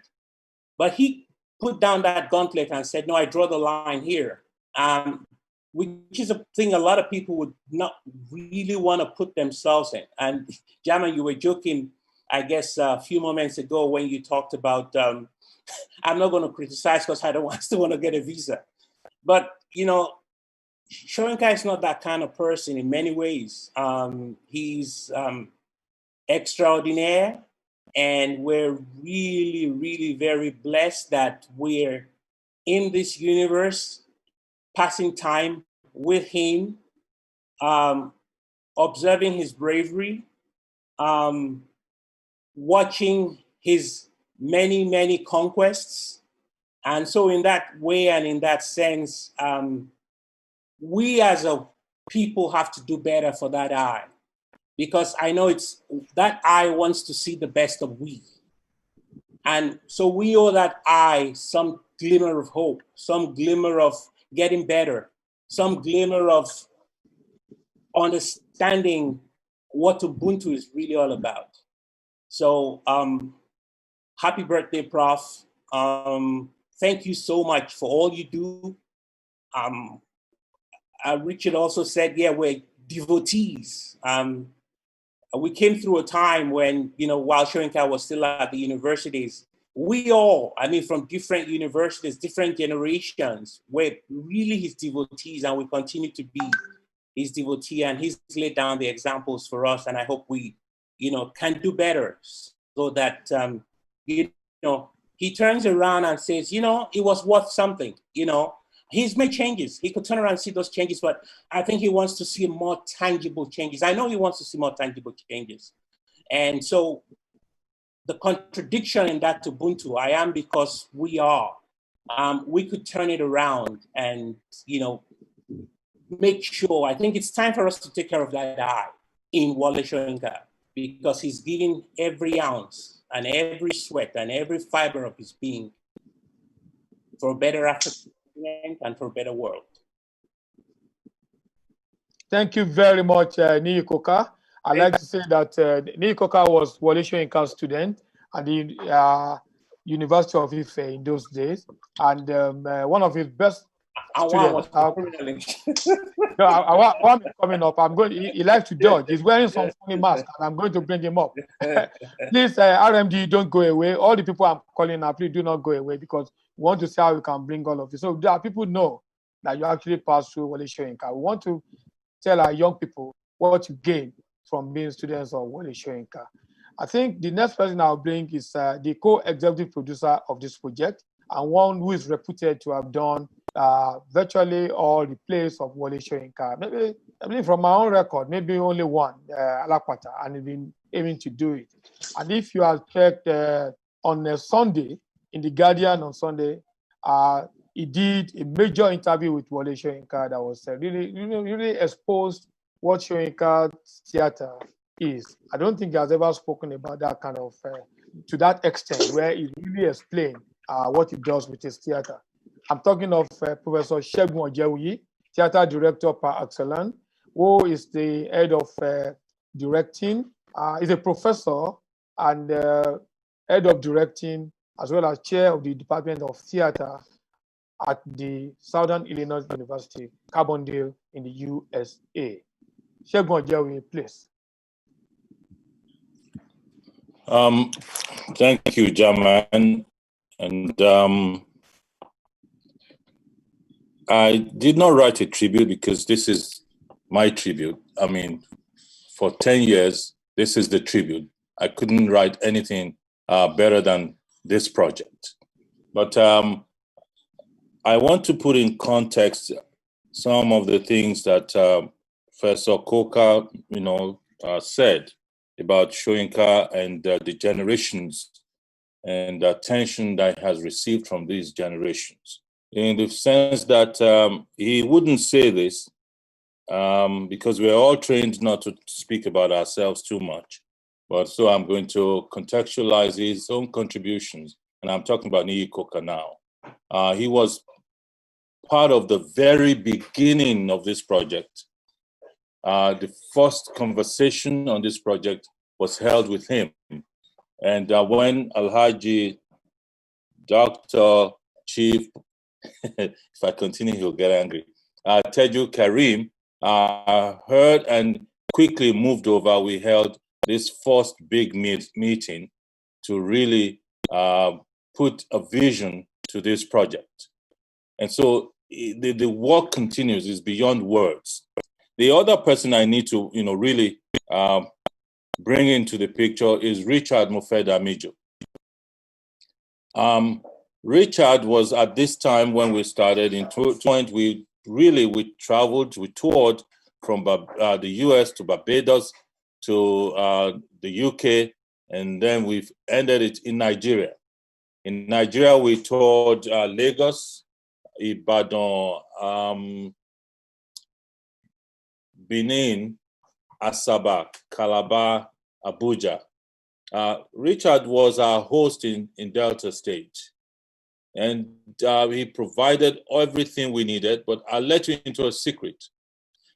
People who are listening to this will think that there was a commission from the state government. No, the state was still struggling to understand how culture would fit into governance. But Richard went beyond the ordinary by actually using his own personal resources to make that part of the tour very worthwhile and so much fun. And at the same time, there was Professor Egaga, Hope Egaga of the University of Lagos. He was the Commissioner for Education in Delta State at the same time. The reason I'm bringing these two names to the same pocket is for you to understand the influence, the impact of Soyinka on all of us.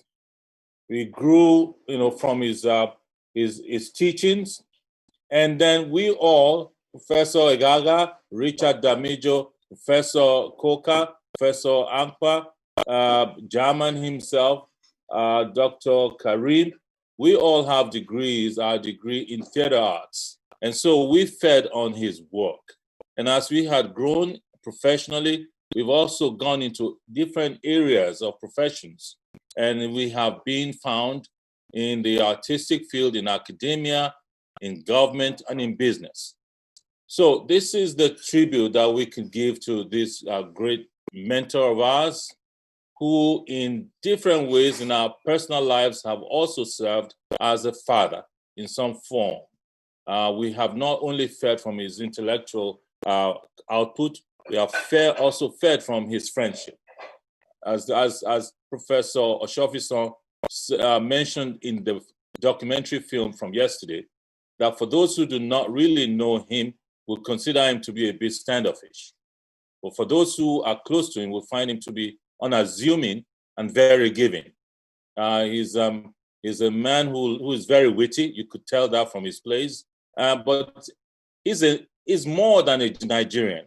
You can tell in the first place that we all are Nigerians, but we come from different parts of the country and different universities. But we all fed from this same fountain.